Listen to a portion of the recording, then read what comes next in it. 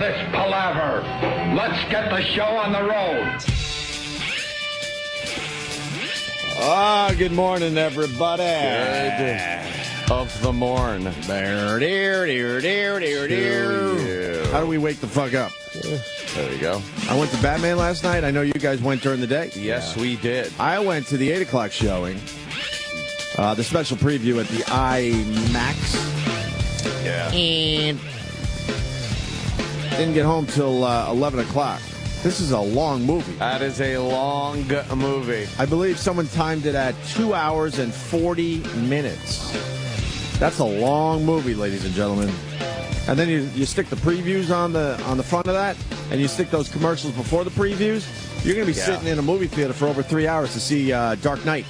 Yeah, because we saw the preview, and there's no trailers before it. No. The movie starts. That's it. Mm-hmm. But if you're going into the theater, and then you got that, sit and wait looking at a blank screen for a while. You got the dumb real estate ad, and you got a couple trivia questions, and then all the previews. And all the previews, then the movie.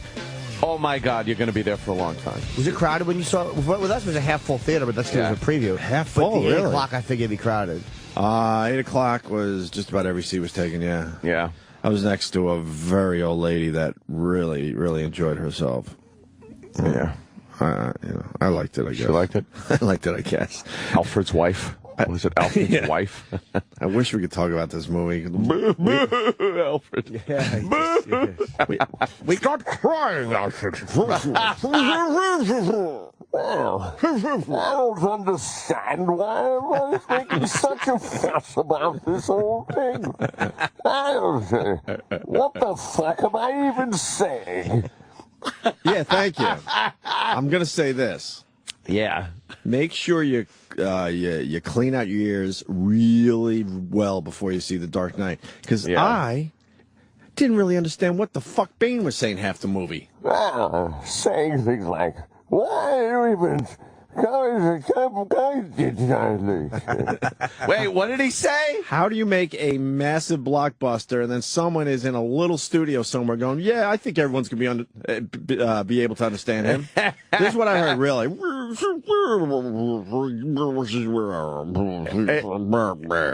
was very hard to understand. It was, Bane. right? I wasn't the only one? At certain times, I'm like, wait, I think that was important, and I don't know what the fuck he just said. He's talking key plot lines. Key plot lines. And I'm like, I don't even understand what he's saying. And then I'm thinking, because we've been doing radio for so long, our ears shot and other people did understand. Yeah. I don't know. People of Gotham City, that's your convention microphone. What? Wait, what did he say? Overall, I like the movie, but... Yeah. But... Judge, jury, and executioner. What? You heard me. No, I didn't. Trebek, your mother's a whore. Like I had sex with your mother, Trebek. That was the best call. I couldn't figure out who Bane sounded like. I thought David Attenborough, the nature guy. Yeah, he did sound like David But Anthony Attenborough. picked out fucking Daryl Hammond's impression as Sean Connery. Sean Connery on the the old Jeopardy bit from SNL. That was a good call. I can't stress enough how funny this is going to be to people in a week. Because no one has seen the movie yet. You guys are going to... All you're going to think is that impression. Yeah. Just picture him hanging from a tree going, There are beautiful honeybees. They're going to sting me if I get too close. And once again, me. What? What did he say? It was one mumbling fucking mess for me. It was hard to understand Bane. It was. I caught most of it, but there were parts, and I have good hearing, that I could not understand what he was saying. Subtitles, please, please. I'm telling Hollywood, it's not too late. You need subtitles for Bane. I'm telling you right now. That's going to be a huge complaint. When does this movie hit? Right. Like, they're going for Friday? Friday. The day after your birthday? Yeah. Is it your real birthday coming up? Yeah, I actually forgot until somebody reminded me, Wait, is it your real birthday? Tomorrow. Yeah. Tomorrow's your birthday. Yeah. So why don't we do something? Well, you should take the day off. We take the day off. I totally forgot. Take the day off. No, we take our birthdays off now. I don't think it's too late. Get the subtitles immediately, please. Very difficult to Also, you brought this up. You don't see a person's mouth. It takes you out of the person's acting a bit, doesn't it? I think so. You can't really relate to the person. You start seeing the eyes just kind of moving, so you need an actor that really knows how to use his eyes. Yeah. Because, you don't see his mouth at all, Bane. Yeah, look, my eyes are darting back and forth. And I'm trying to act with my eyes. Did anyone else notice, too, and maybe I'm probably a hack when it comes to these type of movies, they use a different guy when he's dressed as Batman. That's a chiseled chin and lips. No, that's the same guy. I'm going to bet money it's not. Because he almost has like a speech thing going on. Yeah, right. A lisp almost. He does, yeah. He does have some kind of thing going on. Who, Christian Bale? Christian Bale. It's definitely him. Boy, you're one of the people that would be fooled by the costume. You'd be like, hey, Batman. You know what? Have you seen Bruce Wayne? And he'd be like, no, I don't know where he is. I don't know where. Well, it's Batman. But let me tell you something, Bane. I know where you should. You would think you're saying, I was going to go to Commissioner Gordon's. I think they listened to Jimmy because they toned that shit down a little bit. They toned the Batman thing down a little bit. Just a little bit. You're very bad for Gotham. We know. We get it. What's the matter, Albert? Why is the old man crying again? As we were walking out of the theater, Jimmy just goes, stupid, weepy Alfred. God, you know what? We're going to have to re-air this. We're going to have to re-air this segment in a week after everyone sees Batman, because then people will howl. They'll howl. I'm thinking it's Let's spoil it. There's no spoilers. What fucking spoilers are we giving, you dumb cock? What? Shut up. We're helping you out. You might have a tough time understanding Bane, so you're going to want to focus a little more. That's all. And Alfred crying is a fucking... Yeah, he's a weepy old man. And I think it's a different guy in the Batman suit. I don't think look that's at true. the chiseled chin. I think Christian Bale has that. And the costume, his mask kind of pushes his mouth a little. Makes like a chiseled chin. I think they had... Rich Vos wants to talk about Glenn Beck. How about Rich Vos calls back in a little bit? We're in the middle of our Batman thing. Call back in a little bit, Rich. Is that a big movie? Yeah. What, a Batman's coming? Is that the one from the TV show? Why are you talking like that? I can't understand you. It's just how I talk. You don't know anything about healthcare. You're so stupid. Bane, first of all, let me tell you something. What the hell is he doing? He's like a superhero villain that no one can understand. It's Mushmouth. If dummies like this are in Gotham, I should just let them all die. Nobody understands what you're saying. Rich did tweet. Well, it's Mushmouth. Rich did tweet the wrong Glenn Beck last night, by the way. Oh, it's hilarious. He got a Glenn Beck had like fucking... That had like 20 followers.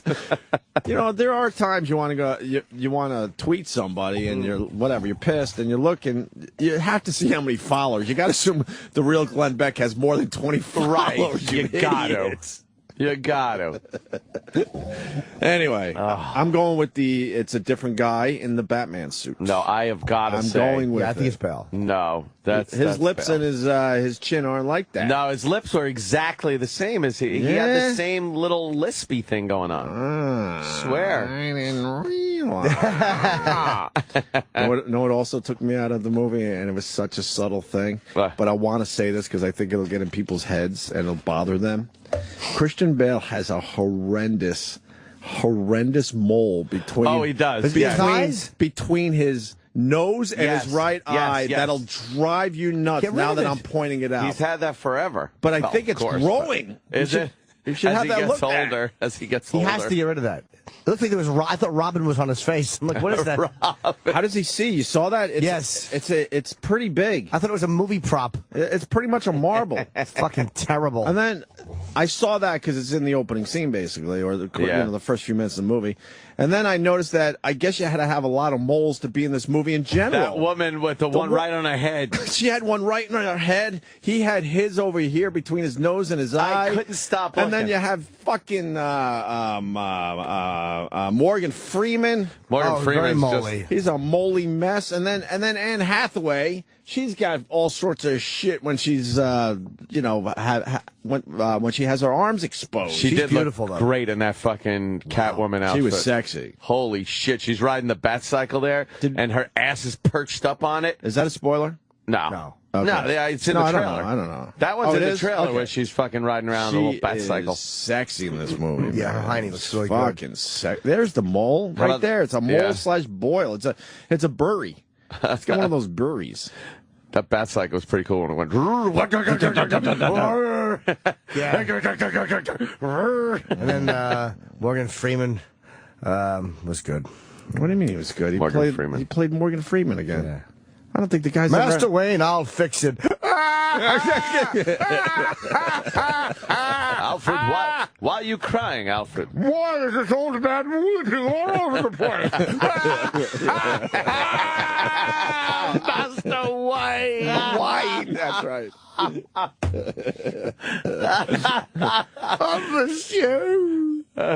Why, Master Wayne? They're all British, though. Like, fucking Christian Bale is British. Of course, Michael Caine. And who else is British? Gary Oldman. Talking with the American accent. Gary Oldman. And Gary Oldman will be in studio today. Yeah. Yes. Yeah. It's going to do tremendous numbers. Of course it will. And, of course it will. I mean, I was just frustrated that I couldn't understand Bane. It was a little hard I'm to glad I wasn't the only one. By the way, huge 4-star reviews in both the New York papers. Actually, I'm not glad I'm the only one because I was hoping it was just me. Because I don't know. I think people are going to be. I think that's going to be a complaint. You got Bane's voice, by the way. Yeah, it's from the trailer. So shut the fuck up, people. Jesus. Yeah.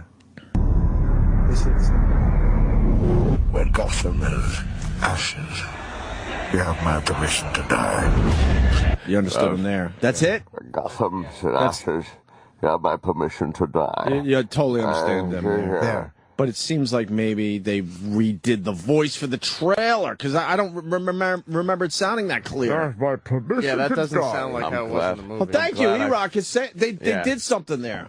That is a different fucking voice. Unless it's the IMAX speakers.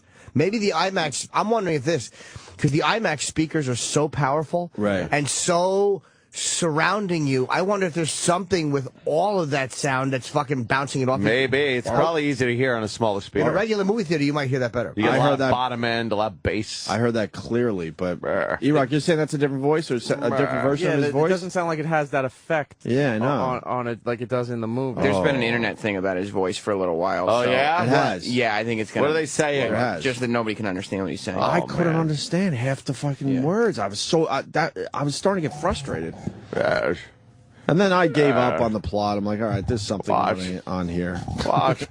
Yes. Something with this and that. The loons. Looking for the loons. Spotted owl! The spotted owl is extinct! I was lost. I was lost in the woods. I had to look for the loons. Master Wayne!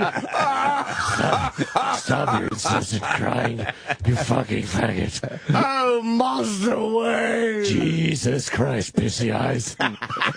Son of a bitch.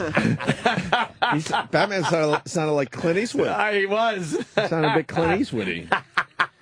And then, this is starting to drive me nuts in movies as well. They use New York City a lot, and I guess New York City's Gotham, but to me it was New York City because it's the same flyovers you see in every movie.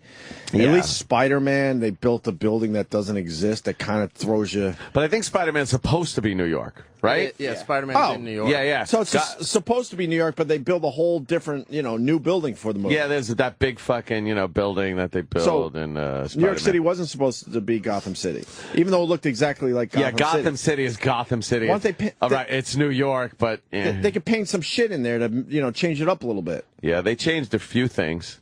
I'm like, that's not the Gotham Bridge. That's the 59th Street Bridge. Like I looked. I actually went over the 59th Street Bridge last night, and I looked over to the left as I was going eastbound. Right. And it was all like water. Right. In the movie. Right. If you know what I mean. Yeah. And there's a lot of shit there. There's like the Bronx. Oh, yeah. You know, if you look, it's like, I don't see a big bay. So they erased that shit? Gotham Bay, I think they say. Yeah, that was all gone. Yeah, they flipped it. The north part of the city goes out to the water instead of the south part. Exactly. And there's 4 bridges on the Hudson. Yeah. Yeah, but that's How do you know that was the Hudson, not the East River? Oh, that... Because you could see where the Freedom Tower was. Wait, it was supposed to be the East River. No, there was bridges on the East River side, but then there was 4 bridges on the Hudson. Bridges on the Hudson side too. Yep. Why So they is a paint- chubby kid talking? So they painted that shit in. All right, Yeah, but to yeah. me it still looked very New Yorkish, but whatever. I agree. E-Rock, what do you think of the movie? You're more of a cartoony fucking comic book guy than most of us. I think people will like it because it's not cartoony. It's not. It's extremely dark. It doesn't come off as like Batman can't do anything. Like he's not totally indestructible. Like he can't do anything right. It takes him forever to get something going. Get something done. Yeah. Yeah, there were certain elements I did like of it, like a lot actually. I was just frustrated because it was hard to understand Bane. I mean, that to me was the frustrating point in the movie. So kind of everything from the movie from there was like, God damn it, I can't understand. Because Ledger was so fucking awesome as the Joker. Like he was a fucking trilogy stealer, as they say. Yep. And I think that they wanted to do him in this movie. There's no way you couldn't want him in the third one after that performance. Yeah. And then he dies, and you have to start from scratch and rewrite. Yeah. But I that was frustrating for me. But Christian Bale's acting was fucking phenomenal. I mean, he was great as. Yeah. That would never happen. No, of course not. Yeah, all right. But I mean, I can't wait to talk about this. You movie have in to a week or suspend so. certain disbelief because it's a That's comic true. book. Like there's certain even in They the would never allow that to be a thing. You do have to think But like you it have is to a it comic. is a comic book, Yeah. so there's certain comic book things they have to be true to. Like even in the Joker version, there's a couple of lines he said that I was like, that wasn't a great line. They could have rewritten that as better. But I'm like, I'm a fucking 40-year-old guy. Comic booky. That's a comic booky line. Yeah. Like, okay. That Like, I it was is a able comic to- book. Yeah. I was able to grasp that whole thing because there was some scenes and stuff and storylines. That you're wouldn't like, happen in real life, but it is a it's- comic book. Yeah. It's Just, comic booky. just ignore all the moles in this movie and you might be all right. There are a lot of moles. Yes. Why wouldn't you cover that shit up? Someone's very moly. Moly. Yes. All right, Trebek. I was having sex with your mother. That will, by the way, that will ruin it for somebody. Will now think of only that. Yes. Yep. Yeah, just ignore that. I will. Bane sounds like that. Bane's opening line. I'm not going to say what it is, but when he first talks, I thought was great. Like there was a couple of really cool I scenes. don't remember that one. I don't remember. In the The opening scene's fucking great. there's some great scenes. I in this really movie. did like that You fucking forget about the opening scene because it opening was sequence. so long. Yeah. It was 3 hours ago. If you're at the end of the movie, That is fucking that cool, opening man. scene was amazing. And in I forgot IMAX. all about that. Remember that? Because that got me going like, holy fuck. shit! Right. This is an action movie. Very cool. How the fuck do you film that? It That's was all I was amazing. thinking. I was like, how the fuck do you It film that? looked fucking great. Yeah, that was fucking cool as It shit. was really cool. The opening 20 minutes is pretty fucking Time amazing. for fear. Yeah, that was a great opening scene. There's like a couple of moments where I was like looking down, like I like fucking Yeah, sweaty you palms. do get that. Did ya? With It the was so IMAX, well shot, it's Yeah. so huge. With the IMAX, they go from like kind of a almost a letterbox thing because the screen is square, but it's fucking huge square. And then they go letterbox when they're doing like the acting stuff, and then the action scenes, it goes up to that full. Does it go fucking letterbox? screen. I Yes. didn't notice that either. It does, absolutely. They Yeah. kept moving it? It goes letterbox And then during like the regular scenes, Yeah, yeah. and then the huge, giant action sequences. It goes full. I never fucking noticed I that. didn't notice that square. either. Yeah, Wow. a lot of the scenes were in the mansion. It cuts It down goes like letterbox. that. But when they go back to the noticed city, that. it went. I can't believe I didn't notice. Wow. Oh, really? No, I didn't notice that Funny. at all. Oh, that's pretty cool. Yeah, So badass. that's about it, I guess. Yeah, that's our Batman break. Hey, Batman, what are you, playing baseball or something? Uh-oh, who's that? Chipper Bane. Chipper Bane. Chipper Bane. Chipper, don't be such a bane in my bottom, my mother would say. Oh no, we're not done with Batman. Oh, what do you got? Your boy Rush Limbaugh. Yeah. Rush. What's he got to say about Batman? Well, he compares Batman. Oh, no. He compares Batman's Bane to Bane Capital and Mitt Romney. Really? Yeah. Why?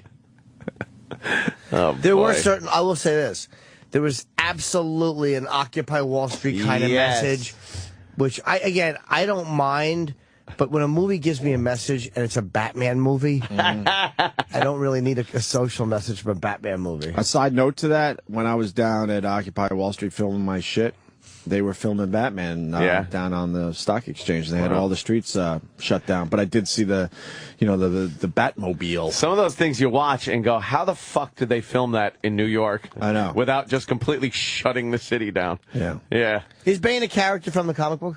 Oh God, it's an old character. It's It been is, around right? forever. I thought so. Okay. Sorry. So then Dumb Rush should shut up about Bane Capital because it's a real character. He was in one of the other movies. He was in the That's funny.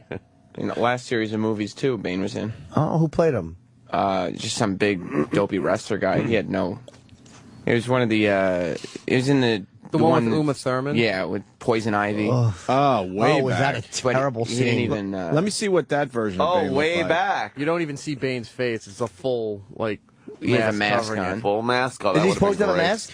Yeah, he has a mask, that little apparatus thing around his mouth there in the comic book, but in that old this movie, looks- they covered his Oh, whole head. Jesus. With this, that looks a little more like the comic book too. Wait, that's from the other movie? Yeah. No shit. I hated the Poison Ivy stupid. moment when she is born Poison Ivy. Well, they were very cartoony The back new then. ones are much better. I'll Yeah, say they're that. a bit darker. Heath Ledger just ruined it for me because he gave one of those weird performance, like one of those all-time great bad guy performance. Like he gave a fucking, Patrice would love this, Sergeant Barnes in Platoon type performance. Like one of those where it's like you could literally just watch his scenes from the movie and love it. And you started rooting for him Oh, my God. in a way. Yeah. In a strange way. Yeah. Well, here's Rush Limbaugh. He's making a little stretch here. All right. Have you heard this new movie, the Batman movie? What's wrong with his voice? He's deaf. Isn't his hearing fixed? No, he got one of those cochlear implants, but it doesn't completely fix your fucking hearing.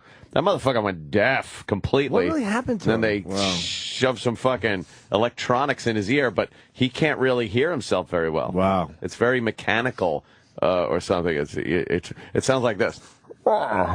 Rush Limbaugh. There's a Batman movie, and I'm watching it in the Bane Capital. Rush Limbaugh. Why did he what happened Excellence in broadcasting. what happened to his hearing? Well, there's rumors. There are rumors. Some might- people thought it was drug-induced. Yeah, too many pills. That he took a lot of them pills and went deaf. Can you? But Pills? I don't even know. I don't know. Maybe that's a question for That's Dr. just a Steve. rumor. Yeah. I never heard that. I didn't realize he sounded like this. But yeah. How we get one of these things going? Have you heard this new movie, the Batman movie? Was The Dark Knight Lights Up or something? Whatever the name of it is. That's right. Dark Knight Rises, Lights Up, same thing. Do you know the name of the villain in this movie? Oh, Russ, don't do it. You're gonna... Bane. Oh, boy.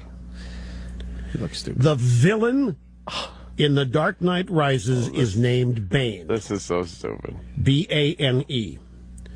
What is the name of the venture capital firm that Romney ran and around which there's now Scarecrow. this make-believe No. controversy? The Joker or something. Bane. Joker. Oh. Capital. You know what? The movie. Rush might have a point as far as, because I felt I didn't tie in Bane Capital, but there was an absolute get the rich, yeah. Occupy Wall Street kind of message. And Bane might be why they went with this bad guy as opposed to other Batman villains. They might have wanted the social message.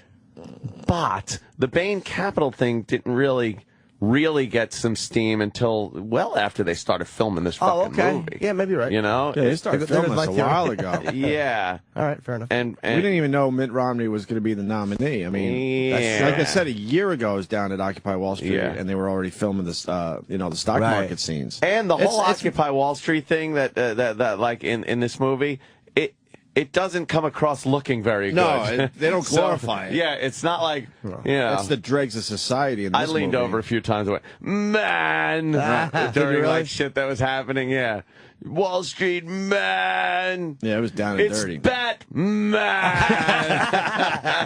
Wall Street, man. Oh, you think you're going to stop us, Batman? Hey, man. These are my favorite things. All right, so and around which there's now this make-believe controversy. Bane. The movie has been in the works for a long time. The release date's been known, summer 2012 for a long time. Do you think that it is accidental that the name of the really vicious, fire-breathing, four-eyed, whatever it is, villain in this movie is named Bane? He's moving into Jesse Ventura territory. That's crazy. He's moving into that Ventura territory with this conspiracy shit. Even I'd fucking say that's crazy talk. Yeah, sometimes it's just a coincidence, man. God damn. That's crazy talk, Rush.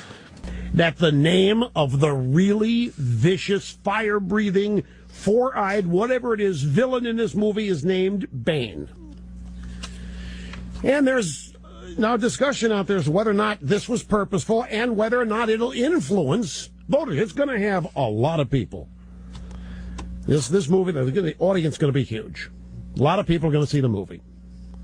A lot of people are going to see the movie. It's a lot of brain-dead people, entertainment, the pop culture crowd, and they're going to hear Bane in the movie. Does he have a hair lip now? I don't know what happened. But it's front of these. I also thought I'm looking at a bush. There was a few bushes in the movie. And what I saw was a bush. And they ran it over with a truck. And now I'm noticing was it done on purpose? I don't know. I noticed that one guy from the future had a ray gun. A Ronald Ray gun? It could have been. It could have been. This is preposterous. There seems to be too much air escaping from his lip, too, though. Yes. There's a f in there. Very difficult. This is fucking crazy. Are we listening to Norm Crosby or Rush Limbaugh? That is an insane person talking. Come on, Bane Capital and Bane. You know what? It's not a stretch to say that voters will be influenced, but this is a coincidence, you dummy. Because people are dumb? Yeah, like that? There are that dumb would be, people. If you're voting based on a Batman movie, please stay home. No, there will be a few that will. You think? And it's a lot of brain-dead people, entertainment, the pop culture crowd, and they're going to hear Bane in the movie, and they're going to associate Bane, and the thought is that when they start paying attention to the campaign later in the year, and Obama, the Democrats keep talking about Bane, not Bane Capital, but Bane, Romney, and Bane, that these people will think back to the Batman movie. I know who kind of the way the Democrats, the Republicans harped on Barack Obama and Hussein Obama and fucking Saddam Hussein. Yeah. Come on, it's silly. Sometimes that goes around, comes around, stupid. Yeah, sometimes that shit just works out. I don't know. I don't know what to tell you. Yeah. Barack Hussein or Obama. That's just crazy to think. Do you think it's a coincidence? Right. That Bane sound like McCain? Get It didn't affect the election with the middle name Hussein, and a lot of people thought that would. Remember? Yeah. Got to go back a few years. Yeah. And Bane, that these people will think back to the Batman movie. Oh, yeah, I know who that is. That's. There are some people who think it'll work. There's some people think it'll work. Others think, you're really underestimating people think that'll work. Oh, my God. A Bane character who's a terrorist. He's out to destroy. Oh, that's his thing. He constantly has to pound. Yeah. He's always fidgeting. It always sounds like he's wrapping up what he's about to say. Right. That's obviously, I guess, a method. Okay. We got about 20 seconds left of this. The Bane character was a terrorist. He's out to destroy Gotham, New York City, which is the case in every Batman movie. But instead of sounding Romney, he sounds like an Occupy Wall Street guy. You may think it's ridiculous. I'm tell you, this is the kind of stuff the Obama team is lining up. What? The Obama and thinking team? It's gonna, the kind of people who would draw this comparison are the kind of people that they are campaigning to. All right, he's making a huge stretch, obviously. Yeah, it's a coincidence, and the Occupy Wall Street, like we've mentioned, it doesn't glorify it whatsoever. But I think he knows he's making this stretch. In this moment, like he's a smart dude just talking about something because it's there. Yeah. The Badman movie. He said Badman. Can't say his T's anymore? I don't know. Badman!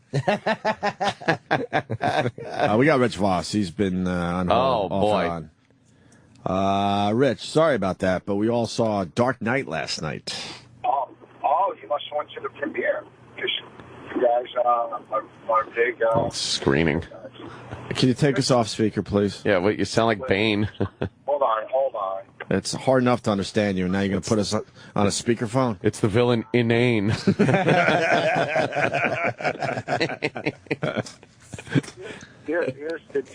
See what extremists these political talk show hosts are? And if you think Rush is extreme, that other douchebag Beck is more extreme, only with a chalkboard. He got you pretty good yesterday.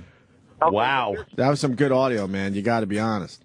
I didn't hear it. I'm not going to listen to it here because some hack radio producer or some ex-zoo, morning zoo radio guy attacks me. What gets me is, and Anthony would know this being, like a Dago, if you're with the Colombo family and the Gambino family went after somebody in the Colombo family would probably stick up for... Oh, boy. You mean instead of howling with laughter? See, you got to listen to the audio. We were howling.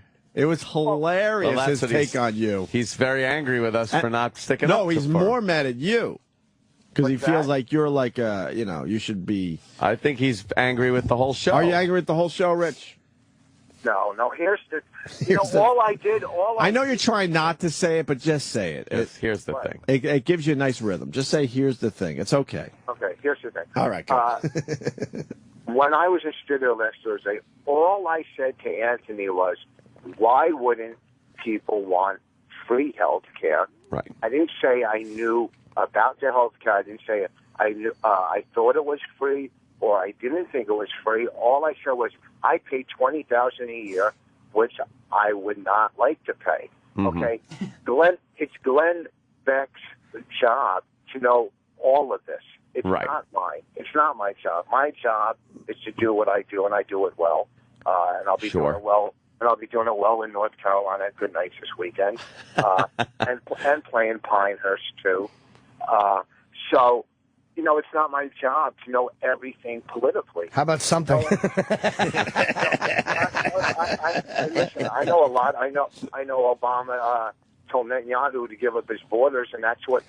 Stop trying to squeeze in something that you just read because you got mauled. Wait, what does he do? Rich. What does he do? Here's the thing.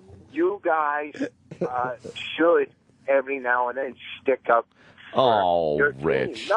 No, you would attack Glenn Beck in a second. Yeah, we have.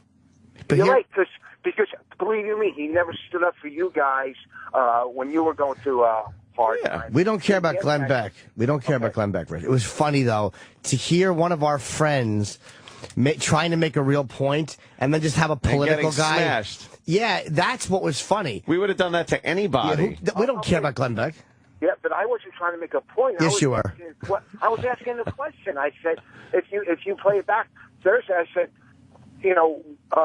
what's wrong if we could get free health care? That's what I said. I wasn't making a point. I was asking a question. I was asking Anthony because Anthony's pretty, I'm not going to say he's a creep, but he's pretty smart when it comes to this stuff. Ace is high. And I tried to bring Commissioner Webb on to debate me, but he won't. It's like Ace Rothstein. So he distorted, Glenn Beck distorted what I said. Was I at the dinner? Did I ask if health care was free? Yes, you did only ask if health care was free. Thank you. Thank you, Mr. Beck. We're looking at a picture of you in the American Indian headdress. You look silly. It's hilarious. Well, he was dressing up for us. Rich, don't get all pissy with us because we laughed. Get pissy with Glenn Beck. Get pissy with yourself for, knowing nothing. Coming off, you sounded a little uninformed, which, that's fine, but... Okay, thank you. I'm not pissed off at you guys. I'm not pissed off at anybody. If Glenn Beck is talking about this for us, that's just going to help CD sales. Yeah, there you go. But because someone's informed, that's why they asked. That's why I asked you. Oh. Now I am informed. How do people get informed? By asking, or reading, by reading, by watching. Okay, so the question, Rich, is how does somebody become so completely uninformed? Please, you wouldn't understand half the health care bill. Okay, just like excellent response. Yes, I would. I've read the health care bill. I've read all of it. No, you didn't. Yes, I have. No, you didn't. I've read it all. I read the abridged. I had it summed up for me, and I kind of agree with everything but subsection 5.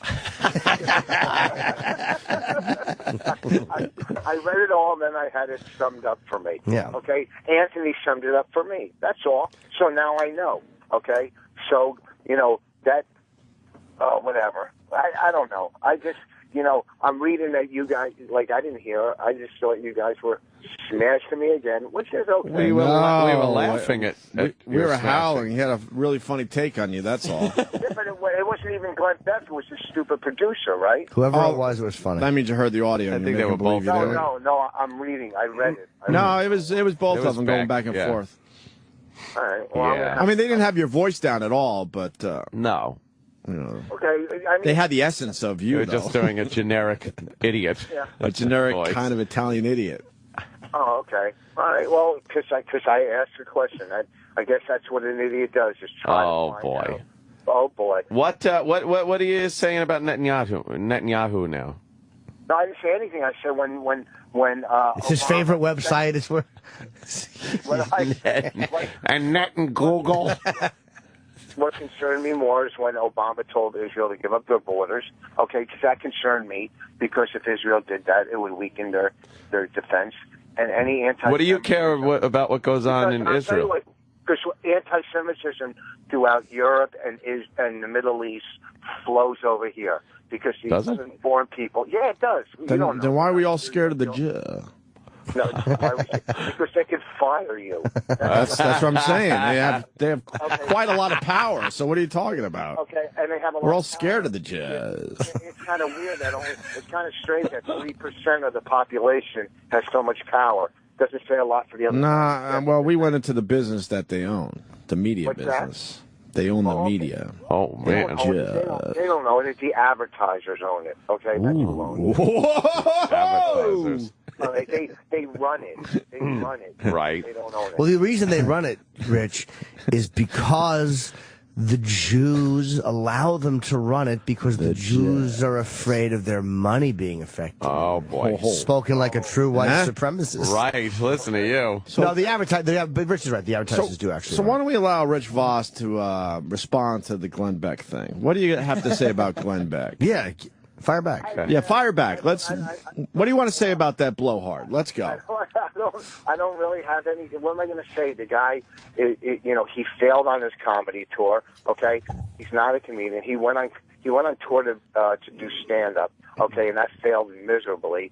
He's a failed morning zoo guy. All right, so now he's a political guy that lives in the shadows of Hannity, Rush. All right, can I stop you there? I know a little bit about radio, and I'll tell you this much. I don't agree with a lot of things Glenn Beck says, but he turned his failed morning zoo persona into a $100 million contract. He's far from a failure in radio. He's getting that every day, though. Yeah, but here's the thing: if he got fired and was offered $110 million to do liberal radio, he'd be there in a second. So what? Okay? So he's an act. What I do. They is all are. Yeah, they all are. I don't take any of these guys seriously. Dude, if they fired me and told me like to stop telling jokes, like I'm gonna pause here. But maybe they should fire me and tell me to start. But They're all acting, Rich. Because $100 million? I'll tell you this much: as far as their radio careers go, they want Obama to be reelected. No, It's great for business. They absolutely, Glenn Beck and Rush Limbaugh are hoping that Obama gets reelected because it's great for their business. Oh yeah, because it gives them something to talk about. Yeah. Yeah. Rush Limbaugh became a huge star because of Clinton. Bill Clinton made me a lot of money in my manual career. Yeah. Oh, you're saying Glenn Beck makes $100 million?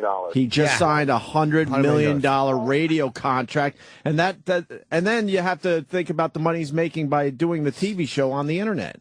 Okay, well, I got to say That's a I agree separate with business. I agree with most of the stuff Glenn Beck says, and I'm a big fan of Glenn Beck's. Glenn Beck's. Glenn Beck or whatever. I didn't know he made $100 million, and I guess what he was saying about me is correct, and I have to agree with Glenn Beck. And I'm an ass. I'm a jackass, and it's not that you're a jackass. We were howling because he just kind of nailed you as far as what you said that day. That's all. He was just taking one point you made. And he made it very funny because we just know you. All I did was ask a question. But that's okay. I didn't know he was worth that much and he was that big. So I'm going to have to try to jump on the Glenn Beck bandwagon. I'm going to have to call him and say, you know what, Mr. Beck, I agree with you.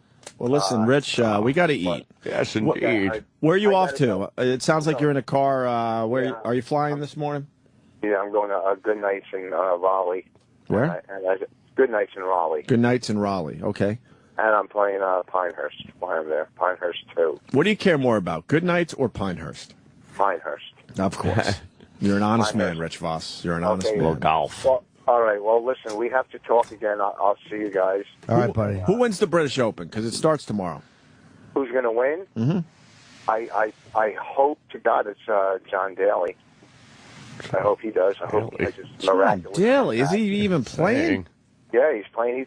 He's exempt because he won there, so he's lifetime exempt. All right. Well, he doesn't. 2 weeks ago, he was in the top 12.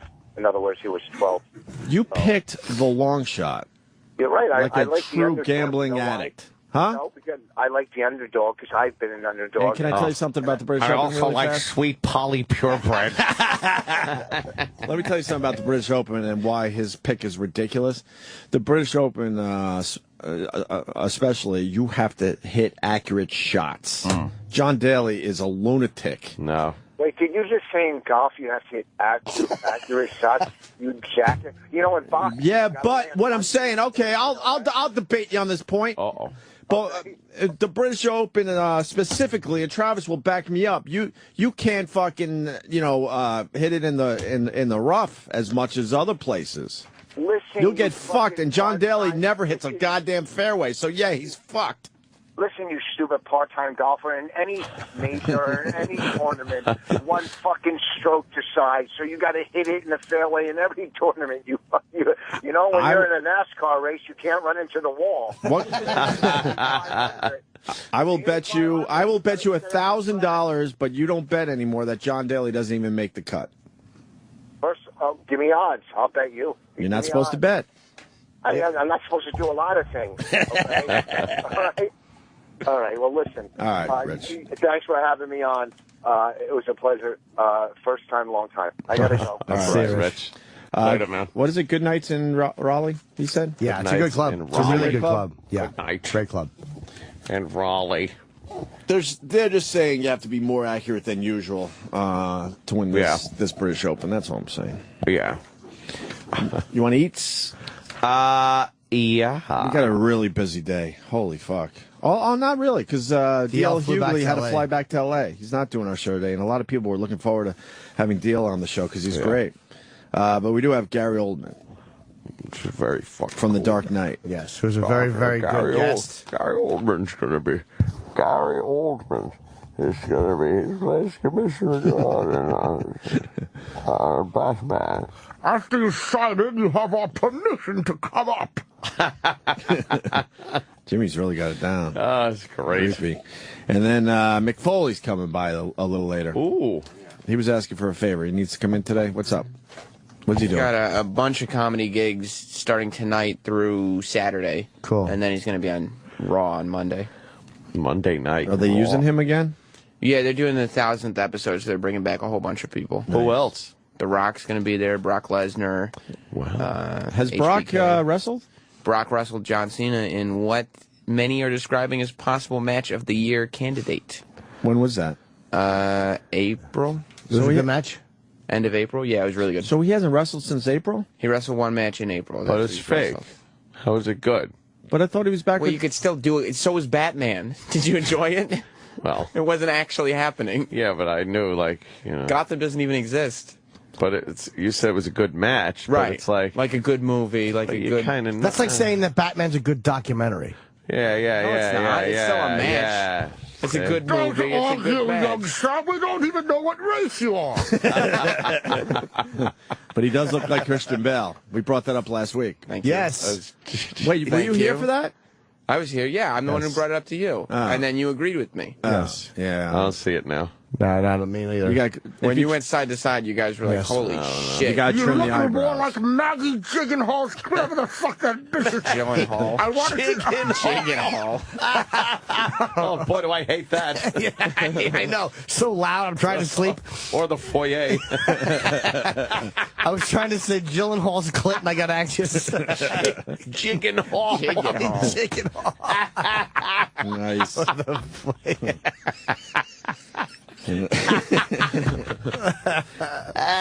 Shit. I don't like her. No, I am not a fan of hers. Dumb fat chipmunk cheeks. She really is an idiot. Yeah. Okay, just tell me what's going on with you. I was so happy when they fucking burned her. Oh, when they burnt her alive. Just tell me what's going on with you. Oh, they're saving him. Yeah. Stupid. While you sit there and fucking fires all over you. Dolt, burn. Yeah. Burn fat cheeks. Here's the other side of this, because people are tweeting. Hugh Knowit wrote, I think what Rush is trying to say is that Obama's team is harping on Bane to take advantage of the coincidence of the two names. Oh, so he's saying that Obama's camp will harp on Bane And take advantage of so this a little people bit. make this assumption. maybe. Maybe. And the movie really wasn't trying to do anything. And someone else writes, Starman622, you missed it with Rush's Helen Keller voice, but the Dems are already making the Bane remarks. It was on Pix 11 News last night. Oh, boy. Can we grab that clip maybe, Pix Sam? 11 and see News. if there's anything there? Damn. That's crazy. Yeah, all right. We'll eat. Can I have Tom put this on, please? Thomas, I've got to find this man. Let's get Tom and put this back on. Let's go again. Someone knows where he is. Shut up for a second, all right? I'm sorry. No, don't just be sorry. Think for one fucking second. You can triangulate his position. What the fuck is it with you? I'm gonna fucking kick your fucking ass. Do you trust him? You do it one more fucking time, What do you expect to learn from him? I want you off the fucking set, you prick. Because that's what needs to happen. Are you professional or not? I'm Batman. Oh, good for you. Fuck's sake, man, you're amateur. There's a second time that he doesn't give a fuck. He's the first. You're unfucking believable. Look, G, you got fucking something to say to this prick? He can wait. If I get him to you, can you get him to talk? Seriously, man, you and me, we're fucking done professionally. Stay off the fucking set, man. Fucking ass. Sirius XM. This is the Opie and Anthony Show.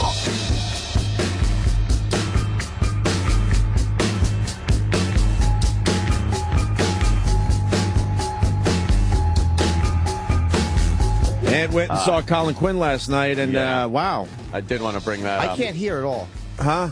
No? You don't have headphones? You all right? Why don't you jiggle it? I'm sorry. Okay. What happened, Jimmy? I put the wrong headphones on. I was freaking out for a second. I can't hear, damn it. I'm not Limbaugh. Yeah. You saw sorry. Colin Quinn last night, and you're giving him rave reviews, and he's working on new shit. This is brand new stuff he's working on, and he is, and you could say someone's smart doesn't necessarily mean they're fucking funny. Right. You know, he is so informed about what's going on in the world, and he makes it so fucking funny. Mm-hmm. It was great. It was just fucking great. Free show in Long Island City because he's working on new shit. You know, he had papers with him and stuff, and but it was just amazing. Talking about bullying and the founding fathers and banking, and he just takes everything that's in the news now and the basic attitude of the American people right now as far as their government goes and just is fucking hilarious. So goddamn funny. And he does the work. Like, that's the thing with Colic. We were talking about why he's so good.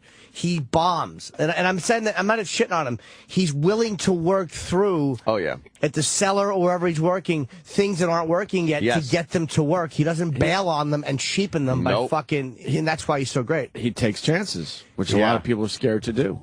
He takes chances on stage. People are scared to fail, so they never take those chances. He's not scared to fail. No. And if you're brave enough to fail, you will get yourself to some really good places. Yeah, and that's what he does. And a lot of people don't really understand that concept. And he opened up pretty much talking about Long Island City, because that's where it was. His take on Long Island City is hilarious. What's his take for the locals? It's just such a weird place. It's in between the biggest city in the world and suburbia out on Long Island. And they don't quite know what they are. They're kind of a mix between the two. But he's talking about these factories that are like old-time factories that only employ like 5 people, and they're still there, and how there's just one person on every street. Yeah, it's you weird. just walk around. It was a great take on such a weird fucking place. They're rebuilding Long Island City in front of our eyes. For us old-school New York people. It's really strange. Because no one used to go there. They're building these buildings that beautiful are buildings, half full, right? Yet they're building. They'll build 3 more of them. They're beautiful buildings, and you got the you could see the skyline of New York from your living room. Oh yeah, they have luxury condos and stuff. Yeah, they're like right our on the other buildings, side Jimmy. of the East River. They're beautiful, and there's more going up, all glass, right really on the nice. river. Are they all full? No, and they're hoping really the people nice. come. Had an apartment there, Nicolini. Yep. If you remember, and Roland Jill does too. Nicolini had an apartment there, and it was great. It just overlooks the fucking river from the other side of Manhattan. What's the difference? And they got a subway line goes right the fuck into Manhattan. I met. I did take it. I swear. I met Roland for brunch over the weekend, and it's like you're in a tiny town. Yeah, we went and had a little lunch, and there was nobody around. It was just a tiny little place. But these cool businesses are popping up in restaurants. So they're building it up. I should look over there. Definitely. Yeah, they are. It's right over the river. Yeah, right there. It's right over the river. You would get a lot more for your money over there. Oh, hells yeah. The difference between Manhattan apartment and Long Island City? Probably half the price, I would imagine. Amazing. Yeah. They're hoping it becomes this huge, nice Trav. It's the new Williamsburg. Yeah. And the same thing's going to happen. They're going to build way too many luxury apartments, and it's just going to be empty buildings of luxury apartments, because that's is that in Williamsburg? Yeah, there's a shitload of apartments in there that they can't sell. Is there availability there in Williamsburg? Oh yeah, yeah. But it's a terrible neighborhood to live in because of it's got the highest noise complaints in the city. Really? Yeah. Why? Because there's so many, you want to say quote unquote hipster younger kids, hipsters, that are living on their parents' dime that go there, and there's still a lot of not bad neighborhoods, but not great. There's just a lot of noise. So but Long Island City's going to do the same thing. So could you get a good deal? If compared to Manhattan? Sure you could. Yeah. Compared to Manhattan, yeah, sure. But compared to the further out you go, the less you pay. But it is kind of... I was just laughing because, you're talking about Long Island City. They got their own the subway goes right there. It's amazing. They got this thing. It's a train that runs underground. A train that runs underground, perhaps. I'll blow it up. That's what they do. You got more bang for your buck, as Travis said. You have my permission to sublet. And then Bushwick's going to be the next Long Island City. Bushwick. What is the bush? Is it like a bush candle or something? I'm Chipper Bane. Or something. Chipper Bane. I smell production peas. I love Chipper Bane. Well, I'm going to look in Long Island City now because I might be starting looking soon. Yeah, Roland's got a great place, And for what you have now, you can get so much more. Yeah, Roland has a nice little apartment. I have a 10x10 apartment right now that I paid $500,000 for. You can put your head out the window and bang cymbals. No one knows the turkey. The Jeremy Lin thing is officially over. I need a minute here. I'm very depressed, like a lot of Knicks fans, because a lot of us came back to the Knicks when Jeremy Lin started doing his thing. Yeah. Turns out he was a Knick for like 7 weeks, and that's it. It's done. It's done. Pretty much it. They could have matched the offer because the Rockets, that 7 weeks, that third. Pretty much. That's it? He did his thing for 7 weeks. Linnsanity lasted fucking pretty 7 much. weeks. Yeah, and then he got injured, and the Rockets made an offer, and the Knicks can't match it because of they're going to get penalized $35 million or something like that. Yeah. They back-ended Jeremy Lin's contract. The third year was the killer. They're giving him like $14-15 million for that third year, and the Knicks just can't do it. And Knicks fans are fucking depressed today, man. Because now we got dumb Jason Kidd, who was brought on to teach Jeremy Lin a thing or two. A thing or two about a thing or two. And now we got to depend on Carmelo Anthony, who's an amazing basketball player, but he's the type of player you don't win championships with. No. Period. Sorry, my nostrils. And some of the finances, Ant, really quick. Yeah. The parent company of Madison Square Garden and the Knicks, when Jeremy Lin hit for those 7 weeks, their value went up $600 million. Jesus. That's how important Linnsanity was for everybody. The value went up $600 million. Well, now they lose all that. Well, this is what I was thinking. I mean, I know it's a crazy contract, but you got Jeremy Lin for free, basically, last year, as far as sports salaries go. Yeah. You got him for free. He was making nothing. Right. And the value of the parent company went up $600 million, basically because of this guy. A lot of people would point to Jeremy Lin and why the value went up $600 million. Since the rumor of his departure, when about 3 or 4 days ago, they said, oh, fuck, Jeremy Lin is probably leaving the Knicks. Yeah. The value of the company went down $50 million. So to me, it's like it's costing him anyway. To me, it makes good business sense to just fucking bite the bullet on this one. Take that fine. But this all doesn't matter because it's over. I mean, it is over. Jeremy Lin is now a Rocket, and people are sick about it today. Just sick. Well, they'll go Linsane over there. And the funny thing is, the Rockets cut him last year. So the Rockets cut this guy, and now they bring him back at just huge bucks. Yeah, sick numbers for Jeremy Lin, especially.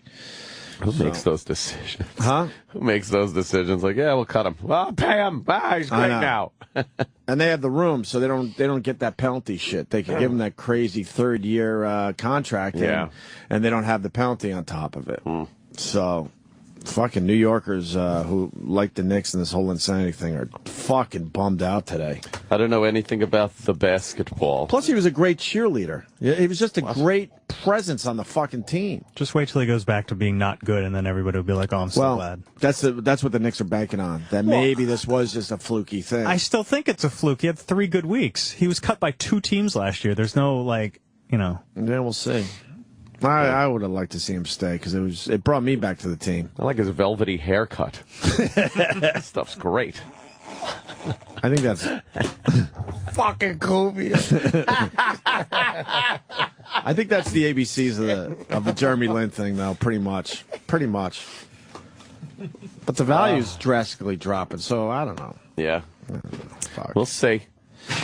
Well, I won't. I'll hear from you guys. Yeah, exactly. If he does well. I'll hear from you guys. I won't see because I don't watch much of the basketball. I don't even know who else is on the Rockets. I don't even know. I like watching the football. The football. Oh my God! Do you like that scene in Batman with the field collapsing? Oh wow! What do you say? No, that's in the trailer. It's in the trailer. It's in the trailer. We can talk about things in the trailer. Yeah, that was pretty cool. That was cool, right? The effects were really good. Mm-hmm. The effects were really fucking good. Yeah. CGI, the way they tie it into the real film, it's fucking fantastical. Remember we said that the Bane thing that Russ brought up? Yeah. And then someone said Pix 11 did a little something on it already? Pix 11 really fucking... kind of working their journalistic chops, I guess, huh? Yes. Ugh. Yes. Pix. Mitt Romney's critics may have found a new way to skewer the GOP candidate via the soon-to-be-released Hollywood blockbuster The Dark Knight Rises, the final movie in the Batman franchise. As Romney's luck would have it, the villain of the piece is named Bane, B-A-N-E. Romney's foes say the name of the villain, sounding like the name of Romney's company, Bane Capital, B-A-I-N, which is part of the president's campaign against him, is just too rich to ignore. That's it, huh? Yeah, that's their big. They're just stupid. The news is just making that whole connection is silly. It's a bit of a stretch. It really is. It is a coincidence. What the fuck are you talking about? Exactly. I don't get what the whole hubbub is about Bane Capital anyway. That's nice language. I know. I'm sorry. I apologize to people that were offended by hubbub. The hubbub. Yes. That was in a cartoon when I was a kid. I remember somebody saying that. What's all the hubbub, bub? I think Bugs Bunny said it. Yeah, I don't see what it's all about, this whole Bane Capital thing. And when Romney was working for him and when he left and when... Who gives a shit? Well... Like, who cares? A lot of people, obviously. A lot of people care because it's a distraction. From, then it makes Romney have to spend more time defending himself against some weird fucking allegation they're making instead of bashing Obama on his record. Mm-hmm. So, the more shit they could throw at Romney, the less shit Romney could throw back at Obama. It's just, and nothing. But that's how it's always worked. Colin's take on that last night. Colin's take on that last night was great. What did he say? He said the government isn't supposed to work. He goes, all these, how the checks and balances, they say, were put in place years ago by those grand founding fathers. There's so much shit there. Like, no one's supposed to have so much power, or even a group of people, Congress or whatnot. They're not supposed to have so much power that they can change things, that they can make these big changes. Mm-hmm. It was never supposed to be that way. So they put all these things in place that keep things just the way they are. And things kind of move along at a very slow pace, but nothing is supposed to get done. You're supposed to have this group of people saying, no, we don't want that. We want that. No, we don't want that. Then they argue and nothing gets done, but the country kind of moves right along anyway. And that's kind of the way it's supposed to work. Aren't we better than that, though? He said that you do hope that every so often a good idea comes about and people will make those compromises. Believe me, I'm not doing it in the comedic style that Colin was doing. I'm not trying to do it. I'm just saying the ideas that he was bringing up make a lot of sense. But maybe we're not better than that. Maybe no, I don't think we are. Maybe that's how it's supposed to be. I don't think we are. Kenny, can I have some tissues? My right nostril's dripping like an old fucking, like a whore on Sunday. He got that idea from me. We got it, though. I know. I love it. Did you panic there? No. Okay. I just like doing the you get it and then blatantly saying what I meant. Because I said to him, nobody works together, Carl. He's like, that's a good point, Chipper. So Colin stole your... Yeah, I was doing something about the Constitution. You were doing something? Yeah, I was just talking about it. You were riffing? Yeah, just joking about it. Where? At the cellar? Were you on stage? I was like, it's such a rolled up piece Where do you play, Chip? Where do you fucking go on stage? Madison Square Garden. No. I want to see this new... there's a new UFC Chip TV. Oh, man. I want to see this. I really want to see Colin's new thing. Because he told me he's working on it. Really good. How long was it? An hour? Yeah, it was about an hour. And, him just watching him work on shit like that is great. Because he's fucking crushing. I mean, people are laughing their asses off. And then he'll hit on something where you can see he's struggling trying to get the bit together. And he's creating it. And it's not quite working, but he just acknowledges it. Yeah, okay. Yeah, he'll get it together. I can't wait to see it. Fuck yeah. When, we got to get him on the show. Why doesn't he do our show? I know. More, I should say. He used to wake up and come running in. He used to come in his pajamas. What happened? He's sleeping better? Soaking his dumb fucking thing in tea. Pouring tea on his biscuits. Fucking old British woman. Old British woman. I got to steal this napkin. Go ahead. I don't know what's happening here. My eye was itching, and now my nostril's running. What are you talking about? Nobody understands either one of us.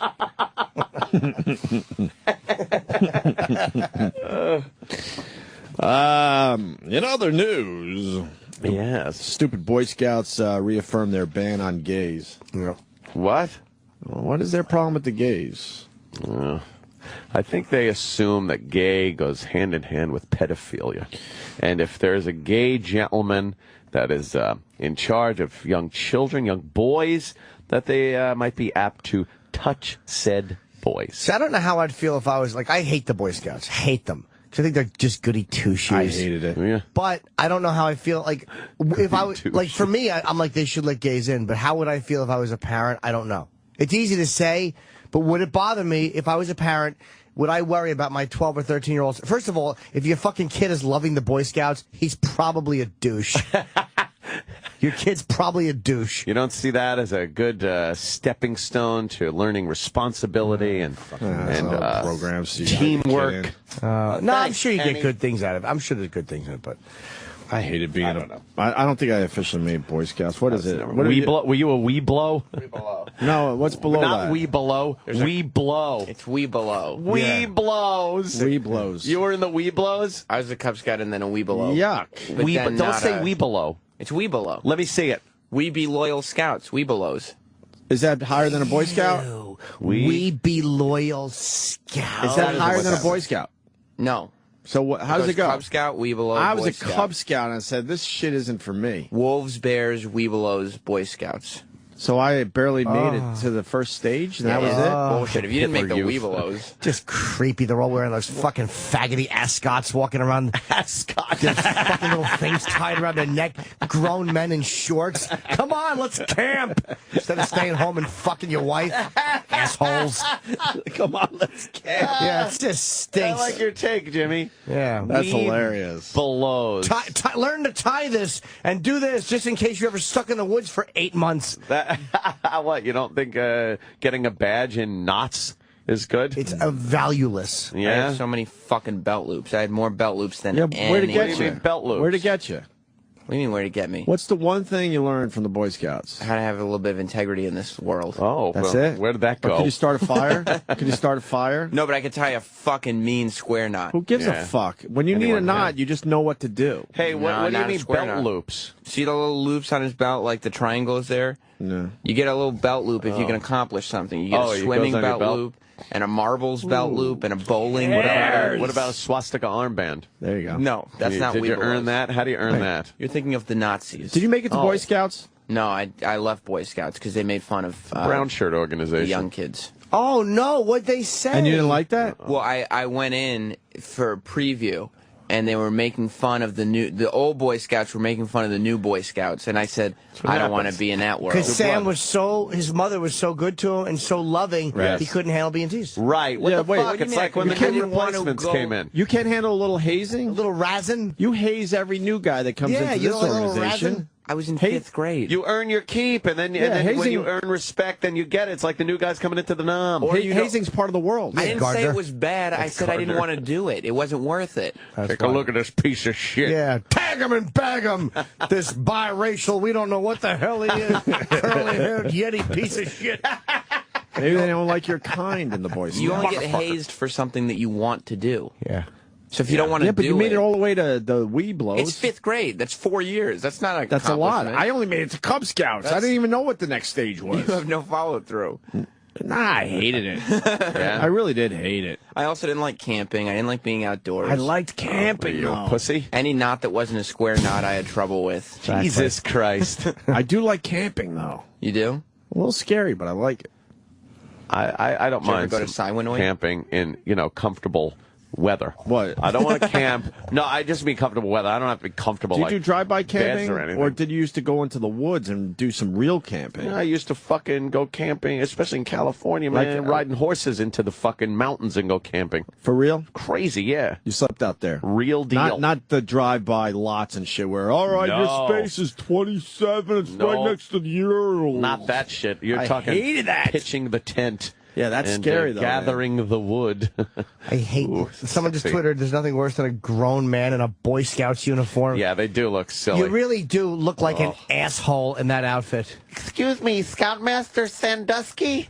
You want to hear Could you from? help me with this? You want to hear from a guy that learned what a blowjob was because of Boy Scouts? Oh, sure, Sam. Yeah. Sam, you don't even know how to make a fire. Why would I need to make a fire? I live in a house. You were in the Weeblos. I bet you the Weeblos did fire shit. Weeblos have lighters. What? Yeah, but that's cheating. You don't need to make a fire. It's 2012. Were they ever What if you're in the racially woods exclusive and or you no? Need to eat. They should have been. I'm not going into the woods. That's the whole Do you know how point. to kill anything to survive? If I had, I'm sure you break a neck, you stab it, you See, they strangle don't it. teach these kids nothing. Yeah, he's doing wrestling moves. Yeah. You lay it down and you jump off the top rope and you put your thigh on it. A leg drop on a little rabbit. Rock bottom. What? Yeah. What year did the Boy Scouts come out? Because were they racially segregated or? I'm sure. Let's get Dana on the phone exclusive? while Sam looks that up. Dana. Boys, good morning. Good morning. This was more of a didactic session than a practical one. So, one of my first trips canoeing down in the Satilla River in Georgia, I was about 11 years old, canoeing along, and the older Boy Scouts were talking about a blowjob. Finally, I Gave him one. I said, "What's a blowjob?" And one of the guys said, "Well, it's when a girl sucks your cock." And I just remember thinking, well, that doesn't seem to make much sense. Oh boy. Boy, what a hell's dummy your you are. problem? That's the whole story? That's the story, Jim. You didn't get molested or face fucked on the river? But somebody. This story stinks. I thought somebody blew you. Or I was hoping something. for a Huck Finn moment where fucking like you know what, Jim, and fucking and another boy held you down. Someone whitewashed your face. That's an amazing story, Dana. Thank you. Thanks for sharing. Yeah. Great. Terrific. All right. It was founded in 1910, but I don't know exactly when. Oh, that means they didn't allow the blacks. No, probably. No Negroes back then? When did they allow the blacks? I can't find that. Are you allowing any Negroes? Oh. You want to go to Josh? Want to try this one more time? Sure. I hope he's not joshing. My scout leader was a kid toucher. Of course he was. He writes, and I was never touched, he says, but he knows people that were. Oh. Josh? Good morning. Don't say his name, dummy, okay? Thank you. Yeah, my scout director, who actually doubled as my summer camp owner, was a child molester. This was in 1986, I think Lucky it was. dog. Yeah, and the camp, actually, they had to close down the camp in 1987. That was my last summer there. I personally wasn't touched. Where was this place? Just say the name of the name of the area. You don't have to say the name. Just like what state? It was in suburban Philadelphia. Oh yeah, what a mistake that was. You remember that, Uncle Paul? Sure. I'd teach him how to. I'd tie off my little scarf kerchief. It's a handkerchief scarf, Right. And I'd teach the little kids how to. Hey, we below. Here's how you tie the knot. Put your hands behind your back. Whoa. Yeah, you teach them how to tie a knot by putting their hand behind their back. What, would you tie their hands with the little neckerchief? Yeah, with the neck of handkerchief, and you tie their hands and you kiss their bottom until they break wind on you. Yay! Oh, Uncle Paul. I'm a wee below. I'm like, me too. I'm Scoutmaster Hargis. Oh, imagine that. You wheel up there and you got to go to Scoutmaster Hargis. Yeah, that's how do you start a fire? I'm like, you just flick your palm malls over there in the leaves. Now get over there and put it out with your tinkle.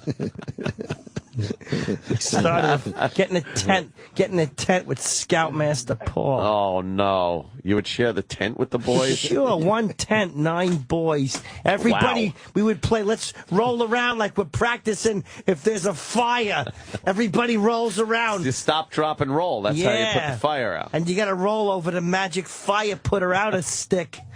What is that? Roll your bottom over this. Little Cub Scout. Yay. I didn't like the Boy Scouts. No? No. Oh, that was, are the kids older in Boy Scouts? Is that? Yeah. Oh, I like when that they're must be Cub it. Scouts. Yeah? Tiger cubs are only first grade. I know they are. Who you telling? You didn't like teaching them hygiene after they started getting little hair and... Little what? Like hair. Once you start getting hair, you know that you got to start concentrating more on your hygiene. Go on. I don't be bothered with that nonsense. No? I like a little, what are they called?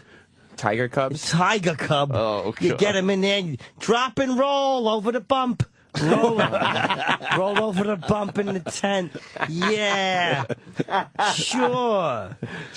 Why else would I want to be in the woods? Bunch of young boys. Everybody's camping.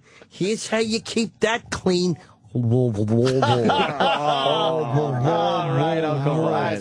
Thank you, Josh. Jesus. You gotta clean your peenie off after you tinkle on the fire. Well, we might want to take Eric in Jersey because at scout camp, they made them take off their bathing suits while showering when no one wanted to. That old gag. We've done this bit a million fucking times. I'm amazed by the amount of guys that had to take their bathing suits off in swimming school and naked. Boy Scout and all that shit. Yeah, a lot of these places you had to swim naked. We had to change our bathing suits when we went swimming. And there'd be the couple scoutmasters in there with the kids. Oh, man. Those were the gay guys. And so there'd be the two guys with the giant hairy balls, and then all of us were like, what the fuck Wait, is they that? took their shit off, too? Yep. Those are the gay guys. Or the pedos. That's what, those Or are the pedos. or the pedos. Fair enough. Yep. Fair enough. Yeah, that is two different things. It really is. Some people get confused. Yeah. Those hairy balls are ingrained in my memory. Wait. So when you had a shower? Yeah, well, we go... Hold on there, Eric. I'm going to get to you. And hold on to Aaron and hold on to John. Three really good calls. We go swimming once a month at a pool, and there'd be a locker room and everything, and you'd have to shower and change out of your bathing suit in the locker room in front of everybody, and all the little, all of us. We were like 4th and 5th grade, so we're trying to, change under towels and stuff and hold them up and everything. Oh, man. And then there'd be the one or two scout leaders that would big just hairy their balls? towels couldn't be further away from them, somewhere on the floor. That is just not right. fucked up. And their That's giant not right. hairy balls just hanging out for all of us to see. I think some of these pedos got away with murder when we were growing up. They didn't touch now anyone everyone there. is How do you suspicious know? and I on. I guess. They didn't touch me. But they're on high alert now. Back when we were growing up, they got away with murder. They didn't touch you, because when your mother would pick you up from camp, she'd probably pick you up by the legs and smell your crotch to make sure no one had been in there. Oh, my God. That's where you play frickle frackle in the shower, where you put soap all over the head and you slap the Right, little you cheeks. slap them. I remember showering with my bathing suit on. Then I would do the towel thing and pull my bathing suit off. No, they would. I think they might have been getting off on just being exposed around all those boys. Yeah. You know what I mean? Did they get Just- rods? No. Did Not you that know- I remember. Did you know as a little kid that it was just wrong? It was hard. Yeah, I remember, like, what the fuck? You Like, did, right? Yeah, like, this is not normal. We all have our towels covering ourselves, and then there's these two guys. They're just Trying to show you that the free body is balling. beautiful. Yeah. And be men. Look at Don't each be other. ashamed, boys. I bet they used to jack off. You think so? Thinking about you guys in the shower, yeah. Trying to cover ourselves with our Trying little to cover towels. all innocent. Whoops, Oh, there goes the towel. How old are Boy Scouts? Whoops. Not Boy Cub Scouts, but how old? Starts in sixth Sixth grade, right? Until It's about when? 12. Until high you school. discover girls? Until you're an Eagle Scout when you're 18. But is it harder? Let me ask you, because say most gay guys are not pedophiles. So say a guy who's gay, but who likes adult men.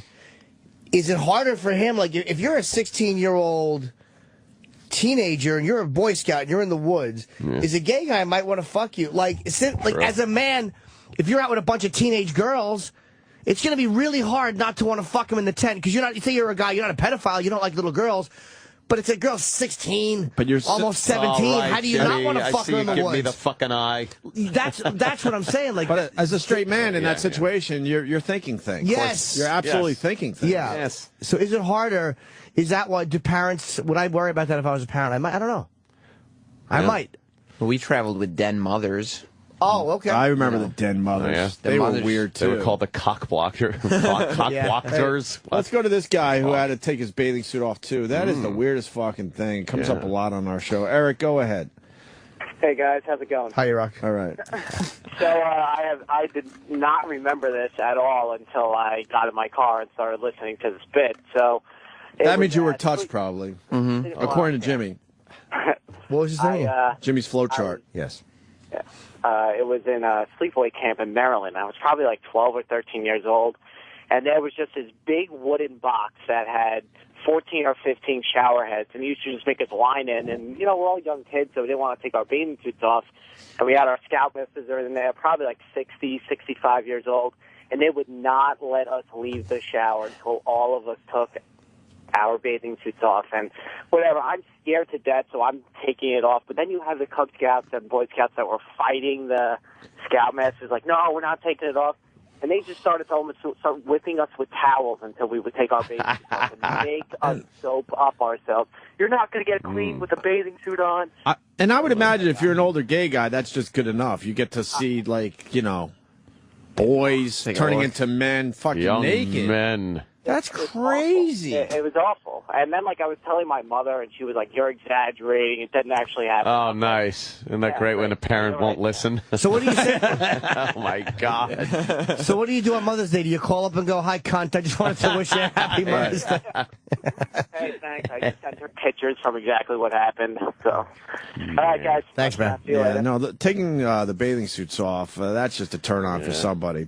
You don't need to do that. No. I used to shower with my bathing suit on thinking, well, I'm getting the chlorine out of my dumb suit. My mom was Then I'd wring it out. a den mother and like a class mom and all that, and she told me later on, like a couple years ago, the only reason she was so involved in all the school and all the, you know, Cub Scouts and all that stuff was because she wanted to make sure that nobody was doing any of that. Oh, man. She wanted to make sure she was around as much as possible. Yeah, good for her. Because she thought you were attractive enough. No, I don't think she was touched. She knew everybody wanted to put the dick in Sam. Yeah, I appreciate They would line that it up. compliment. Oh, man. Let's go to, Aaron in Utah. This one, are you just saying this to be on the radio? I have to ask. No, we get go on these trips in December called the Klondike, where they would go and show us how to make igloos and melt them right, and we'd sleep in them, and then they would strip us down to our undies to show us how body heat would be a survival method. Come on. I'm serious. It's like your clothes were wet, you know, and then you strip down to your undies and like show us that body heat would help you survive. If you were But would you lay together or just in the same place? No, they'd give us the 2-man sleeping bags. What? No. Who makes that? The Hargis Sleeping Bag Company? Sure, it's like a sidecar. You got one long end and one short end for the lad. The little one. Yeah, this way you can't squirm around. You get him in the cocoon, and you have like a little area where the flap opens, and you can kind of poke him in his backside to wake him up. What the fuck is that? There was always that lucky boy that got to go with the Scoutmaster. Of course. Oh, man. No, come on. I don't know. I wouldn't put it past these motherfuckers. That's fucked up. They called it the Klondike. The Klondike, great. Yeah, some gay guy came up with that one. No, I shouldn't say that. That's not fair. Some fucking pedo. Well, if you're some fucking pedo came up with let's start something called the Klondike. Klondike. They'll buy it. There's probably straight pedos and gay pedos. So in the Boy Scouts probably attracts gay pedos. Yeah. Whereas like regular schools and shit probably attracts straight pedos. Right. Right, I had a dumb line about Jerry Sandusky renaming the book 50 Shades of Gay, and then people got really mad at me going, he's not gay, he's a pedo. You can be a gay pedo. You can be a gay pedo, though. Yeah, if you only fuck boys, you're a gay pedo. If you only fuck girls, you're a straight pedo. You're a pedo first, though. But in a way, I was educated a little bit. You know what I mean? Yeah, they don't like gay being. They don't like gay being tied in with pedo, probably mindlessly. Just assuming that pedo means gay every time. But I was confused by that. Yeah. What is the difference? Pedos like children. I mean, I think someone like Sandusky, could he be a pedo and not a gay guy? Yeah, I think so. I mean, again, I don't know. But he probably is a repressed homosexual, but like a pedo too. But it's possible to just be a pedo and not be gay if you're touching little girls. Boys. No, I mean if you're no, in his case, I don't know how. That's where I'm confused by. I would say no. My guess, if you're a pedo and you're only fucking little girls, you're a pedophile, right? But you're a quote-unquote straight pedophile. Right. There's a lot of pedophiles that only want to fuck girls, and I think I guess a guy like Sandusky is a pedophile who apparently only fucked boys, so he's gay. I mean, I think that's Well, a lot of good guys were tweeting me angrily saying he's not gay, he's a pedo. But they're not like you gay that. mindlessly tied into it. There maybe are pedos that just fuck anything young. I don't know how that breaks down. It was never my fucking thank God. Yeah. Thank God. Oh God, I'll tell you. I hated pedos. I would always trash them. And me and Russ Maneve, the comic, were talking, and he phrased it somehow. He goes, "Oh, I'm so glad I don't have that one." Like, and I'm like, "That's a great way to put it." Like, thank God I don't have that fucking sickness. That one. Oof. I got most of them, but God damn it, that's one that skipped me. Thank God you don't have that demon. You think you'd be in prison? I wouldn't even want to have to fight that. Oh my God! I wouldn't even I have such a visceral. I don't hate children, honestly. Oh, look at that! What a great commercial to come on. I look at kids sometimes, and I'm like, how the fuck does that turn anybody on? It's annoying. There's nothing sexy about them with their dumb little trousers. I just don't get it. But I don't know how it breaks down. Little trousers. But if you're a pedo and you only fuck boys, then I think you're a gay pedo. Yeah. If you only fuck girls, you're a straight pedo. That seems about right for me. You know, I understand that. Yeah. But are there pedos that just fuck anything? Then they're bi pedos. Right. But they should be. I think the issue is being described as pedophiles, not just saying gay. Well, absolutely. Right. But there is a way to break it down because gay people can't say that Sandusky is not a gay pedophile because why then isn't he fucking all children? Why is he only fucking young boys unless that's his preference? Right.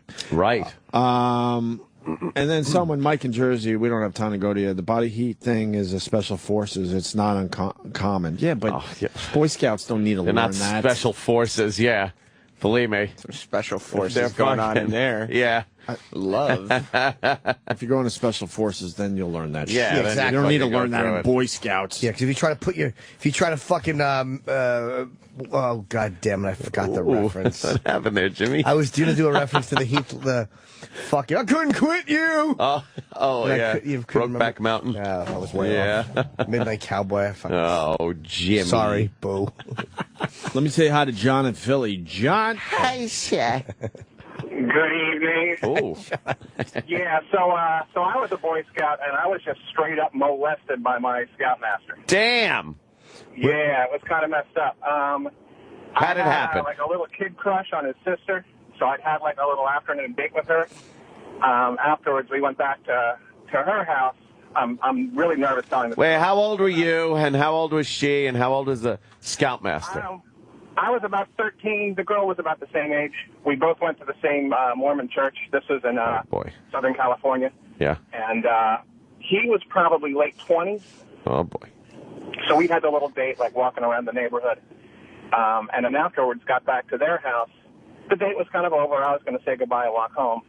And dude says to me, oh, you know what? I've got like some new camping equipment, like some tents. Do you want to come check them out? They're in my bedroom. Oh, boy. He still lives at home, which thinking back now was kind of weird. How old was he? Yeah. Did Late he say? 20s, I guess. Okay. So went back into his bedroom, and he's like, oh, look at my tent. I'm like, oh, okay, tent, that's nice. And he said, oh, why don't you hang out?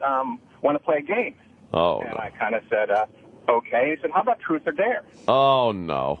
And I said, sure. And he said, well, but you know, when people play truth or dare, no one really wants to play truth. So let's just play dare. Oh, Jesus Christ. And he said, and, you know, to make it even more interesting, I'll just come up with a list. I'll write down a list of dares that we can choose to play with each other. His fucking game stinks. It was the worst. And they were things like, you know, touch butts, clean up, which was where you take a washcloth and get it wet and wash the other guy's cock with it.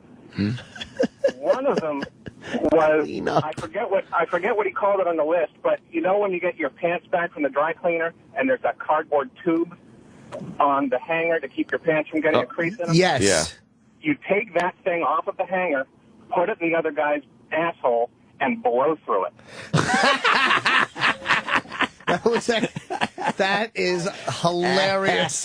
Thank you for giving us our next bit. Oh, E-Rock. Great, a Chicago bit. Right, we need a Chicago bit. Oh, my Why God. did you go into this guy's room? I was taught to go along with what grown-ups say, and he was the scoutmaster. I was just kind That of trusting intimidated. thing, son of a bitch. Oh, man. Why didn't you leave his room when you realized, even in your young mind, that things weren't right? Well, after I gave him a hand job, that's when I figured this is getting weird. What dare was that called? He called it buzz off. Buzz off? Buzz off. You buzz the other guy off. Oh my Now, God. were you attracted to some of this shit in your young mind, or? I didn't really understand what was going on. I keep It saying never young occurred mind. to me that it never occurred to me that I might be molested, and I just didn't really. And he did it kind of gradually. Right. Gradually over about 20 minutes. But yeah, it didn't really. It kind of sunk in after he. Well, he wanted to be on the floor, and I had to kind of mount him, and that's when he did his buzz off. So he kind of came on my back. Wait.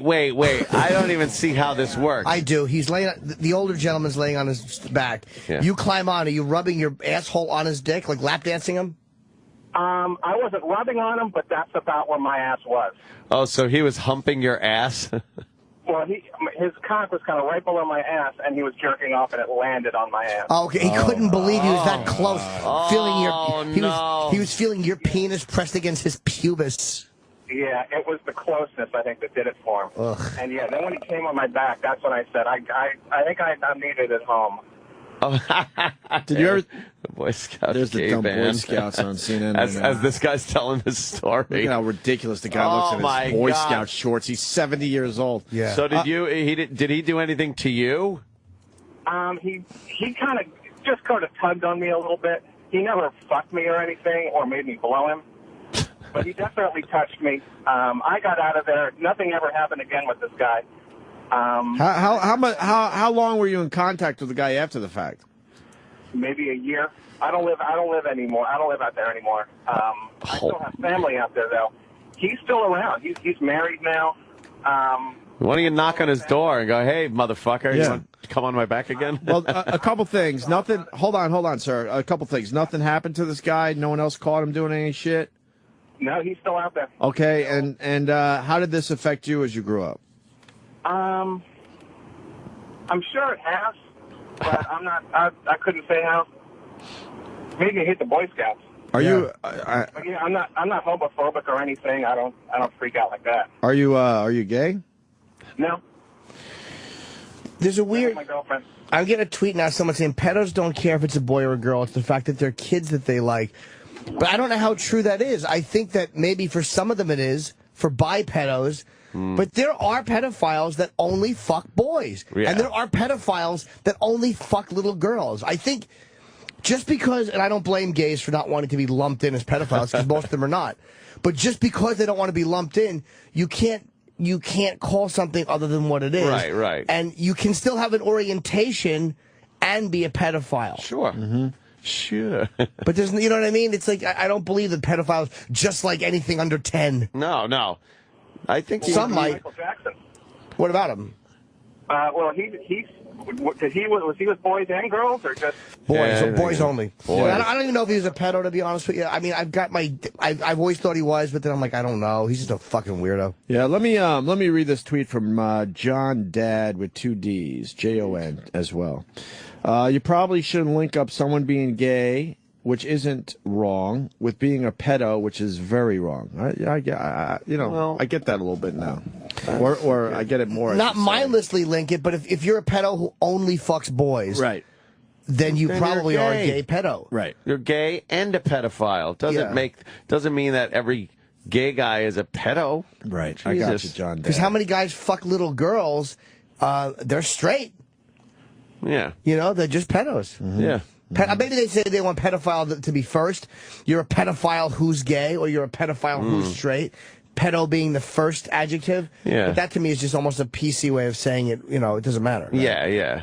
Well, John and Philly, thanks for sharing your story. Yeah, thanks, Jesus man. Christ. I've never told that story before. All right. Are you damaged by that story? My hands are shaking a little bit. I'm a little nervous. Oh, man. Oh, wow. Go jack off. Yeah, bringing it all back. Do you feel ashamed? I kind of wish that I'd figured out what was going on about 10 minutes earlier than I did. Hey, it could have been worse, though, dude. Yeah, and how old are you? Yeah. I mean, how old were you? I was about 13. I'm about 42 now. About to turn Okay. 42. I wonder if there's going to be some big relief for you that you told your story. Yeah, it could be. Let us know down the road. All right. All right? Watch his girlfriend listens and dumps him, and then his family ostracizes him. I'm not playing buzz off with you, John. Yeah, now buzz off. Thanks for calling, man. Yeah, John, right on, man. John in Philly, wow. Yeah. That makes me hate the Boy Scouts, and, makes their argument. Before we go to break, we got Ed. He's a cop who just goes after pedophiles. Let's say hi to Ed. Ed. Oh, hold on. I hate Ed. I think Hear me? Ed, I got you now. What's up, buddy? All right, hey, I'm a cop in Jersey, and I do investigate all the pedophiles. Pedophilia is actually like a psychiatric diagnosis, other than them being officially classified after being arrested. They're just kid touchers prior to that. What do you... Oh, okay. So, yeah, it's a diagnosis. Like, pedophilia is a diagnosis. So let me ask you a question about pedos. There are gay... Like, if a pedo only fucks boys, what would you classify him as? He's a homosexual pedophile. Oh, yeah, okay. See, but if he only fucks girls, he's a straight pedophile. Right, but there are, predatory, well, I guess all pedophiles are predators, but, there's, like, opportunistic predators, pedophiles. They'll go after whoever they can get their hands on, boys or girls, but there is the distinction between heterosexual and homosexual. Well, now let me ask you, now the opportunistic ones, wouldn't they just be considered bisexual pedos? I guess they could be, but they're yeah, I guess you're right. Yeah. I mean, I don't know how else to try and clear that up. I mean, hey, if you like boys and girls, you're bisexual, right? Yeah, I mean, there's no way. And again, I understand why gays would not want to be, of course, not want to be, because they've been lumped in with pedos so unfairly so many times. Right. When there's so many fucking pedos that fuck little girls. Yeah. But just because that's an unfair assumption, it doesn't mean that you should say that a pedophile just fucks anything that's 9, because that's not the way it works. Right. Well, let me ask Ed, are there more gay pedophiles or straight pedophiles? It's about 50-50. There you go. Oh, there you go. Wow. Dr. What? Sorry, the pedophiles that are after that are opportunistic. These guys are attracted to the age and that innocence. They're not necessarily attracted to a sex. Okay, now what? When you would catch these guys, how satisfying was it to actually put the cuffs on one of these guys? Oh, it's fantastic. What? There's nothing more satisfying than making a grown man cry. Do they bump their heads accidentally? Yes, there's a few brake checks on the way to the brake checks. So you found some. Did you find any that you hated more than others? Like, did you find that there were some that were creepy that just wanted to touch kids, and then there were the sadists? Yeah, there's guys that are out there that really want to hurt them. Into more of a painful assault. I just don't get it. Wow. I just don't get it. I gotta say, Dr. Steve texted. He goes, geez, I can't beat that story. My counselor just took showers with us sporting a giant boner. Is that true? I don't know. Guy, Dr. Steve, if that's true, call up for after the break. Guy showering with a giant boner. How frightening that would be. You know what? The water would leak down and would go under the crown and would drip into my mouth like a hamster feeder. I want to know how you explain that away. Showering with a big boner in front of other people. Yeah, big rod. All right, Dr. Steve, hopefully after the break. Let's not forget Gary Oldman from Dark Knight will be in about an hour, I think. About that, yes. And then Mick Foley's 9:15, and then Mick Foley's stopping by to say hi, our old pal. Oh, yeah. All right. Just hit it, E-Rock. It doesn't. This is the Opie and Anthony Show, Sirius XM. I want to thank somebody. And I'm going to stare at Anthony as I do this. I want to thank Gene Simmons. Whoa. Gene Simmons. I want to thank Gene Simmons right now. I'm trying to guess. Are you okay why. with this? Well, it depends. What did he do? I want to thank Gene Simmons. What did the this might be a amazing surprise Gene for Simmons a lot of do? O&A listeners. Gene Simmons just tweeted a link and then says, fund for a radio producer of the Opie and Anthony show who passed unexpectedly, leaving young wife, and it continues. So I would imagine young wife and son. Oh. Did he tweet that? Yes, he did, that is Jimmy. very nice. Yes, he did. That's why I didn't want you to go to the bathroom. Oh, very nice. Gene Simmons doing the right thing. What was the rest of the tweet? Because it looks like it... Fund for radio producer of the Opie and Anthony show who passed unexpectedly, leaving young wife and child. He just kind of retweeted. That's You very know, cool. all right, Gene. Gene has a lot of followers, and that Well, really is that's- going to move this Steve Carlisi Memorial Fund. Yeah. We're up to almost $25,000, which is unbelievable. I want to thank the listeners. That's way Amazing. more than we thought we'd get at this stage of the game. Great job, yes. You know what? And MJ is beyond appreciative and wants to thank everybody who has given to the fund, and to the people who are just thinking of Steve and maybe can't give to the fund because they got their own shit going. I'm on. retweeting Gene Simmons. It was nice am of I. him to do. So am I. So am I guess I will too, Gene. So am I. That's pretty decent of Gene, I must say. It is. It's like maybe he's at times not done the right thing, but I'll say in that one when it really means something, he certainly did. Yeah, that Gene. Yeah, I just retweeted it. All right, Gene. I'm gonna go pee. Just in case you don't know how to Can spell. I retweet your tweet? No, I'll just retweet. Let's all just retweet our I'm tweets. retweeting this. Let's just keep retweeting our tweets. Retweet. There, I just retweeted. That was very cool of Gene Simmons. Very cool. Very cool. That's wow. Thank you to Gene Simmons. And what are we up to? 23.582. 23.5. Nice. Anthony, I went to see The Dark Knight with Roland. Yes. And Roland, his thing today is, to do the Batman Bat ears. And I don't know why he does it with like two fingers, like he's doing it like bunny ears, like two sets of bunny ears. Like right. he's making two peace signs with his hands and putting them up by his head. Yeah. What is that? I'm not creative. You could just do one, or something. I don't know. And he did to me like he's all in with this Dark Knight. And I go, shut up, Roland. You slept through half the movie. Did he? Did you sleep? I caught the important parts. and I swear to you, and I was too scared to fucking pull out my phone because they watch it like hawks at these things. You laugh in your sleep. What? He laughs in his sleep. You hear this laugh, which I love, by the way. I love trying to imitate it. It's a very subtle version of it. You hear? No way. And I'm looking over like, there's nothing funny in this movie, and he is out cold. He's leaning on the girl to his left, basically, that he sort of knows. What's up? No, she was just being polite and didn't know how to wake you and move you. How do you laugh? I bought dinner, so it's cool. How do you laugh during sleep like that? What are you? You're like, it's like a dog chasing a rabbit. It's like, and I kept looking over. I estimate you were asleep for half the movie. Yeah, because I woke What do you up. know about The Dark Knight? I would love to know through your eyes, considering you saw maybe an hour and 20 of the 2 hour. I can promise 40 Warner minute Brothers. There's no spoilers coming from me. Oh, he did keep waking up and goes to me, remember, no spoilers. oh my! And then goes God. back to sleep and with this weird little subtle laugh. Yeah, remember, no spoilers. Like I I'm woke like, up. you don't even know what's going on. No, like I woke up and I realized I was like on top of her sleeping. Then I like, oh, Jesus. I know, I'm sorry, but What do you know about The Dark Knight? What did you see last night?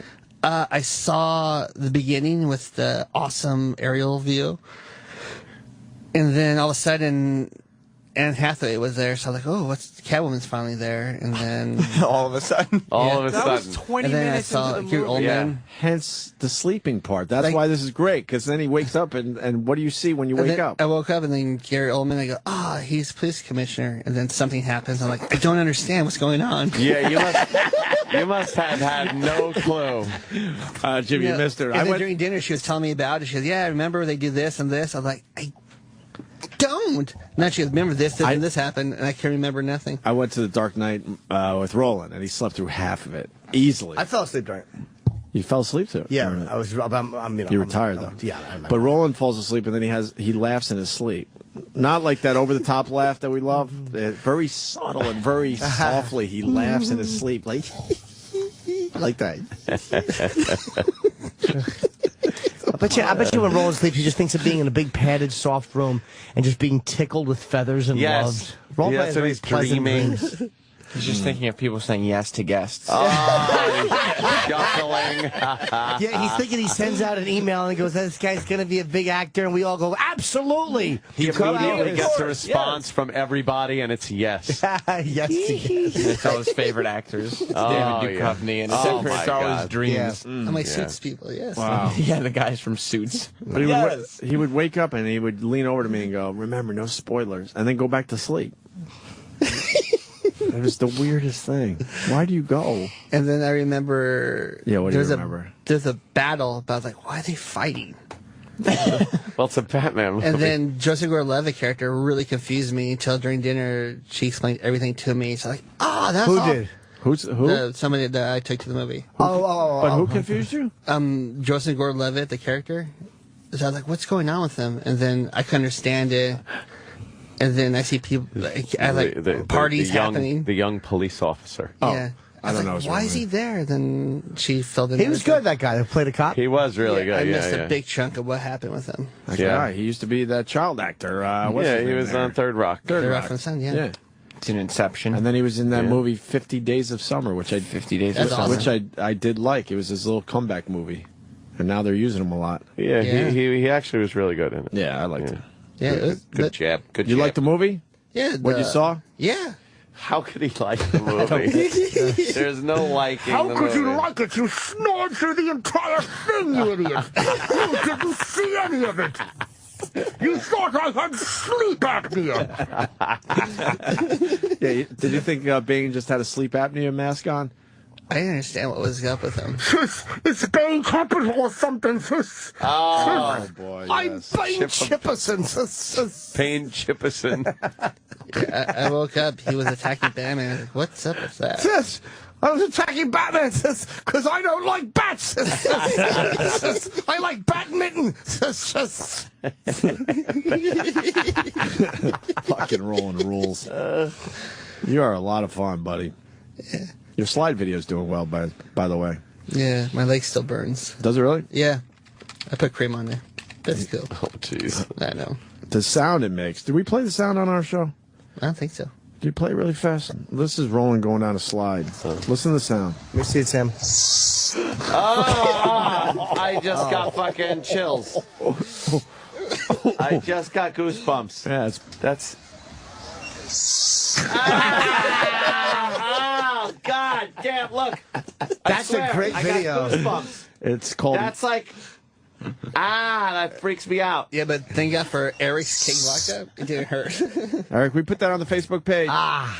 Yeah, it's been up there. It's, You crammed into that slide is hilarious. Oh, my God. I was trying to show his son, don't be scared. This is how you do it. At E-Rock's party, we took a break to take my son to the local playground, and Roland was a trooper. Show him the next scene, too. Roland loves to slide. It's called. And then, That was pretty much. And there's a kid being put Oh my God, rolling on a swing. And it's those swings that you have to get into, their baby swings. Yeah, so you're just sitting on it. Roland's pants are halfway down his ass. Yeah. He's a wreck. It turned out all right. It's called Roland Loves to Slide if you want to check it out. There are a few hoodlums around, so they understood. Hoodlums? Yeah. There were, right? Yeah. There was a little gang hanging so they out. understood. They saw I was thinking about you. Fuck is that about? I was thinking that maybe I could use what you got. And Opie had to go to the bathroom instead of walking to Eric's house. He used a porta potty. I told you I could shit and pee anywhere. I don't give a fuck. It smelled in there bad, and there were Nazi shit. There was like white power shit in there. Was there some swastikas I drawn almost in there? Instagrammed that for your pleasure. For your pleasure. Oh no, it was against the white power people because this playground was close to a thing. Oh, A thing. I see. My people. Yeah, thing. I gotcha. Oh yeah, there were a lot of brown. A lot of brown people. You're making Anthony glad that he didn't go to this Nagel Fest. Oh man, where does Nagel live? Nagel? No, he's that's fine. News to me because that's a pretty white neighborhood. Yeah. No, you've been duped. No, Nagel's house is fine. The park was a bit of a walk from where he lives. But we saw it on the way in. I said, you know what? I'm going to take a little break and, give my kids some exercise. Yeah. And then Roland fucking made me howl with that. Can you play the slide sound again? You should isolate it, and that should be the entire video. You should fucking just tweet that out, him going down. Yeah. Like... I hate that. Dude, that's fucking great. Nice. Yeah, that one turned out all right. Yeah. Hey, we got Dr. Steve on the line here. Dr. Steve, you used to shower with a guy that had a huge boner? Yeah. Yeah. It's what made me want to be a doctor, because I didn't understand how to sew the little stitches into my backside, and I would bleed into my white sailor pants. He'd make me wear white sailor pants, and I'd... Sailor pants. Oh, that would be adorable, Dr. Steve. Where I learned the definition of the word tumescent. What is tumescent? Well, that's what... is that what happens after you get one mescent? Oh, God. An erect penis is tumescent. Is it tumescent? Yeah, that's the medical term for it. Oh, well, he penetrated me with his tumescent penis. Wow, and he really? tore my anal lining. Jesus. So what happened? Yeah, well, it was just, I went to this camp. This was not a Cub Scout camp. This was before Boy Scouts. I went to camp. I was about 9, I guess. And all I remember is we had to take showers, and the counselors would take showers with us. And there was this one counselor in there that I distinctly remember this. He had this giant, curved penis. And I was thinking, God, is that how old... when I get older, is my penis going to look taste like that? And it wasn't until much, much later that I looked back at that and realized the guy just had a giant rod. Wow. So he was fucking very excited to be showering. Yeah, why? Yes, apparently. Who was he again? I remember the water, dripping off his glistening member. Oh, man. How old were you? I was 9. And why was he showering naked in front of you guys with a boner? We were, it was camp. So, it's shower time, kids. And, you just hit the showers. And did anyone report his boner to anybody? Just his boner. Yes. I didn't know, this is the thing. We were so little, I don't think any of us knew what it was. We just thought that's what old person dick looked like. Wow. Jesus. Man. And, yeah, I actually had that. I wasn't molested that time, but I did have a male babysitter that tried to get me to suck his penis once. Whoa! Yeah, just pulled it out and went, hey, check this out. And I'm like, well, that's weird. And he said, come on, play with it. Oh, no! It's fun. So what'd you do besides play with it? No, I said, hell no. I was smart enough to say that was just too weird. How old were you? I didn't tell my parents, and I'm still thinking about looking this guy up because he's got to be about 65 now. How old were you and how old was he? I guess he was 16 and I was 8 or 9. It was around that same time. I must have been quite tussleable. Yeah, you were a little doll, I guess. What if he ends up like where you work? Would you maybe do one of those, injections? Oh, yes. To make you comfortable. Yes, make him comfortable. You might feel a little pressure on your head with a sledgehammer. You were a little dish when you were young, weren't you? Jesus Christ, they all are trying to seduce him. Oh, man. Yeah, Dr. Steve. It's a good story. That's fucked up. That's where he got his taste for wine, too. They would just ply him with some fucking alcohol. That's what. Yeah, that's how they make it. He drips fucking like he squeezes grapes and it drips off an old crooked cock into a bedpan. It's called Old Crooked Cock. Yeah. Well, it's from the old vineyard of Bent. I call it Bent, the Bent Vineyard.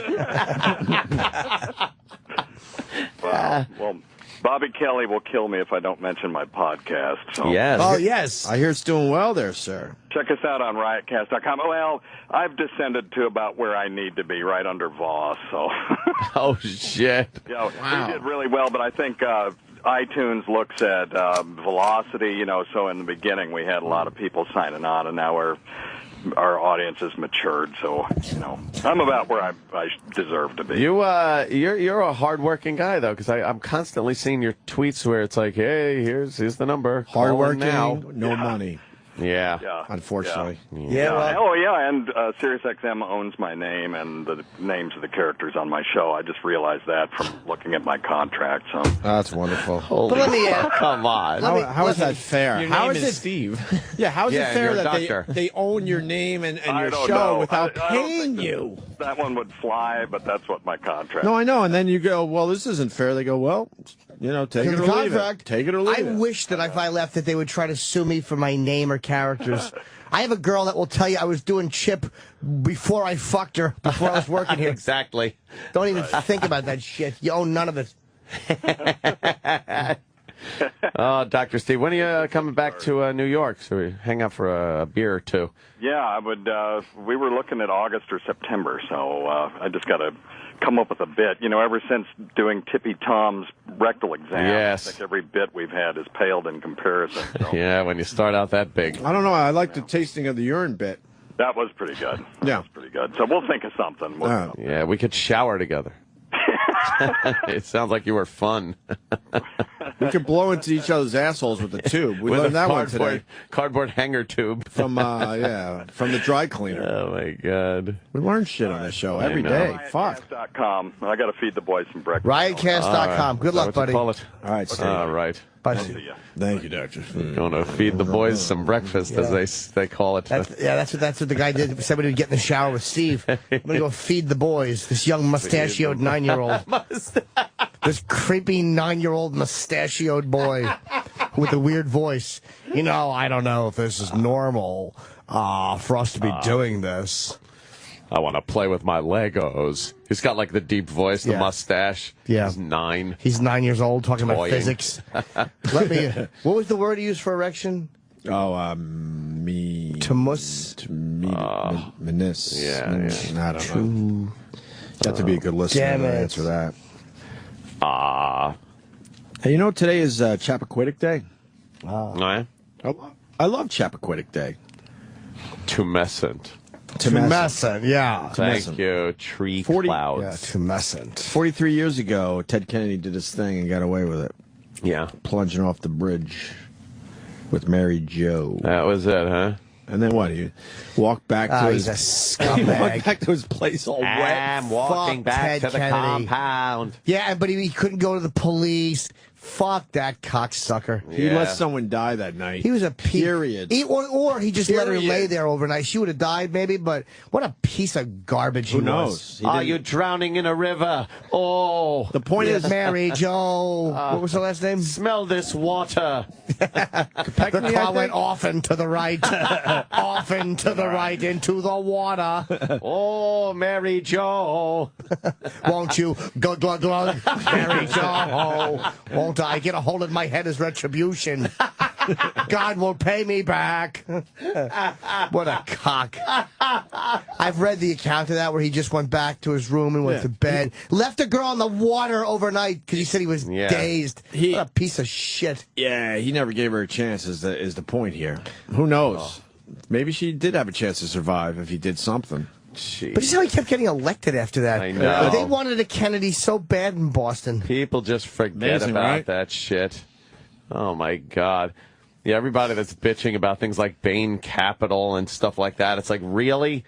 You fucking kept voting in a guy that killed a woman. Yeah. Well, they also voted in Mitt, so. Yeah. Oh. Are you breathing any water? Oh. Mary Jo Cup, whatever the fuck your name is. Kopechny. Yeah, I guess he was apparently drinking that night, too. Whatever it was complete piggish self-interest. And I'm glad it cost him a shot at the presidency. He knew he couldn't run. He still did it. He still had a great career after that. Oh, though. sure he did. But he got what he deserved. A fucking drill in his head. Yeah. Fuck him. All those Kennedys ended up with holes in their head. They really in the long run. A Kennedy head just couldn't make it. They love holes. But technically, he didn't get. He lived a long life. Yeah, no, I know. Man. That's true. He was in his 70s, right? At that point. Yeah. I think Gotta Robert be. Kennedy was, I mean, of them, I think Robert Kennedy was probably the best of them. I mean, we all love JFK. You like Bobby? Yeah, I mean, Bobby. They all fought for civil rights, but I think that he was the most dedicated to it, and he bucked Hoover. I love Negroes. Oh. Yeah. Robert Kennedy, do you like their darker skin? Robert Kennedy. But he was, Bobby Kennedy, why don't we walk through the kitchen, Bobby Kennedy? Would you like to stop and look at the saran wrap? Bobby Kennedy. Here's a man with two names the same. Oh, Bobby Kennedy. He's not asking you for an autograph, you dope. His head went down into the floor. Down into the floor. Oh, the last thing you see is busboy shoes. Poor Bobby Kennedy. Look at his black socks and his black Reeboks. Oh, Bobby Kennedy. Oh, my God. What a terrible shooting that was. The fact that Sirhan is alive, he really should just be fucking... I think he's crazy. Like, I've heard he refers to himself in the third person. Does he? With that name, I Really? would too. Yeah, but I think Robert Ressler or somebody interviewed him, or it might have been John Douglas, one of those FBI profilers. Saran likes you. Saran thinks you're hot. He's a real piece of shit. Jimmy. Seinfeld. See, Jimmy. I just didn't know that one. Fuck. Jimmy likes you. I think we got to play Mimi Beardsley now. Oh! Is it overplayed or? Fuck it. Let's do this. Yeah. Let's do this, E-Rock. Gary Oldman on the way. Mimi Beardsley, could you eat my ass? Mimi Beardsley, haven't you done this before? Mimi Beardsley, worst name ever. Mimi Beardsley, Mimi Beardsley, oh Mimi Beardsley, oh my dick smells like Mimi Beardsley. Could you eat my ass? Mimi Beardsley, worst name ever. Mimi Beardsley, Mimi Beardsley. Are you fucking any Negroes? Do you have any friends who'll eat my ass? Have some bootleg alcohol. You're a virgin, aren't you? Smell the poppers. Her name is horrible. It's a real cock softener. Why don't you take care of my baby brother? Oh, look, his cock went back into the left. Back into the left. His cock went back into the left. Back into the left. Oh, Mimi Beardsley, could you eat my ass? Mimi Beardsley, haven't you done this before? Mimi Beardsley, worst name ever. Mimi Beardsley, Mimi Beardsley. Oh, Mimi Beardsley. Oh, my dick smells like Mimi Beardsley. Could you eat my ass? Mimi Beardsley, worst name ever. Mimi Beardsley, Mimi Beardsley.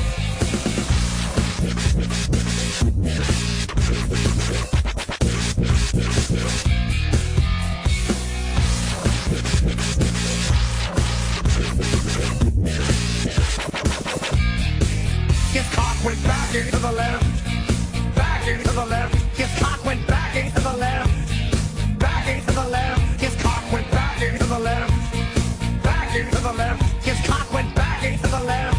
Back into the left. Oh, Mimi Beardsley, could you eat my ass? Mimi Beardsley, haven't you done this before? Mimi Beardsley, worst name ever. Mimi Beardsley, Mimi Beardsley. Oh, Mimi Beardsley. Oh, my dick smells like Mimi Beardsley. Could you eat my ass? Mimi Beardsley, worst name ever. Mimi Beardsley, Mimi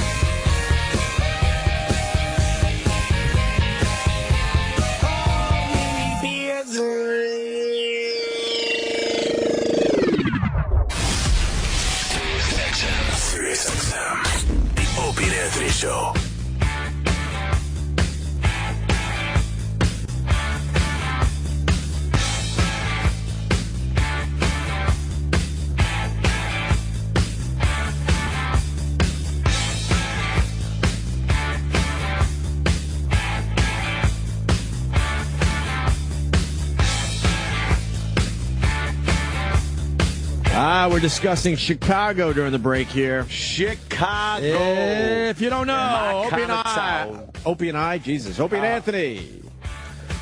I got excited there. Sorry. Opie and Anthony live in Chicago Friday, August 10th, 115 Bourbon Street. That is in Marionette Park, just outside of Chicago. The locals know where that is. The broadcast, we work anything out with that? Are we still going from 4 to 4:10? No, hopefully we can start at 3. I mean, because again, that's 4 o'clock here. I think we should go, and obviously maybe have someone do a few minutes. But of course, Sam's great. They're saying doors open. We should literally be doors have to open sooner. They have to open earlier. Yeah, so the details a bit sketchy, but that Friday, August 10th, get out of work early. We're hoping to get the doors open by 2-ish. Hoping to do that now. If you want the doors open at 2, so then you want Sam to start at 2:30. Oh no, there's a whole Sam thing that's not going to be part of this now. Oh, good. I'm so glad you weren't part of that conversation. Sam will be there. Why would you know? Sam's not. And I'm just saying, why wouldn't they tell you that we discussed a lot of this in the hall yesterday? Oh yeah, no, nobody told me anything. You're out. We're trying to extend our time on the air. Yeah, I know that. So Sam might not be doing a pre-show. I think that's a good idea. Or he might do it earlier now. So it's a bit confusing, but I know this much.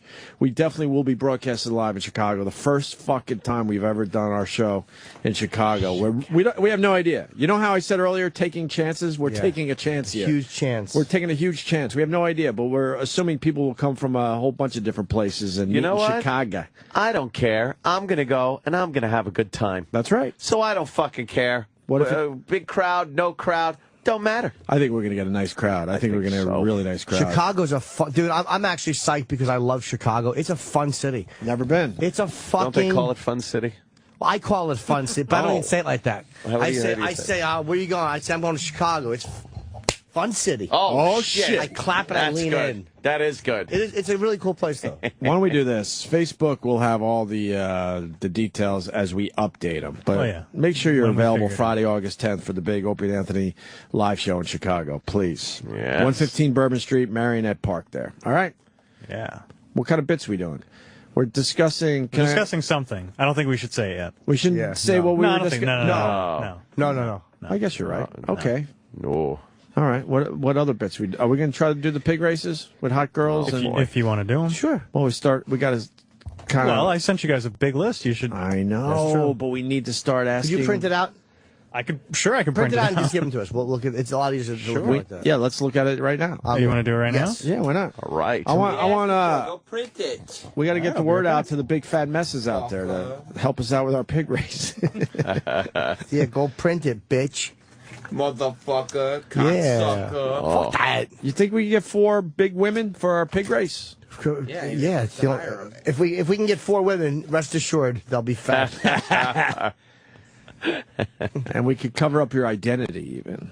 Yes. Yeah, we can. We just need you on all 4s, like doing a little pig race like you see at the state fair. Yep. And then we're going to do it with hot girls. Yeah. The hot girls, that'll be easy, right? Who was it was it Pat Duffy who had that pig mask with the hat on top? Remember when we were doing Fatty Pig Fatty, and if you wanted to conceal your identity, we had a pig mask to put on? And you know what? The women were such good sports when we brought Fatty Pig Fatty around the country for a while. Fatty Pig Fatty. Yeah. Who came up with that name? Fatty Pig. I did proudly. Yes. Fatty. James. We were trying to come up with the name for this contest to see the fattest woman for the newer listeners. And Jimmy goes, let's call it Fatty Pig Fatty. And then we would weigh fat girls on a stage, and they ruled. They were awesome about it. And then what? We gave them $1 a pound or something. I think it was more than that. Yeah, probably was, right? $10 a pound. Was it $10 a pound? I think so. That'd be into the thousands. Yeah. That's good. Into the 4,000s, I do believe. I think we got a couple large ones. That would actually be cool if we said that the biggest, we'll give you $10 a pound, the biggest pig that shows up. Right. Yes. I loved Fatty Pig Fatty. Who didn't? I think everyone loved it. Fucking great. I remember the women that were proud. I think it was Cleveland. Remember it was a virus show in Cleveland. Remember that weird place we did it? Yeah. It was kind of outdoors with a top on. It was a weird. Yeah. It was almost like a tent. Did we do it live? Oh yeah, we did. I don't I got remember. pictures. I got to find them, and we we didn't have contestants ahead of time. We started like We had to solicit. Yeah, we were doing some barking on the stage, and barking. and all of a sudden, women proud of their fatness would raise their hands like, "I'll do it," and then they just marched up the aisle and came on stage. Yeah, it was great. Is that Dr. Laura Ingram? Which one? Where? I don't know. Well, No, Laura Ingram's different. That's Barack Obama. Yeah, it's the president. That's the president. Dr. Laura's different. She's an old cunt. Laura I Ingram was is going to kinda say, sexy. what the fuck did she do? Because she looked. Yeah, that chick looks really nice. Who? Her? That's Laura Ingram. Yeah, she's beautiful. What? That's Laura Ingram. Laura Ingram is not Dr. Laura. They're different people. Yeah. Laura Okay. Schlesinger is Dr. Laura. Oh, right, okay, Dr. yeah. Laura Schlesinger. Right, okay. Go on and take on your day. Nice cunt photos. I got Laura Ingram. Yeah, not too she's bad. hotter than what's her name, the other blonde. Oh, fuck yeah. That to me is one of the greatest stunts Stern ever pulled off, was getting that fucking rotten bitch's naked photos online. Oh, Oh, I hate her. Travis, let's see big the bit hairy list. twat. Yeah, she sucks. And then she lied at first. Yes. Fucking liar. Liar, liar. Your And pants are off. Hairy cunt on fire. I think she works for the company. She does. How did that work out for you, Sirius XM? CIA? I never see her. I haven't heard a word about her show since moving over to here. 9. And I'm sure they... whatever. I like this. Yeah, what do you got? Oh, the oddest thing. We're doing that. Yeah, if you Yeah, want that to one we're announce it. definitely doing. How do we have production that is promoting this? We got a heavy promote now. We have production that's We're running, definitely that's doing the promoting first event. one. We don't have any production that's promoting it's time. specific bits because we have to decide. Because we which is need what we're doing right people. We need people to come down with the oddest thing they own. Kind of doing sort of a Pawn Stars thing. Pawn Stars. We'll ask, if you want to sell it or pawn it, and then Yeah, we'll fool around and a then we'll little give you a what you wanna horrible amount of money for it. Basically, the person that brings the oddest thing to the broadcast will win $8,000. Yeah, so it's a quick $1,000. It might be something small you could just throw in your pocket. Yeah. Drink a few beers. We're gonna ask for the odd things, and then the people come up on stage, and we'll give somebody $1,000. We'll Let's bitch promote about that. how we have to frame it, hang it on the wall. It's going to stay in my shop for a long time. It's a specialty item. It's a specialty item. No one's really collecting these anymore. If it had an A on it instead of a B, it would be worth 10 times more. Oh my God, that show. I like the Windy City Challenge. I'm telling you, we got good ideas. That's not a guarantee, though. We got to make sure someone is gassy that day. I don't know about that one. Why? Jackass did it. Did they? Yeah. The fart mask? Yeah. We've done it on this show. Yeah. I didn't even know they did it, to be Yeah, honest but with you. they've done it. I've seen that done before. Believe me, I love the idea. fart But mask. it's It's hilarious. Oh, God. The hummus or tongue scrapings. we Come did. on. that I loved, by the way. Jesus Christ, that's disgusting. I don't think that would be the fun. company wouldn't allow it. No. Or would they? That's not necessarily true. Oh, good. It's being investigated. Okay. That means no. Okay, so No, let's wait a scratch minute. that off. Not What? necessarily. Wait, tongue scraping. Hold I'm on. fucking... They're not going to let Scraping, tongue how? All right, this one they may Smelling they'll allow. That's what they're going to come back and tell you. Smelling they'll allow, but see how it's written here. We want people to taste. Yeah. Taste a And a it's, chip it's, that's a chip covered with either hummus or tongue scraping. and it's definitely not yet a no. There are certain things that we have to figure out. Fair enough. I'll try Because to I have an idea. open my mind slightly. How about this? Ever so slightly. We have a contest. Who can hold something to do with a tongue scraping mustache? Oh. You make. Oh my God, she's a big girl. You make somebody wear All right. a mustache of tongue scraping. Just what I'm. Oh, yeah. I'm It's visualizing disgusting. what he's saying. Why didn't I bring in JFK to get Gary Oldman to sign it? You should have. I'm so dumb. Oh, I got Sutherland and Costner on it. You didn't get Wayne Knight? Wayne Knight is No, in it. he's not big too. enough in JFK. Yeah, he is. In JFK, no. He's got a in pretty JFK, good though. part. Pretty big part. You wouldn't want him to sign it? No, Oldman. in I it. want to sign it. Oh, man. Oldman would have been great. I'm yeah. sure Oldman will come back for a third time. No, he will actually. I think he had a good time the first time. He really did have a good Yeah, time. yeah. I'll see Oldman again. All right, so let's see. Okay, the other one we don't want to say. Yeah, you 'cause don't I wanna think talk we're going about to do that. The pig race thing. So can we put this in a production piece and see if women are willing to sign up for this? And we got to overbook. Well, yeah. 2 women. We want 4 women. And if it turns, yeah, if it turns out it's 2 women, that's fine. Okay. Because they always bail on us. I hate that. And about our that's the live one broadcast. thing that worries me is that we're gonna put together a lot of time and effort for something that we have to rely on. Right. Well, put it in a production piece. See if the women come forward. Even if they do come forward, we've seen them. Just not show up. I know. We got to take chances. I'm just saying. Yeah. No. I know. Pig races. We want big women to compete, and we need at least 1,000 to 2,000 for a cash. Don't you think? For a cash prize, right? And that's what I'm thinking. The company's not going to give us any of this shit, right? It's not true. You underestimate. Well, what if we can also do a dollar a pound, not $10 a pound? Because no one will do it for $400 or $500. But then you also get to compete in a pig race where you can win $2,000 or $2,500 or whatever. Well, that way you get a couple $100 just for showing up, so they actually will show up. Well, let's ask the audience. Are there some fat pigs out there that want? See, this is why I worry. I have an idea. Let's ask for the a audience. contest. Hey, fat pigs, you willing to do this for us?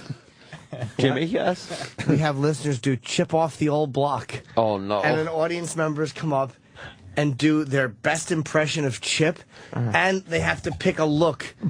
Because I don't know what Chip should look like.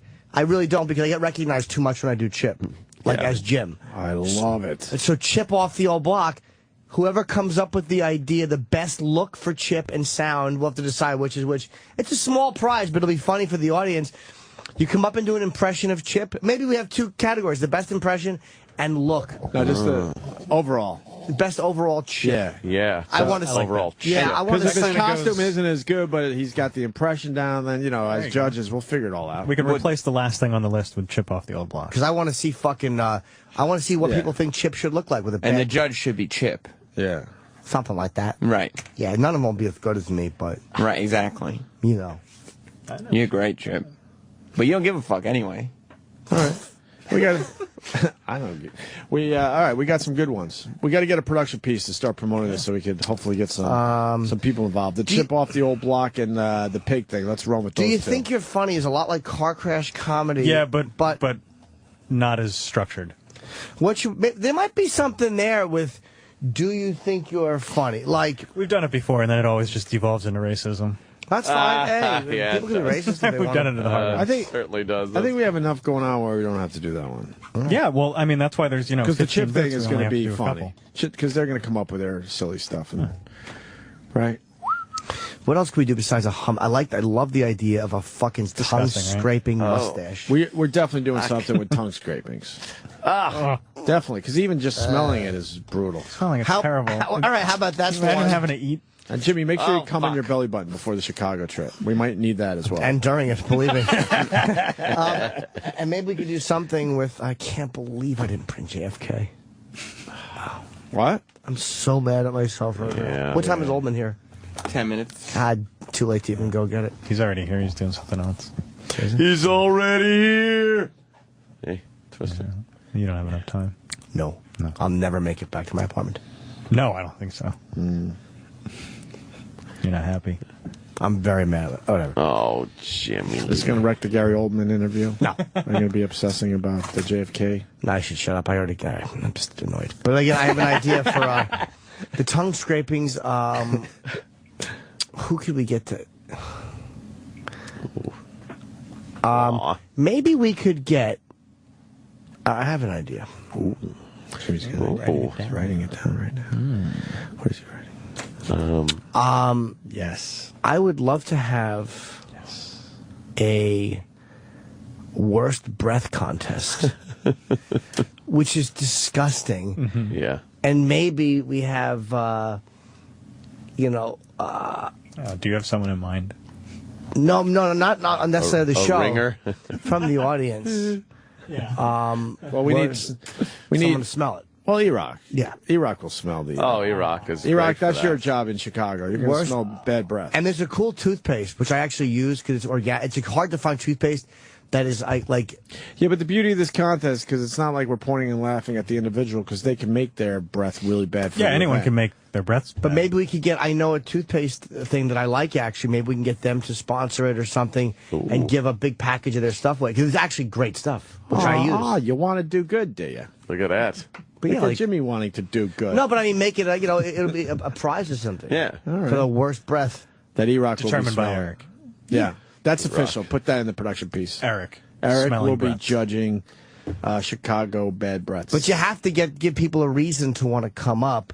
Well, you need a cash prize. I think It's worse. embarrassing. I think making Eric smell bad breath isn't as you don't have to entice them as much because they just want to see like Eric you guys said, suffer. you don't have to have inherently bad breath to make bad breath. So No, it's but I not like want- an embarrassing thing. I want inherently plaque breath. Plaque. Like fucking tartar breath. Not like food that you ate that, Well, I think keep it open. Of course. Yeah. Just because. I mean, I just so we get contestants. Oh, yeah, hell yeah. But I agree But with it's always Jimmy. better when it's something Yeah, medical. Of course. I agree with that. But Yeah. You want people with dead teeth. Yeah. Yeah, like a rotted tooth. Or a fucking throat infection. Oh, Something really good. Dude, I fucking had a beautiful girl walk by me recently, and she like let out a breath, and she had flu breath, and I got sick 2 days later. I'm like, that fucking sickening monster breathed flu breath in my face. Hope she's dead. Nice flu breath, Typhoid Mary. wow. Fuck. Nice. Yeah, this is shaping up to be a good one. I told you we have good ideas. This will be fun. Yeah, chip off the old I block. like chip off the old block. Do you? Yeah, of course I do. I can't get enough chip. All right, so put a bunch of this in production pieces so we start getting Chip, people. oddest thing you own. Yep. Bad breath. Bad Eddie breath. Rock will smell. Keep it at that for now. Okay. Until we figure out the scrapings thing, if that's going to work. And pig races. Well, we'll do a separate solicit for pig races All right, good and deal. see how it goes. All right. Wow, it's going to be a good broadcast. Friday, August 10th. We're actually planning this one. Cleveland, we made it up as we went. Well, not really. We had a couple things in mind, but it looks like we have more in mind for Chicago. 115 Bourbon Street, Friday, August 10th. The start time, we're working with that right now, but somewhere around 2 or 3. Keep your afternoon open. Somewhere around 2 or 3, I would get your ass to 115 Bourbon Street. Yes. Marionette Park. Yeah. We'll keep updating the details on our Facebook page, Opie and Anthony, one word. Where's Gary Word. Oldman, man? Word. He's a very big another 5 star. minutes. He's a very big star. Penn so State. He's allowed. To address the statue. Yeah. A lot of people were wondering if we were flying that banner yesterday, and I'm sad to say no. Who was? Do we know? No. Banner basically said take it down or we will. Yes. And it's flying over the Joe Paterno statue there. They're going to keep it. The statue? Yeah. No, I don't know about that. I think eventually it's going to come No, down. I think eventually it might come down, but right now I don't think. No, I don't think it's going to. My thought is they want the statue to be gone, but they want the people to take it. Because they're still defending their fucking university there. And the students renamed Paternoville. Oh, the students did. Yeah. Well, because that's just like an unofficial type name for where they. I think the easiest solution is if the people took the statue, then Penn State, go, what are you going to do? They took the statue. Paterno's like, look, what he did was great for Penn State, but the fact that he sat on this for 10, fuck him. Seriously.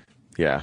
It's a sport. It's obvious now that Let's he see was, what the Paterno part of the cover-up. investigation uncovers. Oh, the family. Yeah, I'd love to the see what family's investigation. Well, I'm sure it'll implicate Joe. And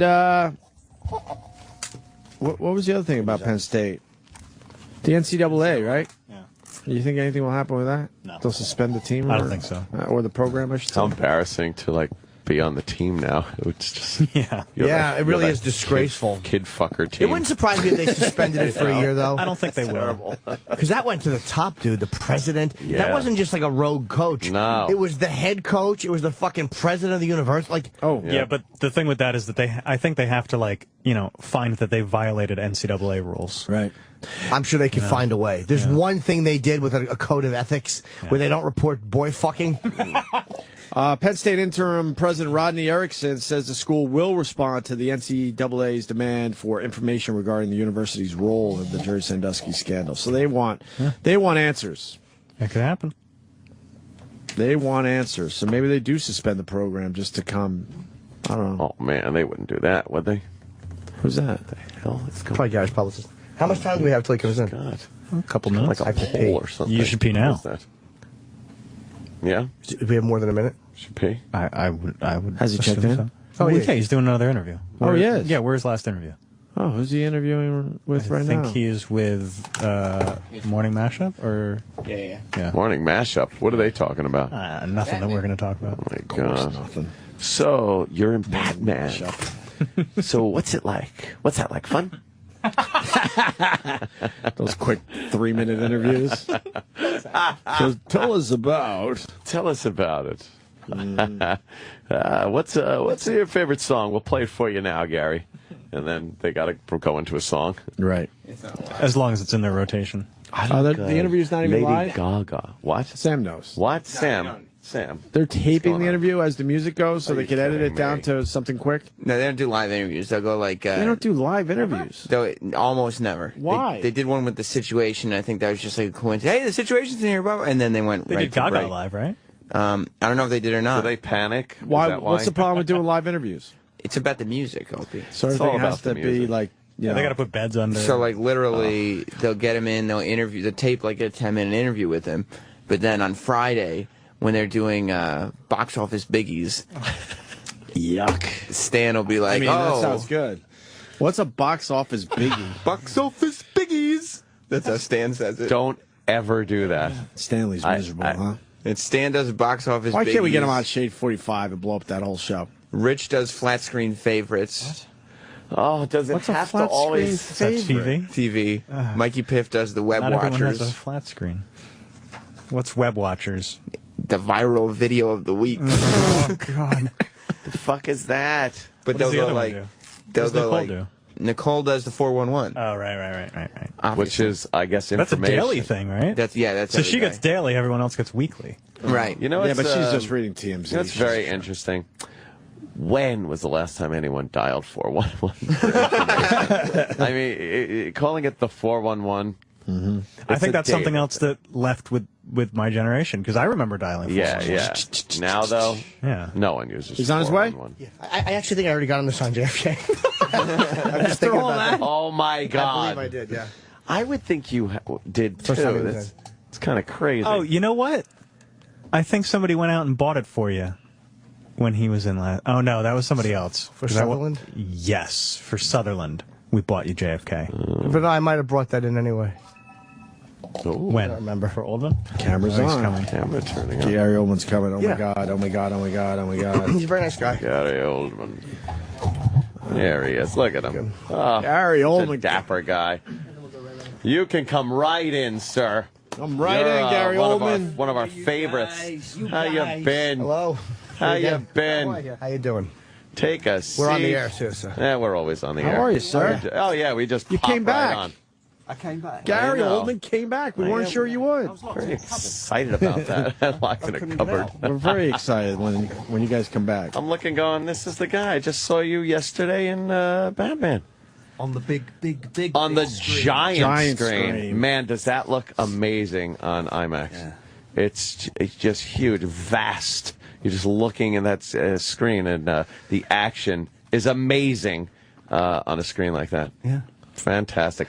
And I didn't realize, by the way, Anthony pointed out that it's shot in letterbox and full. I think that's how Kubrick did Strangelove, was two different yeah, it's like two aspect different ratios. aspects when you with some of the, I guess, more dramatic moments. It's letterbox during dialogue and stuff, and then the action sequences, it goes to that full Yeah, it goes to IMAX screen. It's Yeah. just and amazing. it goes between a sort of regular 35 Yeah. to that IMAX, and the transition between the two, I think, is pretty seamless. It is. You really don't notice. As a matter of fact, We didn't yeah, notice. These Ed guys had to point it out. I didn't even notice that it was even happening, that it was letterbox and then big. Yeah. That opening sequence to the movie on IMAX, it's amazing. You feel like you're up there with those aircraft. And they were up there. Yeah, That's the difference, you see. that wasn't CGI. No, that's why you feel that. Because He uses Amazing. a lot of. How do they film that? He uses a lot of in camera. Yeah. Stunts. It Yeah. looked I mean, stunning. in The Dark Knight, for instance, in the last one, he flips that truck, that huge truck that kind of goes up, and it looks like a sort of skyscraper. Yeah. For a second, and then it's upside down. I mean, that's a truck flipping. Yeah. That's not a special effect. So Chris is. He feels that there's too much digital stuff that overtakes a film, and it kidnaps it, and then it's all it's just, and then the camera moves in a way where even as an audience, because you're sophisticated and you know enough now to know a camera could not possibly do that, right? So you just sort of then go, oh, it's an effect. Yeah. When you see planes actually in the air, with stuntmen on the wings of the plane.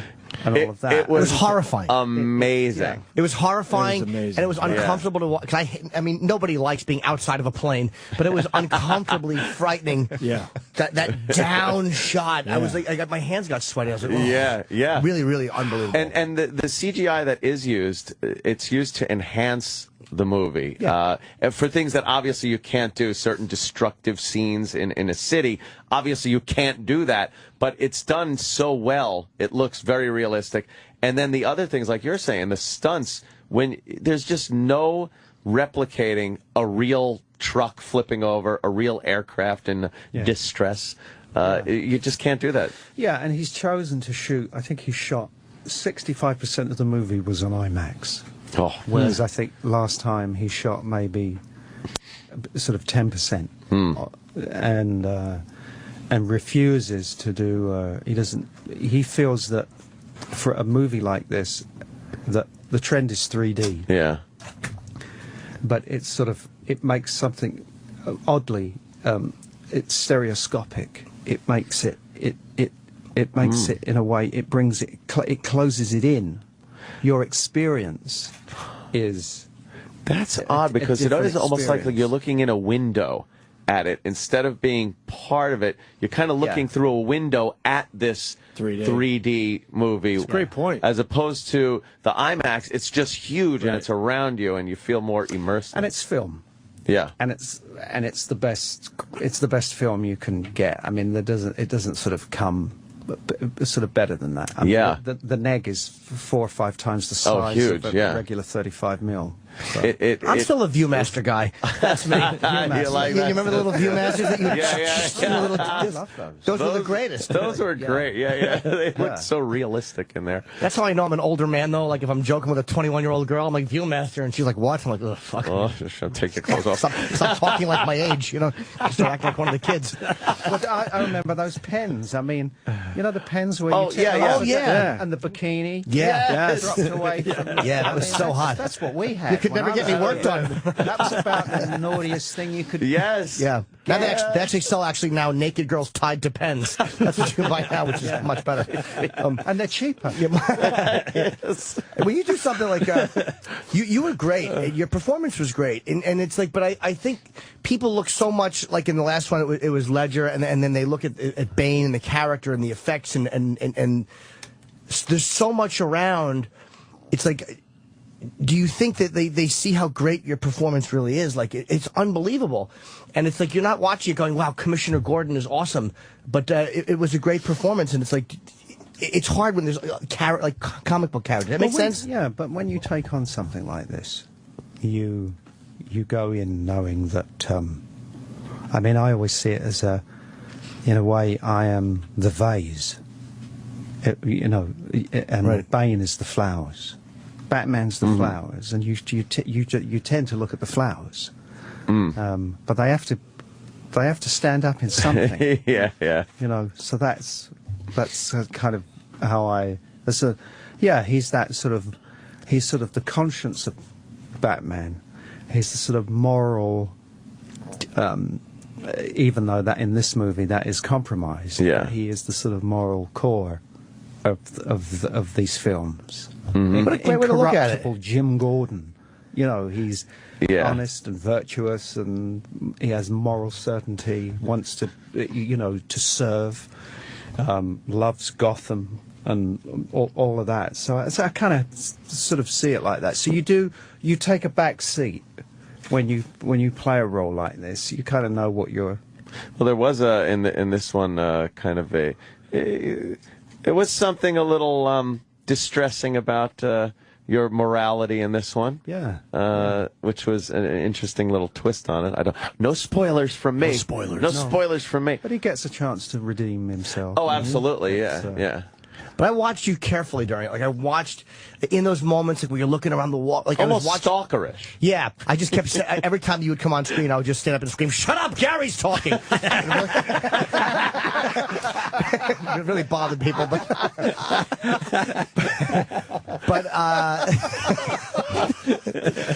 it was very interesting to watch your face through it. Like, because I thought that, like, as the movie had just started, and I was just watching, like, as an actor, I'm like, the amount of emotion I could see on your face, like, I'm like, is everybody understanding how great? Maybe they were, but I really was thinking that as I'm watching it, like, what is, he really is thinking this through as a character. Like, you're not just doing it like, okay, show up and read the lines straight. Like, it was like a real role. Does that make any sense? Like, I was watching you do it, like, fuck, this is good. And I hope it's not being, you know, I hope people aren't looking at the, and not getting how great that is. Well, I mean, you got, I think, it's someone, I saw a review or something, or and they said, you know, that Gary, you know, and Morgan Freeman deliver as expected. Deliver as expected. It might be nice. I think it could be. I think they mean well. Right. Yeah, kind of a backhanded compliment, though, isn't it? Yeah, but you know, we're old.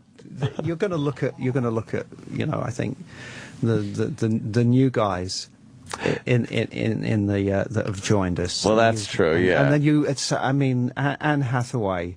Oh my God, she was great. Wow. It was just a real surprise in the film, I think. She really is. First of all, she's beautiful in it. Yeah. And the cat suit, she's amazing. Oh, I thought you were going to say it was too revealing, because I didn't care for that either. I didn't like it, Jimmy. Yeah. She owned her. And she owned it. Yeah. She just owned it. And her kicking ass like that, there's something about a girl kicking ass like that that's very entertaining to watch, very sexy. Yeah, it was great, and I thought she was very, very sexy. And, I kept looking at her lips. She had very sexy lips throughout the whole movie. Yeah, I figured I'd add that. Yeah. You know, Tom Hardy has very sexy lips, but they were covered up. Yeah, they were covered up by the mask the whole time. Which, by the way, when they say you deliver as expected, I guess it is a compliment, though. It's almost like you guys are expected to be great. So when you're great, it's almost like you're not going to get praised anymore. Like Oldman was great, because honestly, and even if you weren't here, I'd say no one's ever. I've never heard, "Wow, Gary Oldman was not good in that." Like, you're just expected to be great. Oh, there's been a few. There've been a couple. I've got a few. A few of those that reside only on Netflix, or a couple of them. That you're not happy with. Oh, there's a few out there. I'm not going to name. You don't name? I would love to name. Do you like watching yourself? Like, do you like you'll go to the premiere, obviously. Do you like to watch yourself, or every time you come on, do you go like? Ugh?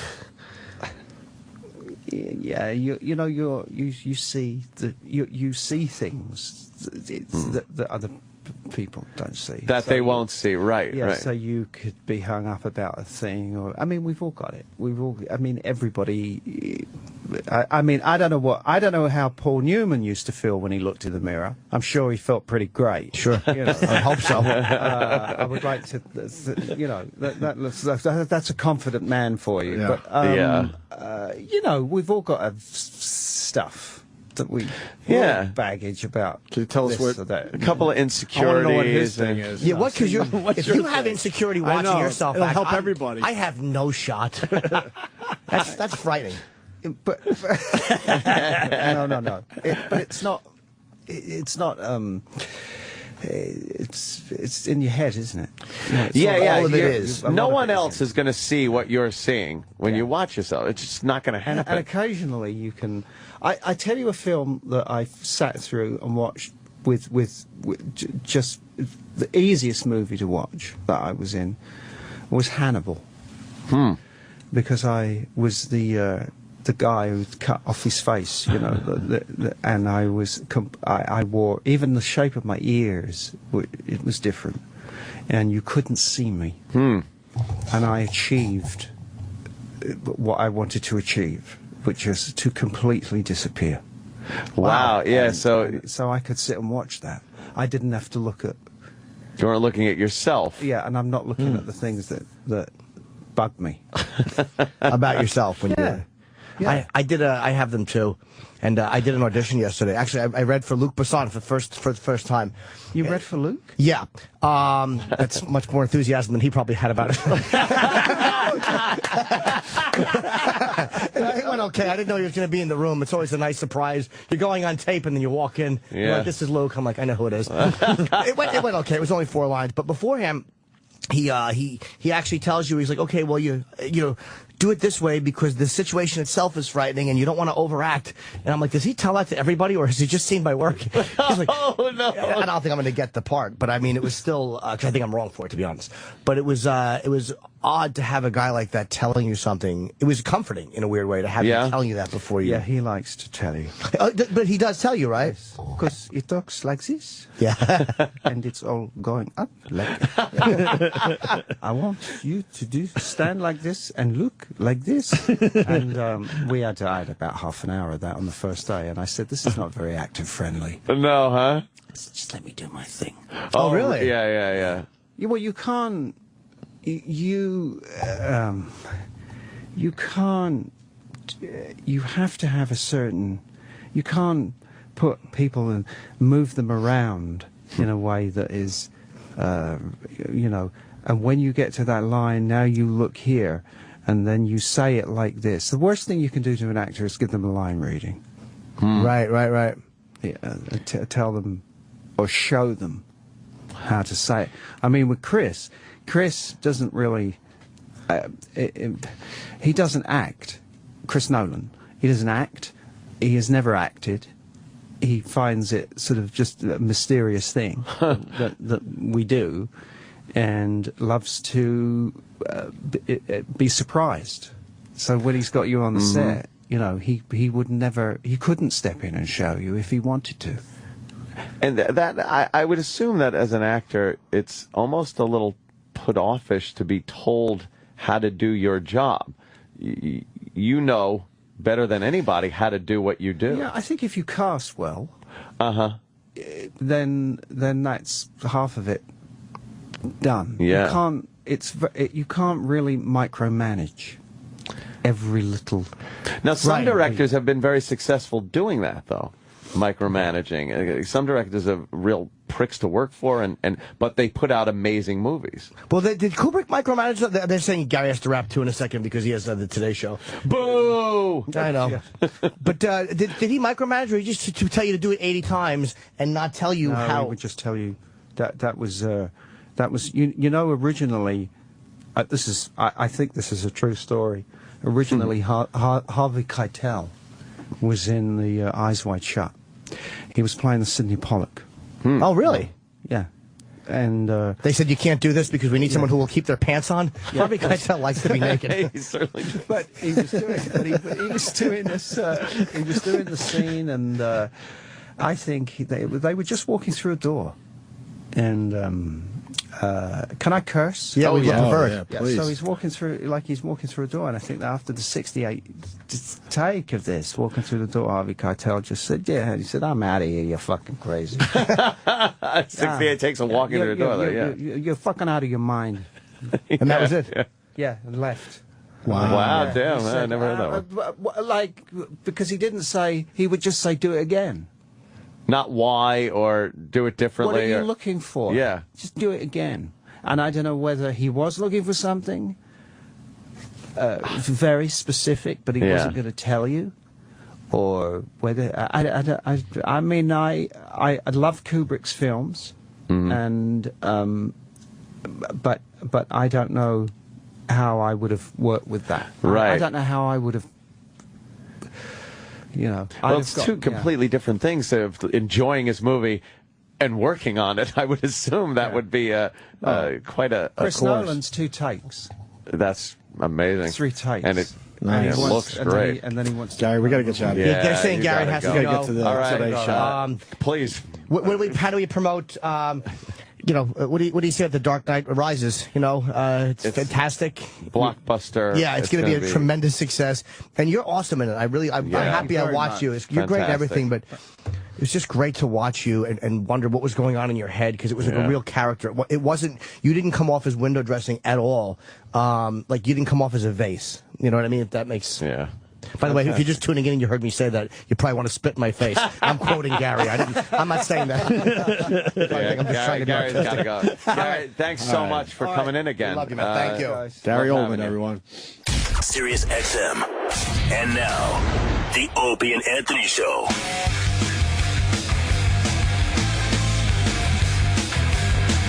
Oh, wow. Gary Oldman. What a cool guest. That is. That's a big star right there, too. A real star. That's a real fucking star right there. Big star. Came back on our show. He's shit-talking Hollywood a little bit. Yeah. Just a little bit. He can. He's a Hollywood royalty. Anthony, I got I don't know. I like fights, right? Can you assholes do an interview not full of spoilers? Oh, look at me. I saw the movie already. And then he hashtags it cunt. All right. Please tell me what was spoiled. Thank you. That's the only reason why I'm reading this guy's tweet. I usually ignore this shit. What was spoiled? That Gary Oldman was in the movie. Yeah. What was spoiled? What, that his character had redemption?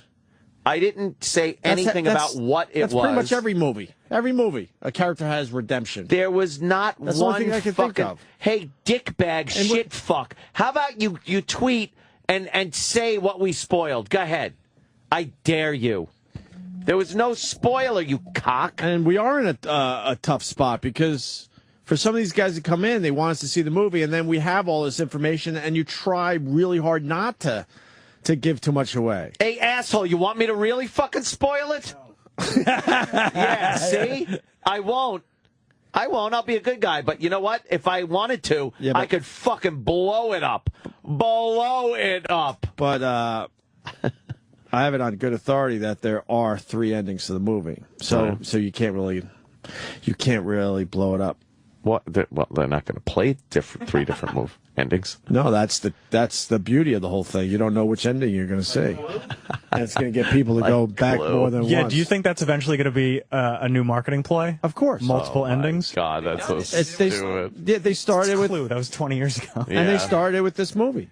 They want you to go back to see all 3 endings. Just but like they're not going to tell you which theaters have the endings. Yeah, exactly. Yeah, and that gets rid of spoilers. But what if you go in and see the same ending? Well, then sucks you're for pissed. you. You got to go in again. Then you're pissed. It's like buying baseball cards and getting the same cards in the pack. Man. Yep. But we didn't give much away at all. I'm going to get it on Laserdisc. There's so much we want to say about this movie. Yeah. So much. You did mention the opening scene. I said it was action-packed. It was amazing. And it's an aircraft-related fucking... and that's not even a spoiler because that was shown already. You're going to see planes in the sky with stuntman jumping down the wings. That was shown before Mission Impossible 3. That's not a spoiler. Yes, it was shown before Mission Impossible 3. Only thing I can think of. Where's Mick Foley? He asked for this favor and he's not here yet? He's not here yet. That son of a bitch. I know. Roland, why are you bringing that here? Are you kidding? No. I'm not. All right, whatever. The Three Stooges. I'll watch this my one. ass. Who the fuck watched the Three Stooges? Get the fuck out of here. Get out of here. Hey, I'm warning you. I heard it was good. I heard rumors that was pretty good too, but I ain't watching out it. of principle, I can't go watch the Three Stooges I movie. ain't fucking watching it. Good doorman gift. Oh yeah. Whoa. Yeah, that's right. 51%. It's fresh. I'll give these to my doorman, and then he'll fucking bootleg copies bootleg and sell them off the sidewalk. Nice. Nice. So it was a big deal yesterday that Mick Foley needed a little favor from us because he's got comedy shows coming up and he's doing something with Raw, and we got back to Mick like we could squeeze in at the end of the show because we got a very busy show. And now he's not even here? Well, that'll be great because he'll be talking with Sam Roberts on He's got a whole hour. after show. Yep. Ooh. Enough of that. Let me see. You need to change the Chicago date to coincide with the Bruce Springsteen's Bruce Springsteen's. Yeah. It should say Bruce Springsteen shows in September. No, we won't. This is my #1 connection. She gets me a lot of good shit. A lot of good shit. Really? So now we just sit here because Mick Foley's late. Well, you know what? He's late for his own favor. He is late. He's 2 minutes late for his own favor. You're right. You'd think a favor, he'd be early. And we got to go home early today. Not early, but my on time. truck is going to be outside at 10, and I got to go. Yeah, I got things to do. Very busy, man. Did Jimmy quit the show? I guess so. He quit? You want to see something so fucking bitchin' cool? What happened? I got to show you this fucking app. The iPhone is your life now. Oh, I thought you quit, Jimmy. Sam says he just signed in. Mick Foley just signed in. He's late for his own favor. Late for his own favor. Do you see what this says right there? What time is he supposed to be here? 3 minutes ago. Yeah, that's pretty cool. I can control my pool from my iPhone. Cool. It's not your pool that's going to kill you. It's unfortunate that you can't control other aspects of your life. Oh, you suck. That's true. So you can turn on the hot tub if you're feeling like I got to heat that shit up. Oh, the heaters, the booster pump, everything. It's just amazing. There's air conditioners now that have apps where you can control the air conditioner. Yeah, so you could have it off, and then when you're driving home, you turn that shit on. It's nice when you get home. I'm just amazed at what's available now. The future is here. I was thinking about the future yesterday. I was in Central Park. I was biking with my son. There was an older guy on a bike in front of me.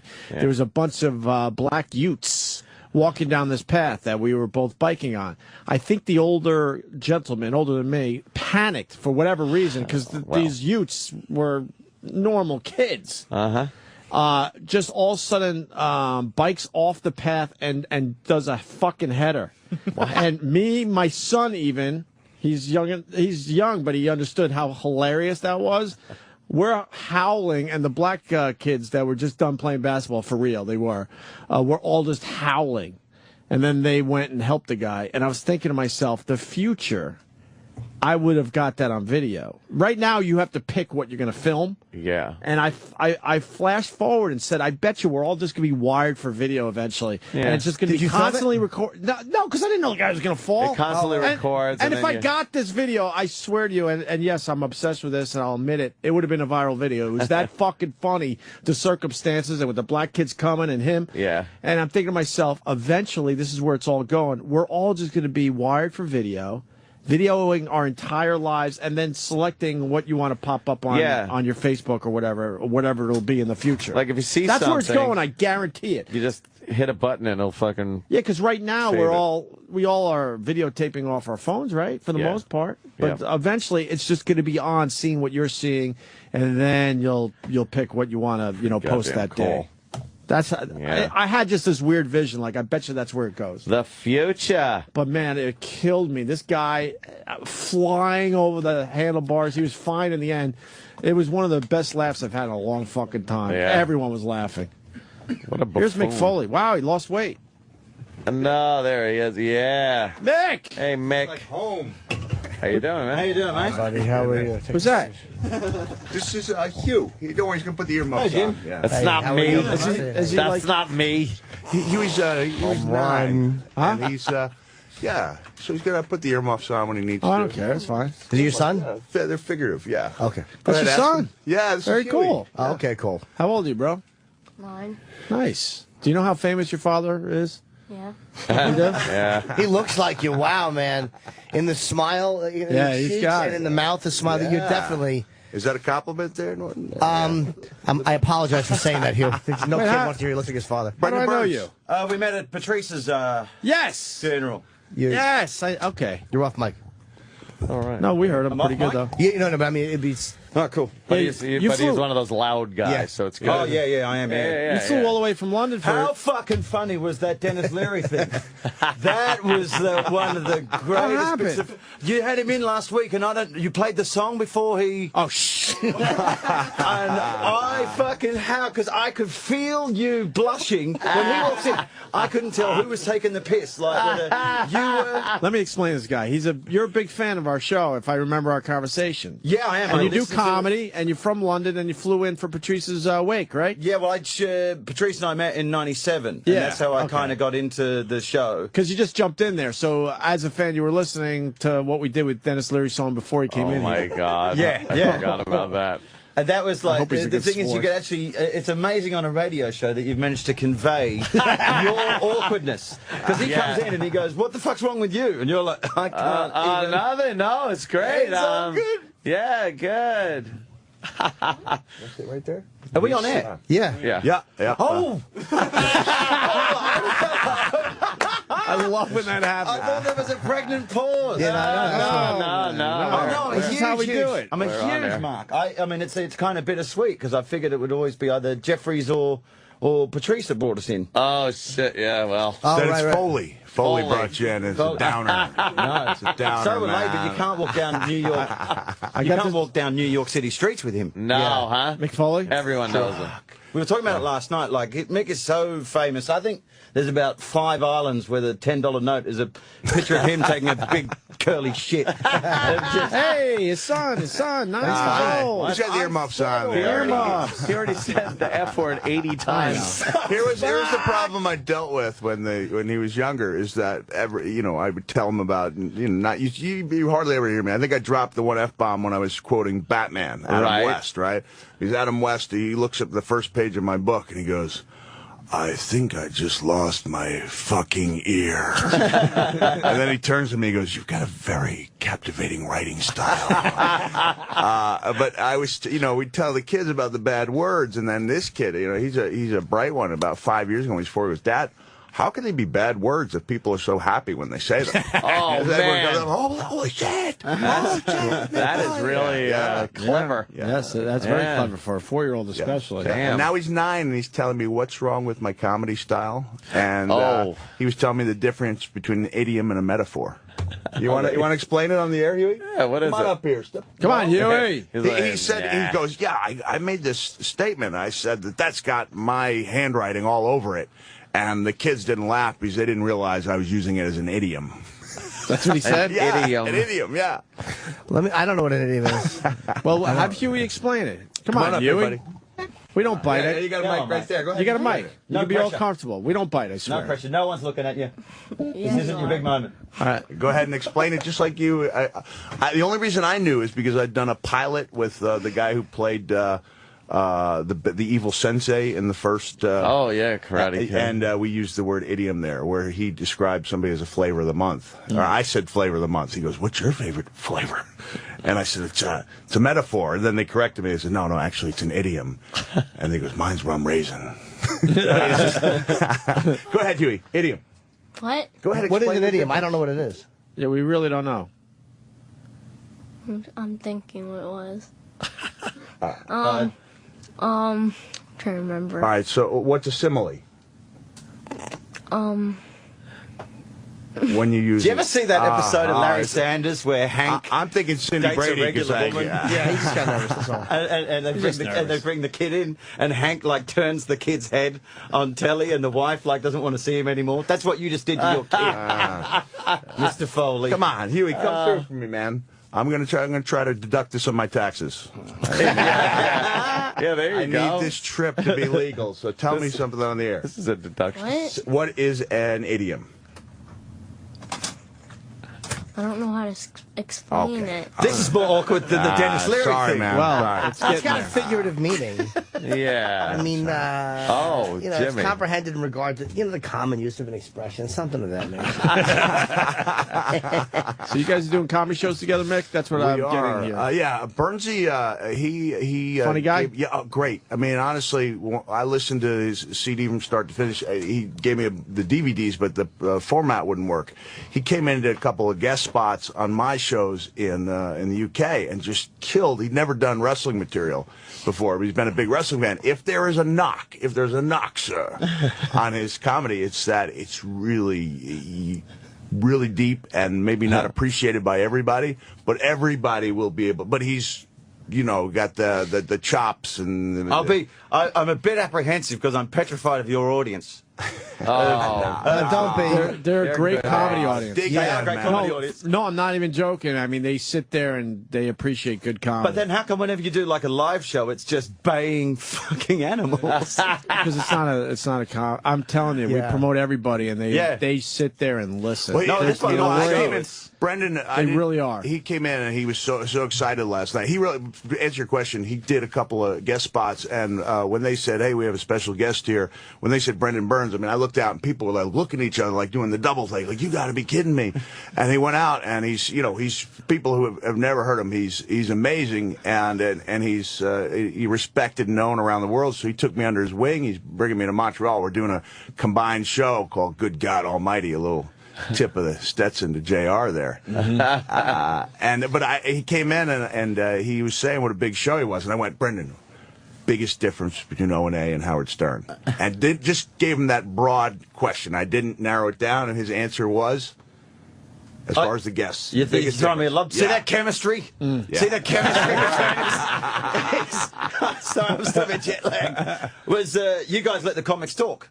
Yes. Yeah. He's pretty much just... No, he's got to be the... He's sucking his own dick for fucking 3 hours. And that man cow cunt can fuck right off as well. Sorry. Hey, I don't know if Huey... Yeah, Huey might have to leave the studio. The C word's too much for Huey. I did use it in England as a comma. You got to explain that to Huey. Yes. What? Country. I said country. I'm from a different country, mate. Plug in. And the C word over there, it's a compliment. See if Roland can hook him up there. Man, he's psychologically scarred. No, he let the comics be, funny. Well, I think it feels threatened. What happened on Mancow? No, I've never been on it. I just can't stand. I think you guys are just right. Oh, he was an ass. Where are you guys doing your comedy shows? We're doing two in Long Island tonight. The Brokerage in Belmore. It's okay. This is like a plug. It's a great gig. I've done that room. It's a great club. It is, to me, like governors. New owners, right? New owners. Same people own Governors and McGuire's. And they do a good job. And they're not small venues, they're intimate audiences. Nice. So Brokerage is a little more intimate than Governors, which is kind of like a barn. Yeah, Governors is bigger, but I love both. I haven't done Governors in years. They fucked me on a bonus once before with the old owners. The old owners. The new owners I like a lot. The guy actually gave me extra money. He was so great. Good guy. Wow. This fucking new dude. Good guy, and then we're doing that tonight. Tickets are slim for that one. There's a few left, and then we have, I guess, plenty left for Thursday in Bohemia, McGuire's in Bohemia, and then we go to the Jersey Shore and we do 3 shows down, from about a half an hour south of Staten Island to Atlantic City. People can go to realmickfoley.com and hit events if they're interested in going, and then we do 3 shows in Montreal. So for me, I mean, you guys know this is like the Super Bowl. I mean, I'm coming here. He's kind of vouching for me, and there'd be some press there, and we got to have this thing right. I want to go to the Montreal Comedy Festival. When is it? Man. It's huge this year. It's their 30th anniversary. There's so many guys going. End of the month? Really? 25th, end of this month. 27th, 28th. I'll be there for a couple. I'm going to be up there. You should do a show there. I'm doing a show with Saget. It's a live broadcast. What day? I go up I have to do something the 26th.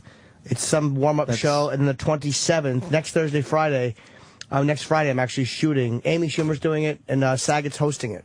You guys should take the show up there. There's like every comic from around the world. That would be cool, yeah. Why don't we? We should. I don't know. Yeah, make it happen. There we go. Make it happen. Make it happen. Why don't we just do it?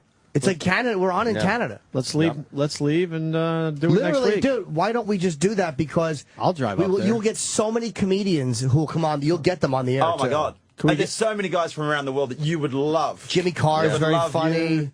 Just like Maxwell, like there's so many like Andrew Jim Jeffries' Maxwell? circle of we had him in. Yeah, Jim Jeffries' circle of buddies over there. What a drunk he is, Andrew Maxwell. He came in. He was St. Patty's Day the next morning. Oh yeah. He was cool though, man. He was a cool guy. We had no idea how big he was. He was just a drunk to us that day on the couch. And then I Googled him and I went, holy fuck, this guy's huge. He's good. He's the comics comic. He's the only guy I know that when he's working a broad room, I can't tell he's working broad. Yeah. You know what I mean? Now he's talking shop. Yeah. Norton, Brennan's talking shop. I was talking to a guy at the Cellar last night. I forget his name. He's doing he told me he's from London, and he does. I want to do the Comedy Store out there. I heard that's a great room. Yeah, it's a great room. And I've always kind of resisted traveling to Europe, but I do want to do the store. But you don't need to do the store. The way that England works is there's a circuit, there's a club circuit, and there's club comics. And that's where you kind of get your start, and you're running with thoroughbreds, and, you know, it's all headliners doing 20 minutes. But then everyone goes to the Edinburgh Festival and starts writing their own hour, building their own audience, and then you go on the road. Which is why when, like, Vos and the guys go over and go, the comics suck, you know, if you're at a gig and every comic on the bill is shit, I'd start asking myself some questions. Because he was going to the shitty gigs. There's guys you would love out there, and you should be on in Europe. I have to. I'm afraid I have to download you, but I can't. Yeah. I tried to get it through Amazon and everything. That's why a podcast would be great, because we could be over. We tried that too. Yeah, we could be anywhere. They're discussing that one as well. We have all the ideas that'll work, but for some reason it just gets. Yeah, it's impossible. Stuck to in the cogs. I gotta ask. I want to ask you something, Mick. You're talking about walking down the street. What name do people like yell out the most? This is. I don't mean to sound racial, but it depends on the race. Really? It's usually Mick Foley. Wait, that's perfectly racial. African. I know. This is just through Dude trial love for and the experimentation. No dude love. It's mankind for African-Americans. Mick Foley. And Mick Foley for white guys and Asians. Do black guys like you? They stop you for pictures, right? They do. It's this was I think in 1992 when I first got the idea that I remember Robert. This is gonna sound terrible too. Robert Fuller telling me in Memphis in 1988. You know, I was like just struggling. He was like, "You're Jacko, you're going to make it." And I was like, "What do you mean I'm going to make it?" He said, "You got the black audience." And I said, "What do you mean?" What? And his you know, theory, Tazzy's his dad was a promoter, was that, you know, people who'd been lied to and taken advantage of for so many generations could see through the BS. Nice. And they could see something real there, character-wise. So I got lost one time driving to a radio station in Atlanta, and it was like that Rocky II scene, you know, where kids were chasing after me and chanting I was Cactus Jack at that time. And I've always, I've always appreciated it. Brendon thought it was odd that I was knocking on doors campaigning for Obama. Yeah. This is, have you guys heard this line? This is where I dropped the F-bomb here. I'm like knocking on the doors because I didn't want to do anything like on the air or above the radar, because even Huckabee was getting slammed for having Chuck Norris campaigning for him. I'm like, I'm a wrestler. Chuck Norris has counted to infinity twice, you know, and he's getting slammed. So I'm knocking on doors in, you know, some of the lower income areas, and this woman of color opens up the door and she goes, "You're the nigga that got thrown off the motherfucking cell." And I had my mouth just dropped. And I didn't know what to say. Yeah, it's a cage, miss. And I finally went, "I've never been called that before." And he heard me tell his story in the UK, and he was shocked, you know, that they would send me out to, you know, to knock on, you know, doors in an ethnic area. I was like, "No, man, I've got that following. I don't know why." But that's hysterical, sending a guy that looks like a lumberjack to go and try and convince black people to vote for Obama. It looks like either he's serving a summons or a bounty hunter or something, you know. Get a possessor. You got a repossess your warrant car. for your arrest. Right. Oh, hey, have I got a thing that you'd love? Oh, you like gadgets? Yes. A burning cross. That's the guess. How young is she? Schindler's List for the last track. Can we continue?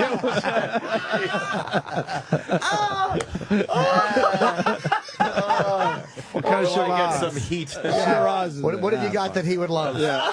A voided copy of the Emancipation Proclamation? Look, it doesn't matter what I got. I want to hear everything you reckon. A human emotion? Sickle cell anemia. You motherfucker.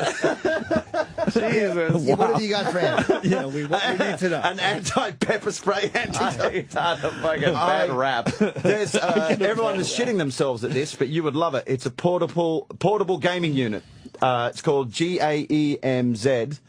And you know how, like, when you go to some hotels sometimes and you can't plug your gaming unit into the TV, it's its own little portable gaming unit, and you just plug it in, and it has its own telly. That sounds pretty big, though. It is pretty big. Yeah? Oh, there you go. You're not... I'm not totally thrilled on this. And Mick cared so much he left the show. Back to casual racism. Like, and Mick said, "Fuck you." I did actually see on the way in, there was like, because I've never been to New York in the summer, And there Oh, are man. just a lot of black fellas playing basketball in cages. Yes. Yeah. There's like big playgrounds with chain link fences. And there's You're like, way to confirm your stereotype, fellas. It's too hot to do that shit. But you you're right. think they you do wouldn't it. make it look so prisony. Very prisony. Yeah. You can't have nets because they get cut down. It's got to be chain link. Like, you know what I Chain mean? link. It has to be. And then the fences have to be high because the ball would pop out and go into traffic. So it looks kind of, very institutional. 1000th episode of Raw coming up. Thank you. Yeah, I want to ask you about official that. WWE appearance. Because we're going to tag team this interview to Sam in a couple minutes. Yeah, But before we leave, what are you doing with Raw? Man, it's the 1000th episode. I mean, that's huge. It's just 20 years. I guess it's the longest running weekly show. At least that's what I hear on Raw. And they're inviting a select few or bunch of guys back, and I'm one of them. So I'll be at the show. I've got my plane ticket. It doesn't necessarily mean I'm on the show.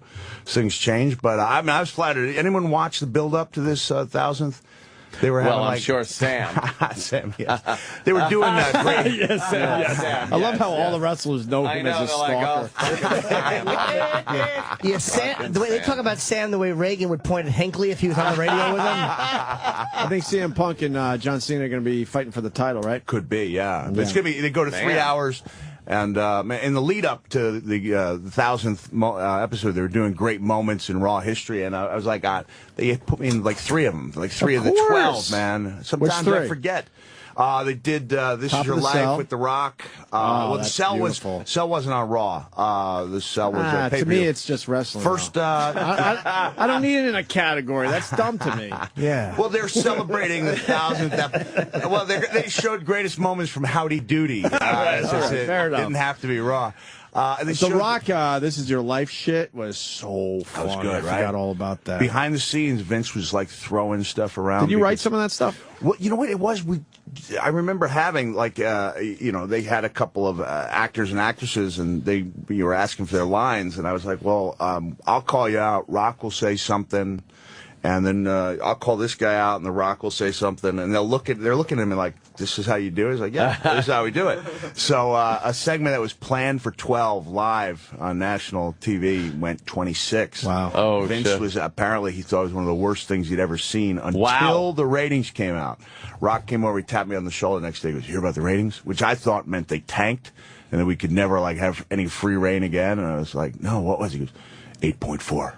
And it meant that you couldn't even explain. Now, maybe with Twitter and cell phones and everything, you could explain how that many people changed channels, because it couldn't be explained just by the people who'd switched from Nitro to Raw. I mean, people literally had to be calling each other up on the phone saying, you got to watch this on TV. And so we walked into Vince's Or office. maybe you just had a big lead-in.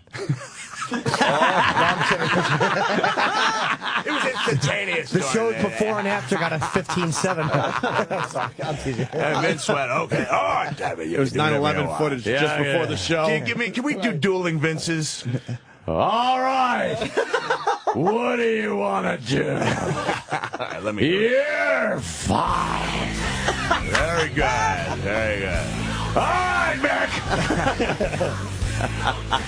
What is I'll that? do the mellower Vince. This is our first meeting. First I ever met him face to face. We want to do what's best for Mike. What does Mike want to do?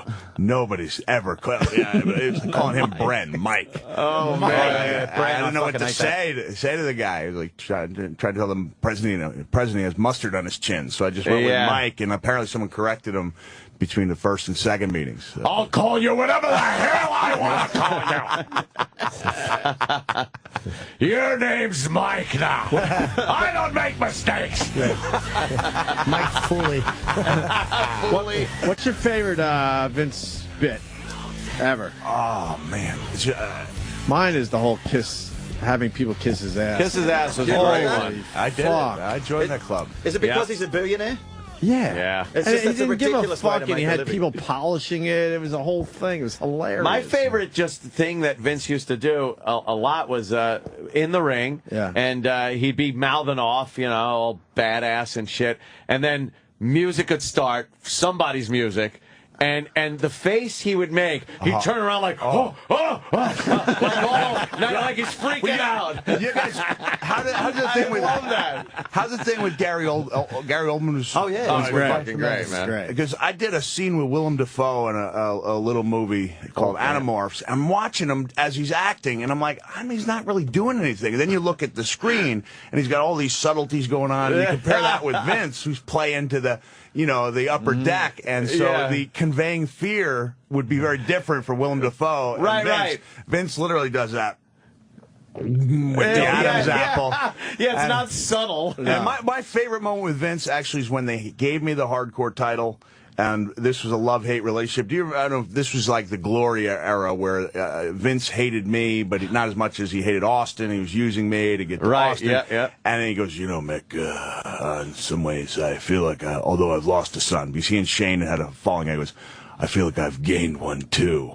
And I went, geez, thanks, Dad. And in about 2 seconds, his face ran the gamut of emotions like sucking on a sour lemon. And then he just, he did the giggle. And it was just like, this is genius. Even when I would be away, estranged from the show, and my kids would watch it, I realized I either had to watch it with the kids or not watch in principle, or watch it and miss out on these several hours a week.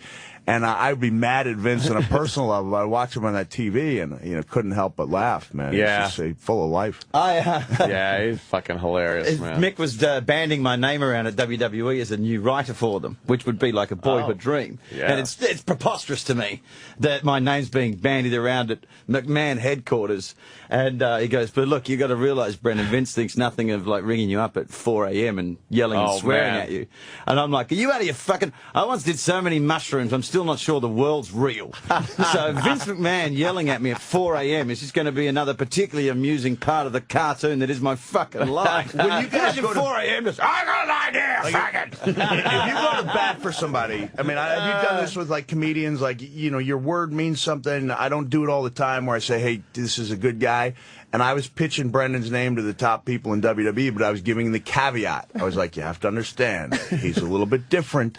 You're either going to think he's the greatest, smartest writer you've ever had, or you will kick him out of the building by the end of day one. And they never took a meeting with him. But if you go to hear his stuff, his wrestling material is just classic. And by the way, I'm trying to interrupt you. What did your son say was wrong with your comedy? What critique did your kid give you?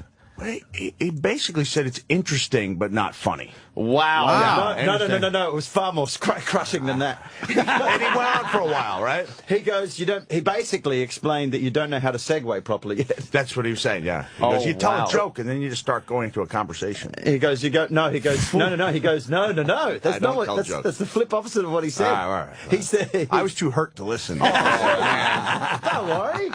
It'll get there.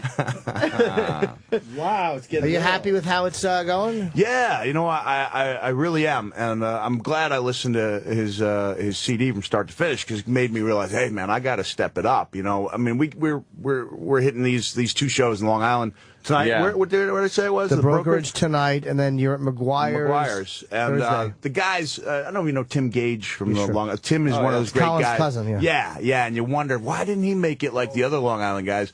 Great Irish storytelling, and Mick Thomas. Dee Snider's son is doing 6 to 8 minute set, which means Dee will be there with family, which is always cool. Is he just starting? He's been dabbling. He's been dabbling for a couple of years, but I'm How old is his kid? He's mid-20s now. Oh, okay. Mid-20s.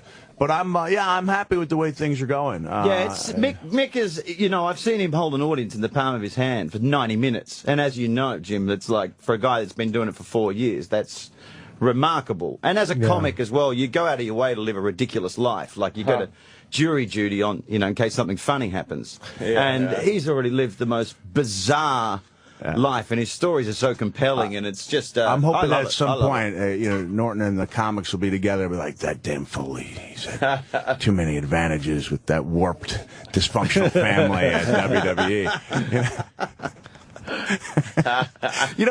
I tried this one story, and I know it'll work. Maybe you guys help me polish it up. And I missed the applause line was, I was talking about the rate of teenage pregnancy dropping by 29%, like over the last decade, and the powers that be trying to explain it away by saying that, sex education has been more influential, people are listening, and I'm like, A, people are wanking it more often, and B, I think through constant repetition, teenagers really don't know how the impregnation process takes place, So I'd say I picture this girl going to a fertility clinic. I don't get it, doc. I came twice in my boobs, once in my butt, and 3 times in my face, and nothing. And he says, well, she's going to have to climax inside of you. And she gets his face and goes, won't I just poop it out? Oh, shit. Do you say poop? Poop it out. Yeah, that might be the hard part.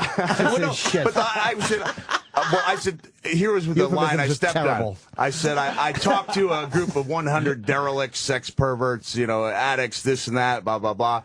And after I finished talking to the guys in the WWE dressing room, and I stumbled on WWE, and I was like, damn, I had that, I had it. And you told me record everything I do. I haven't been doing that. And if I mess up one time, I don't go back to it. So yeah, but if you do good, you're not going to know why you did good. Yeah. You may have a line work and not know why it worked. You just keep trying to capture the aliveness of it, and it never comes back. And if you can't watch it, euphemisms are rough, too. It's hard.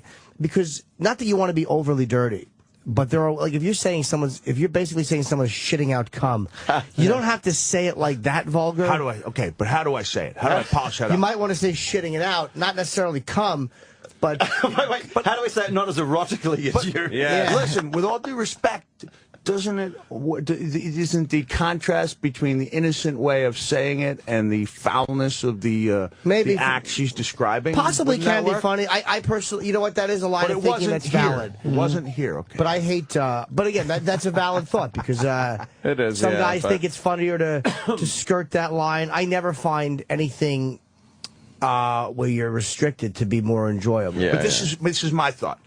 All right, and it's weird because in Long Island, I'll go on after Brendon, and he'll go on in Montreal, the big shows. He'll go on, and the idea is to build towards Montreal. Before we go out to WWE, the last thing you see is a sign that says, stay away from Spanish announce table. Because your main event guys may want to go through that table. And so, when Brendon goes out there, I want him to have the liberty, if he wants, to take out that table. You know what I mean? And this is what, if I was privileged enough to do a show with you, and I mean that, and I would love to do it and open for you, I would stay away from. I mean, I try to drop 1 or 2 F-bombs, and use them in a powerful action verb sense. Yeah, make them count. And then the floor's open, for the guy who's really good at that. Well, does that happen here? Do comics ask, look, stay away, eating pussy's my territory? I don't, I'll ask, I never tell people what to do, but if I'm working with somebody, you prefer, when Sandusky was happening, I had 15 minutes on it. You prefer if the guy before you isn't doing, I'll ask him, are you doing anything on Sandusky? And if they are, I'll have to avoid it. I won't tell them. You won't say, hey man, that's kind of. Nah, I mean, there's a way to do it. But out of respect, shouldn't the guys who are opening up for you ask you? You just pick and choose who works with you. Because I was warming up for a special, I had to work on the material. Well, that's fair enough. I've seen you guys work with each other. You can do it, sure. Yeah, if the guy's open to it, you can ask him and you can work with him. That's the way it should work. I mean, that's in the, that's the courtesy in wrestling. It depends on the comic and what kind of relationship you got with him, I think. Exactly. If the bit doesn't stand on its own, then it ain't that strong. Right. Well, any bit, though, when you talk about, there's only so many ways you can go on a bit. If you're talking about Paterno and how he knew, no matter how 2 comedians do it, one comedian talking about Paterno knew, the second guy's joke may be stronger, but you've already heard it. It just loses something. But again, your joke does have to stand on its own too. Yeah. But I won't ever tell a guy you can't do it ever. You can't tell a comedian. I just work with guys that I know are different than me. Like Amy Schumer, I worked with a long time, but she's too strong and open now. But she's totally different than me, and she would destroy. You want people who kill and are the opposite, whatever that is. I agree. Tim's our MC, and that's an art, because then when Brendon goes on and he kills, we'll get that 5-minute transition period where I'm not expected to come up and match that energy. Continue that energy. I think he's building it up too much because I've never done this stuff before. I've only done it at Mick Foley guest spots. And it's funny, he wants it he's going I want people that don't like wrestling to enjoy the show. I don't. I don't know. We're ostracized enough, aren't we, Sam? Exactly. We're fucking lepers out there. But there's always like 2 or 3 women who come with their boyfriends, and I want them to enjoy it too. Yeah. Is that the wrong way to look at it? Should I be worried about that other 99? We're just worried about your material. Okay. Yeah. Just and they'll come. Play to your strengths as Yeah, well. you can't always play to your strengths. I've seen enough shows. You can't overthink that shit. That's true. Just worry about your material and what you believe in. Thanks, Opie. Mick Foley and Brendon Burns. You guys going to continue with Sam? We got to go, though, for real. Thanks for having us on, especially short notice, man. Yeah, Big, but Sam will continue if you want to stick around. It was a pleasure meeting you finally. We're doing radio with you. We met at Patricia's thing. Yeah, which was thanks, just man. Horrible day for everyone. I know. You got to come back and do more radio with us. I would love to. Whenever I'm in New York, that'd be great. If you come to Montreal, I really want to introduce you to some guys that I know you'll love. What dates you guys going to be up there? 25, 27, and 28. All right, that's when I'll be up there. When is your show? Because we're doing midnight. If I don't know. I think I'm doing something on the 26th. I don't even know who else is on the show besides Amy and Sagas. We got that day off, right? Yeah, I got to work on my gala spot, I think. But still, I did like the gala. I did it last year. I only did one gala. I don't love Montreal. I don't hate it. It was a fun city, but they don't love me up there. I do okay. I don't destroy. Really? Yeah, I do okay. Wait, we did our first Montreal together. Notice, really. And we were on fire. That was Good back luck, in Sam. 97 or something. Thank you, buddy. It took me a long time to get into Montreal. Godspeed. See you, buddy. Cheers, guys. Sam. That's hilarious. Now the after show. These guys leave their show. Now the after show. Well, it's the after show now. You guys, we would have been out of 10. I know, really? right? Yeah, they stayed 15 extra minutes. We run out of here. Because I must admit, most of the interview, they're putting bags on their back. Yeah. Now they're leaving their show and us here. Dueling I love you Vinces. guys. Dueling Vinces. Yes. I'm gonna go too in a second. But yeah, no, Montreal's okay. I enjoy it. I'm looking forward to this because I love Bob and I love Amy. You know. But since it's Sam's show, we don't have to worry about maintaining the ratings. Not at all. Yeah. Shop talk. I mean, that's what I love, the similarities between wrestling and comedy. There's so many. They're so relatable. So relatable. And to hear, you know what? I mean, I watched The Voice. I got hooked on The Voice this year. And I couldn't help but think that Christina made some choices based on some odd choices. And I was doing some thinking. I think, I don't think she likes to have someone question her advice or not utilize exactly what she said. But she let go of the one guy who seemed like he had the thing almost wrapped up. And I think, you know, I'm lucky. I've been wrestling for 27 years, and over the course of time, you learn to filter out, you learn to take in everything, kind of decipher it, filter out what works for you, and then you put it together. Because, you know, in wrestling and in comedy, you got a lot of people telling you great advice, but nothing works for everybody. Great advice, but not for you. Yeah. But I love when I come on and I can see your eyes, you know, light up when you talk shop. It's this craft, you know. It's this. I talked to Judah for hours about it. Yeah. And then Brendon and I were up last night, and I think the other comics, when they see that I come in and really want to learn and be better at it and have the respect for it, because I've heard there are guys who come in who are actors and they're just there to kill some time so they can sell their stuff at the end of the show. Yeah. And that might work for them, but that seems like a dead end, you know? I mean, I go out there and I get the same. There are some people who are like, there was an article in Las Vegas that said the man who once played to tens of thousands now plays to tens of tens. It was like, oh, ouch. And I was like, first of all, there were a couple hundred people there. They were scattered through a 3,500 seat theater. No, but not like that. Were they really? The people who originally took a chance on booking me, and I'll give them a lot of credit for even taking a chance, they got really enthusiastic when we did really well at the Improv in Hollywood, but that's a couple hundred people, and then they started booking 2,000 and 3,000 But you're not going to get any good learning in No. front of that crowd. No. You're not going to. You find out who you are in front of 100 people. They put you in front of how big of a room? I did a show in Improv 200, and the next 5 theaters ranged from 1,500 to 3,500, always with an audience of 100. 400 people in Vegas is good, but not when you're playing the same theater that Elvis Presley played, and the VIP people are to the side of the stage. Tell him about Belfast. After we gigged together, he tells me he said it was like the London gig was the greatest gig he'd had, and his timing and his pitch perfect, and I'll say as well mixed strength is sometimes people come from another industry. And they go, I'll give stand-up a go because I've always been kind of funny in my industry. Mm-hmm. But then they try and become a stand-up comic. And that takes 10 years. Right. Whereas, like, there's a friend of mine, Paul Byrne, who's a director of stand-up shows, and he was asked to work with Ben Dover, the former porn star. I loved his stuff. It was very organic, and he sounded like he was really picking up girls. That was after my friend Paul Byrne worked with him. Because originally he wanted to do, like, this Northern Working Men's Club kind of, my wife, right? And he's going, what the fuck are you doing? You wanted to do the William Regal. Porn. Yeah. I never saw his fucking stand-up. I know it's porn. Yo, That's right. Yeah, I couldn't tell when you were saying. I thought he was really picking up girls. I knew you were talking about porn, but then I was like, I didn't know he did comedy. God, because when you said I love this stuff, I was like, are you fucking retarded? Yeah, I don't care about his act. No, I thought he was really picking up girls. Porn was good. Yeah, he's a good actor. But my friend, I think actually Jeffrey's even talked about Paul Byrne on the show before. He was the Irish guy that got like diagnosed with a dicky liver. And they said, you got to stop drinking. And he was like, well, it's been a good innings.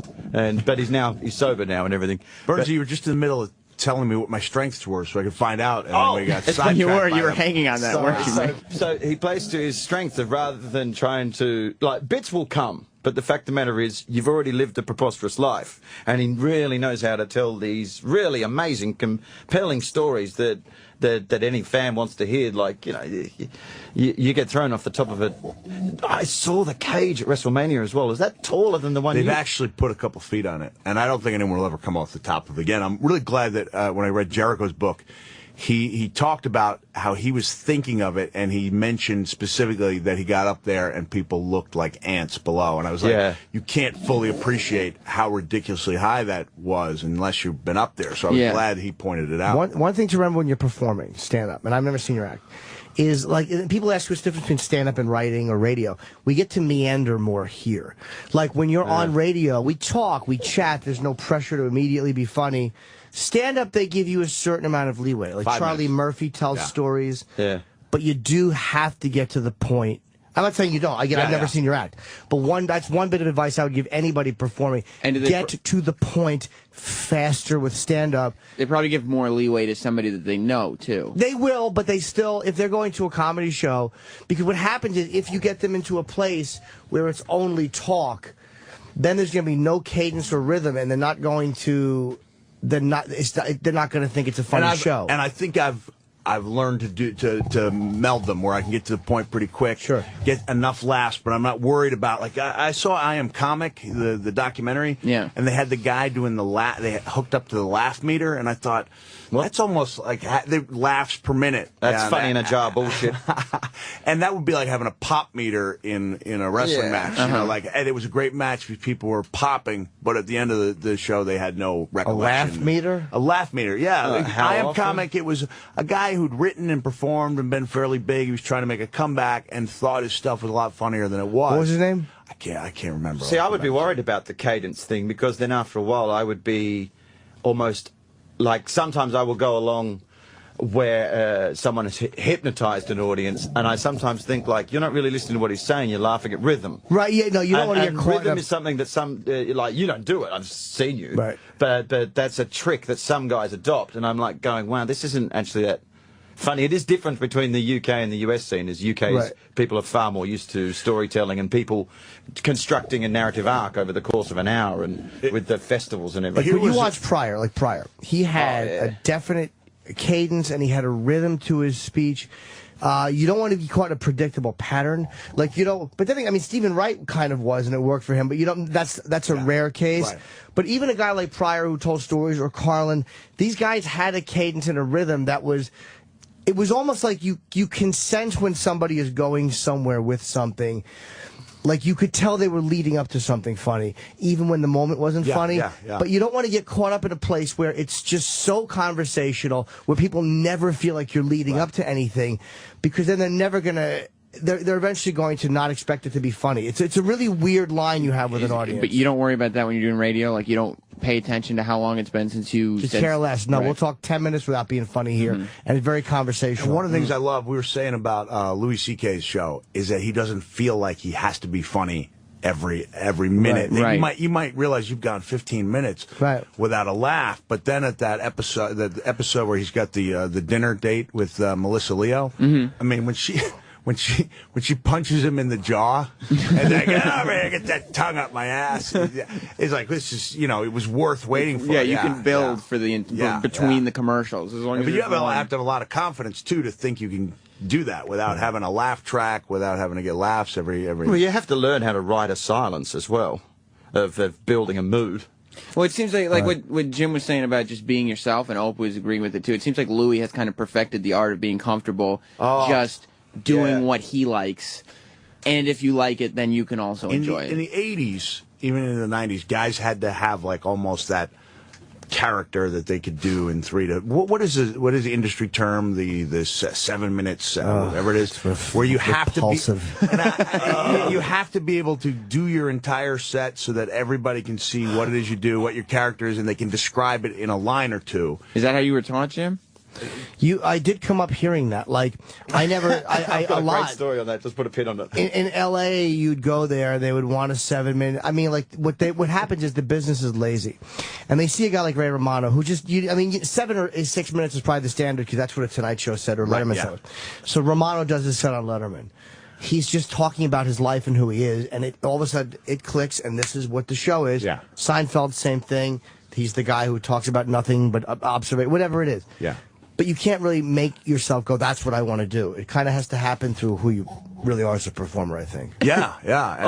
On the 7-minute thing, there's a story that every New Zealand Kiwi comic knows. If you ever get Rhys Darby and ask him about it, is that there was a guy on the open spot circuit in New Zealand that... The open spot is open mic, you would call here, right? And he used to always declare, mate, I've got the best 7 minutes in the world. I've got the world's greatest 7 minutes, right? And he was a proper prick, and everyone fucking hated him. And they found themselves on the road one time, which back in those days in New Zealand was a real rarity. You never went on the road to go and do a gig out of town. So Captain 7 Minutes is going along with him. He's going, and the whole way there, he's like bragging to the headliner, mate, I got the best 7 minutes of all time. I got the greatest 7 minutes, rah, rah, rah.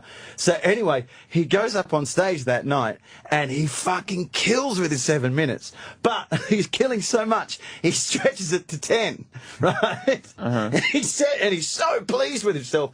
He's then going up the back of the room, bragging to everyone at the bar that will ever listen. Like, so the headliner is going, can you shut the fuck up, mate? And he goes, mate, I've done my 10 minutes. Comedy's over. So apparently, he retired. What? He was like, once 7 minutes has gone to 10 in this guy's head, he's like, funny's done. There's no funny left in the world. I stretched 7 because he did 10. his 10 minutes. And apparently he got punched in the head and left on the way home. And that was his entire career. That was his entire career. I've seen guys like in the UK, because they are brutal. There's some rooms that are real baptisms of fire, that they're renowned for heckling. Sure. And but the thing is, the hecklers want you to win. I notice here, a heckler just wants to fuck you up. Like it's a drunk girl, or it's someone that just is jealous of the attention, whatever. It gets aggressive sometimes, yeah. Yeah, in the UK it's considered a sport. It wasn't Belfast where I had that. It was Dublin. Oh, that's right. It's Dublin. And it just and you learn this juggling act, especially for me. Honestly, part of the appeal of going to my show is the meet and greet. Like sure. I don't know when I'll ever get to that point where I can go back and just say no meet and greet, just a show, man. Right. Take it or leave it. And I think a lot of people at this point would choose to leave it. I mean, they're always pleasantly surprised, but there's just you're famous for something else. Yeah, right. But if you do the meet and greet afterward in the UK, then people are risking missing their trains. You do it ahead of time; they got the extra 2 hours to drink. And you do the late show. Remember, I didn't know there was a difference between an early show and a late show. Brendon did a show with me in London. The next day, I think he had to leave. We did an early show, and it felt great. I mean, I went out with those guys the night before. I said, this is the best time I ever had in comedy. And 26 hours later, it's that show, but plus the 2 hours. I go out there, and even when it's like, hey, how many of you here, just show of hands, I'm getting about 25% the audience participation that I did. And I was like, what is different here? And when I came back, they said Steve Martin's book starts with the statement, why did I retire from comedy? 4 words or whatever it is, Friday Night Late Show. And I was like, what is the difference? And they said, it's a huge difference in the drinking, and the ability to catch subtleties. And they're tired and they worked all week. The Friday Late Show is the toughest one, but even that's become an overrated horror show. It's not even that bad. It's like, what for me? Oh, it is not. It starts at midnight. For me, a lot of times that can be rougher. Friday Midnight show is rough.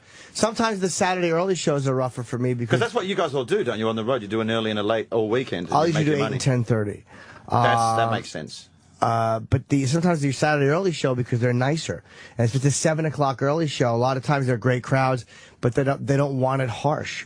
So I have trouble on those. Sometimes the Saturday late shows usually. Well, not only that, Friday is they could have gone to see something else. I don't think you're their first option, Late Show Friday. Well, you're not saying that specifically towards Norton. You're saying, I know what you're saying. Yeah, yes, the collective view, but no, he's right about all of us. I think you're doing it yourself a disservice here as well, as I have seen you hold the crowd in the palm of your hand, and I got to put this in perspective for you as well. It's like I'm as big a wrestling fan as you. Really? Like, yeah, and when you're a big wrestling fan, other wrestling fans become aware of you. Like, I'm not that famous in the UK, but like Mick said, when I went on the show, people already knew I was a wrestling fan. Right. So it's kind of like I'm a kind of known comic. Well, because people can't believe that there are like wrestling fans in society doing things. So can you imagine, from my perspective, meeting him on these grounds? It would be Jim, like, say Ozzy Osbourne decided that he wanted to take up plumbing, and you happen to know that you're a pretty decent plumber, and he wants tips. So it's I'm playing it cool here, but I'm really like I said, that mushroom thing, like I got sober and all that, but I'm still not sure the world's real. When you were saying the thing about in England, like hecklers being, it's a sport. It's a sport. How do the comics feel about that though? Because here, the greatest thing, when we were in Vegas a couple weeks ago, we went and saw Dice perform. I was there. Within 2 minutes. Vegas or at Dice? I was there. I was in Vegas. I think I bumped into Bobby Kelly we went in for the fight. Oh, really? Yeah. Oh, wow. Carry on. Dice is performing. 2 minutes into his set, somebody's piping up. He kicked him out of the room 2 minutes into his set. To me. Whenever I see, there's a famous story of a guy called Joey Lee from America that came over to England claiming that he had all these deals and everything going on in the States. And he played Reading Music Festival, right? And that's just baying animals. And the crowd are brutal. The thing is, at theatre shows, they're respectful or whatever. But there's certain shows, there's like the Late and Live in Edinburgh, where it's renowned for heckling, and it's a baptism of fire, and it's just an accepted thing that you just go back and forth. And they're pretty good. It's not the usual, you stuck kind of, the hecklers are funny. But the comics still do those places? Like, they're not certain comics do, other comics don't. Right. It's playing to your strengths, whatever. But this guy, Joey Lee's at Reading Festival, and a mate of mine, Dave Hanningham, was on before him, and Dave had an absolute killer set, but Joey was one of those guys that was under the impression that everyone loved him, and we couldn't fucking stand him, because he would do that thing that the guys do here that we don't do in the UK, of listing your credits. And it's a wink. It's a wink to the. If you tell a compere or an MC, did you know this in the difference? UK? Because I read it in his book. You don't give credits, and it makes you look bad in front of the audience. Because it's a wink to the crowd that the guy's a wanker. So if a comedian says, you list their credits. So the thing is, like, if a comedian likes you, like, basically, if an American guy comes in and starts giving it the big hoo-ha, the MC will go, anything you want me to say about you? Right? And it's a trick. Yeah. Because then he goes, tell him I done Letterman, tell him I done Letterman. He's going, yeah, good luck them knowing what the fuck that means, mate. How about if the comics, I always thought if I had a British intro, it would be, it's his first time in England. Yes. You know what? I just met the guy. That's what I ask people to say in the US. Because it's on the flip side, it works negatively because people get nationalistic. Because if you start listing my UK credits, first of all, no one gives a shit. Second of all, the crowd starts to get patriotic and going, well, fuck this guy. Who does he think he is coming here? They shut down on you.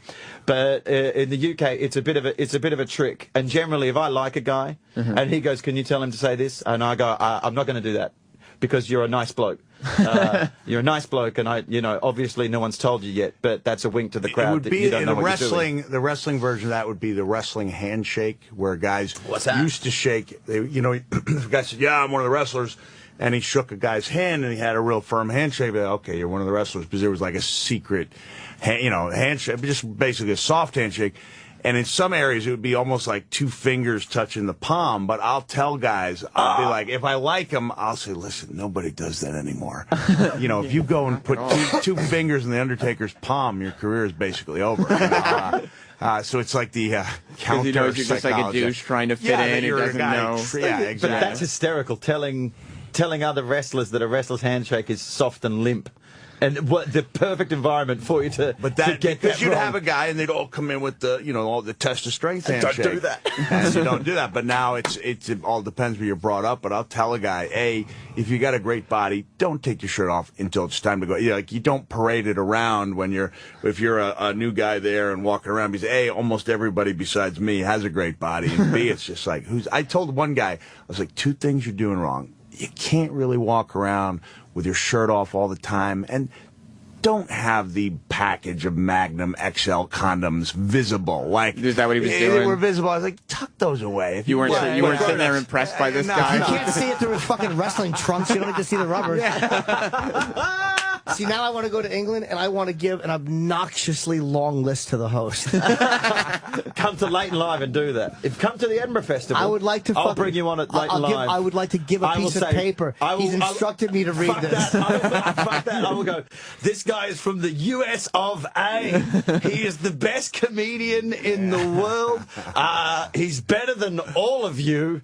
He sells out Madison. He owns Madison Well, I would Square kind of Garden. want them to. No, I would want to give you paper so they kind of knew that it was at my insistence. Right, like you'd have to like a scroll, like read it out like this. Just like a fucking sheet of paper. Yeah. Yeah, no, I've heard that's a real fuck you to a comic if they give you credits, and I would never, I forget what comic told me that. I've never worked. It's not a fuck you. It's a wind up. Oh. Does that make sense? Yeah, it's a ball break. Yeah, ball breaker. And you're letting the crowd know, like It's a oh, I'd never told you the Joey Lee story. right from Reading Fest. So the Reading Festival. So Yeah. Joey Lee is beforehand. He's going, hey Dave, you're my guy. They have no MC at the Reading Festival. It's a rock festival. Foo Fighters, AC/DC playing. People throw porta bins at what's his name? Guy that was in the Matrix. Keanu Reeves. Keanu Reeves. Right. Keanu Reeves' band famously got like bottles of piss thrown at them.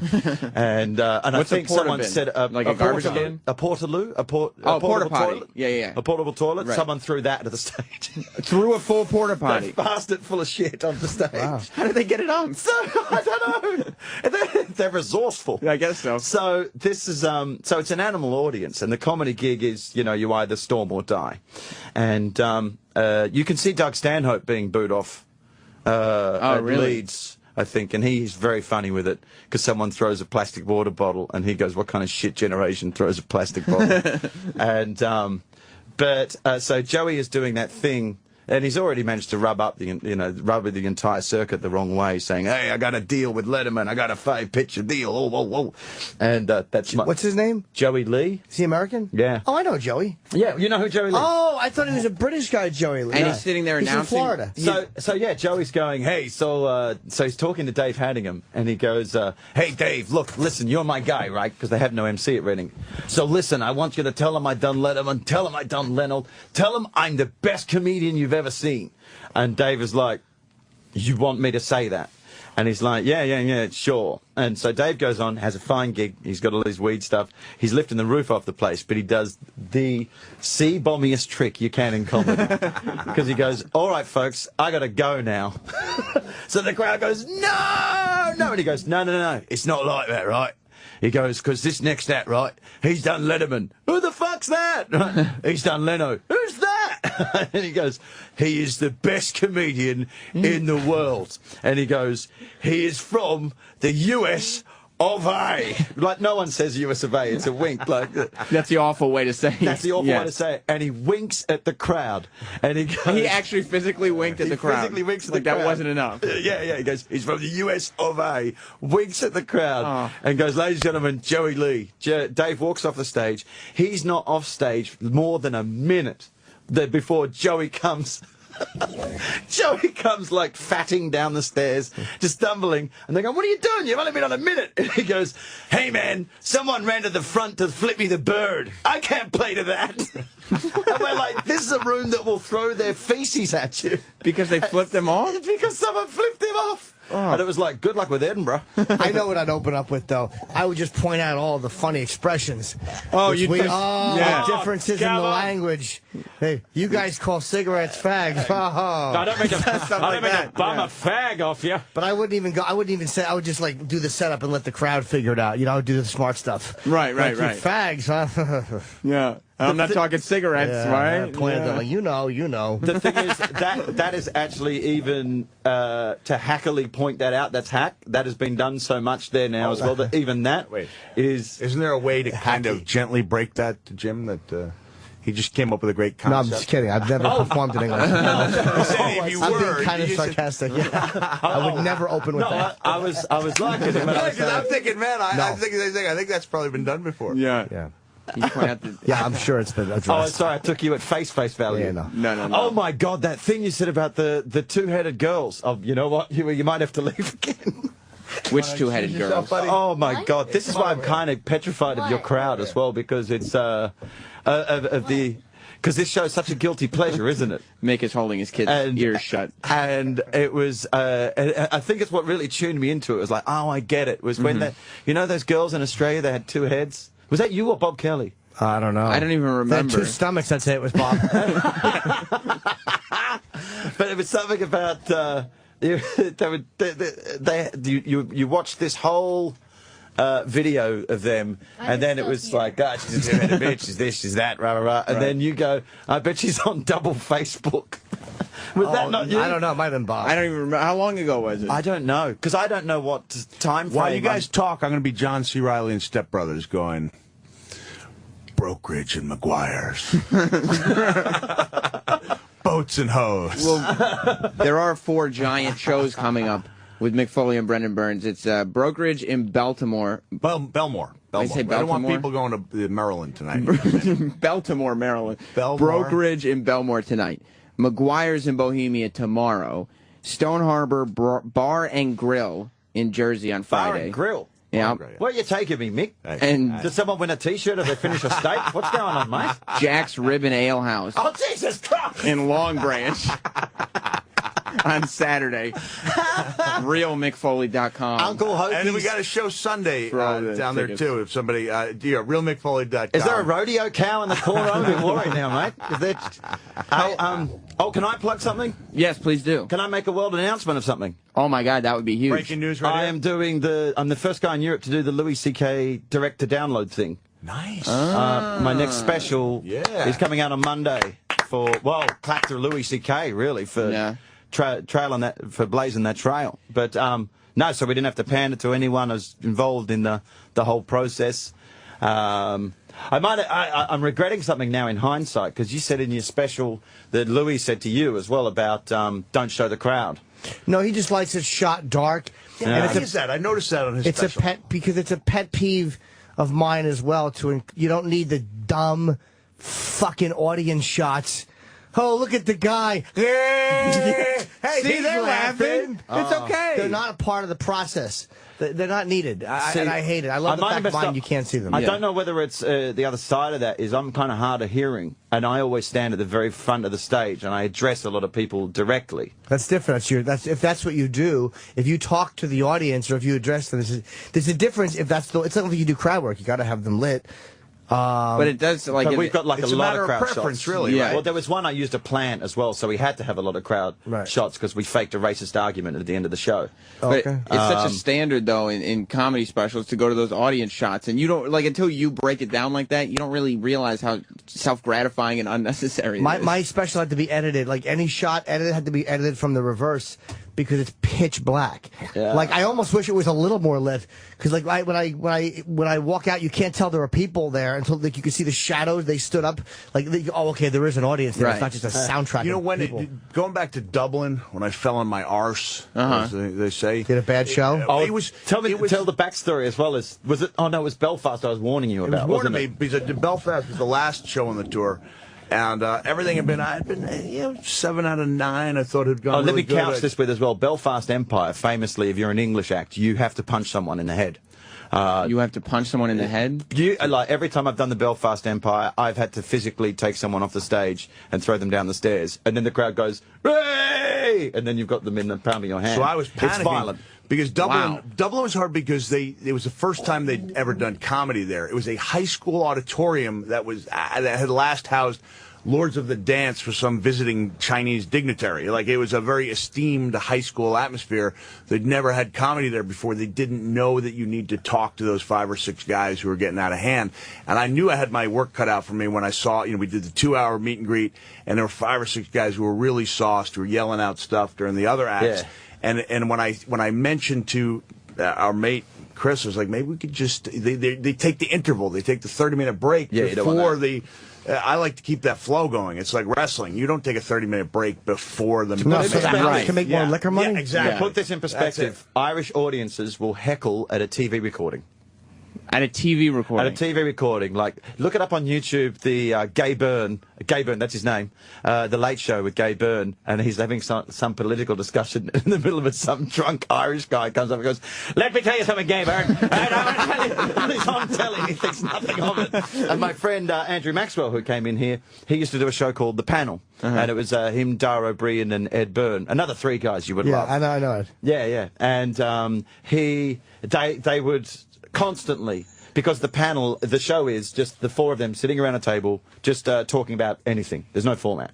So the thing is, because it's so conversational, it's like this, that people in the audience are going, "That happened to me!" So you're not even, I assumed you were talking about they will heckle during comedy TV tapings. Yeah. You mean any TV taping? Just during comedy and TV. Just whatever's on. They're so kind of, they don't respect anything. Yeah, they're just assholes.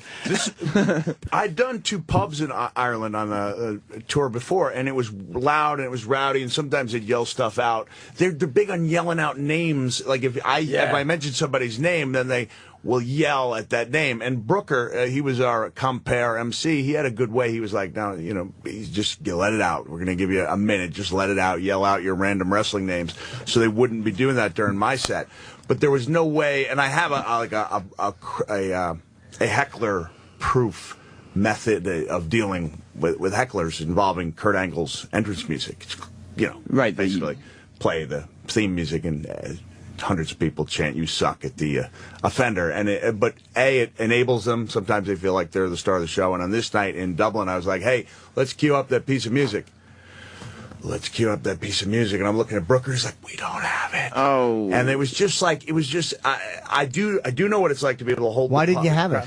They just didn't have the sound. You shouldn't be relying on that. I know. You should have it. Yeah, but I have held them in the palm of my hand enough to know what that feels like, and so I know when it's not. You should have had it on your iPhone and just pulled it out and held it into the cord. Huey, I need an iPhone. You've never seen an audience want to chant a comic's name more than at his gigs. But they behave like the next night, I was down, man. I was like, I'm ending this thing on a sour note, and he's telling me about having to punch people in the head at the Empire. Yeah. And I went out. It's about 300 people. No, I said at least you don't have to play the Empire tonight. And he says, "That's where I'm going." Oh. And I told him all the Empire punching in the head stories, and he goes, "That's where I am." And I'm like, it'll be fine. Do you want some put downs? How was it? First of all, it was one of the top 5 reactions I've received anywhere when I came out. Just like humbling. Yeah. And then I think if the lights had, those 4 or 5 rowdy guys, if the lights had been on like they were the night before, and I'd be able to see the guys who were giving me crap, I would have paid more attention to them. And I at one point I was talking about the C word, and the fact that, man, you only say that in the U.S. if you really want to get your butt kicked or break up with somebody in a hurry. And I said, here, you use it as a comma. And I said, I just I'm not able to do that. They started chanting me for to say the word, and I got up to the mic and I went, can't do it. And then we went to the show, and 20 minutes in, out of the darkness, somebody yells something out, and I just stopped. Huey, earmuffs, put these on. Cover yours. And I just looked there, I went, cunt. First time I ever said it, and it was like boom, and I came off. It's freeing, isn't it? It is. Well, on that note, we actually have to go. Yeah, we have a time schedule. Foley drops the C-bomb. Yeah, wow. I love it. Thank you guys for coming in. I didn't make my announcement. The thing with the download. Right. Go to www.Brendon Burns. It's Brendon D-O-N. www.Brendon Burns Comedian. We're running overtime now. BrendonBurnsComedian.com. BrendonBurnsComedian.com. That's easy to remember. And it's available on Monday. And you can go to realmickfoley.com to see them all weekend doing comedy. Make sure you go to tinyurl.com/Steve C Fund. We're raising money. Did you know Steve C., our executive producer? He passed away. I saw that last week. there was something there where he had the classic haircut on. I saw. Yeah. You guys are having a rough year. Yeah. He died on Wednesday, but we're raising money for his family because he left behind a 2-year-old and his wife. Yeah. So people have already raised over $20,000, right, Eric? That's great. We're at 25 right now. Yeah, so keep donating, please, because they could really use it. Mick, thank you. Brendon, good to meet you. You too, buddy. And we will see you tomorrow. Appreciate the time. And Yep, Jim, sure. thank you for sticking around and talking shop. That's it's very fun, man. flattering, Yeah, man. thanks. Stay It's very tuned. fun. Ron and Fez are coming up next. Opie and Anthony Show is now over. For real this time. Check out the O&A Show on Facebook at facebook.com/Opie and Anthony. And catch Opie and Anthony live Monday through Friday from 6 to 10 a.m. Eastern. Ron and Fez are next. Hey!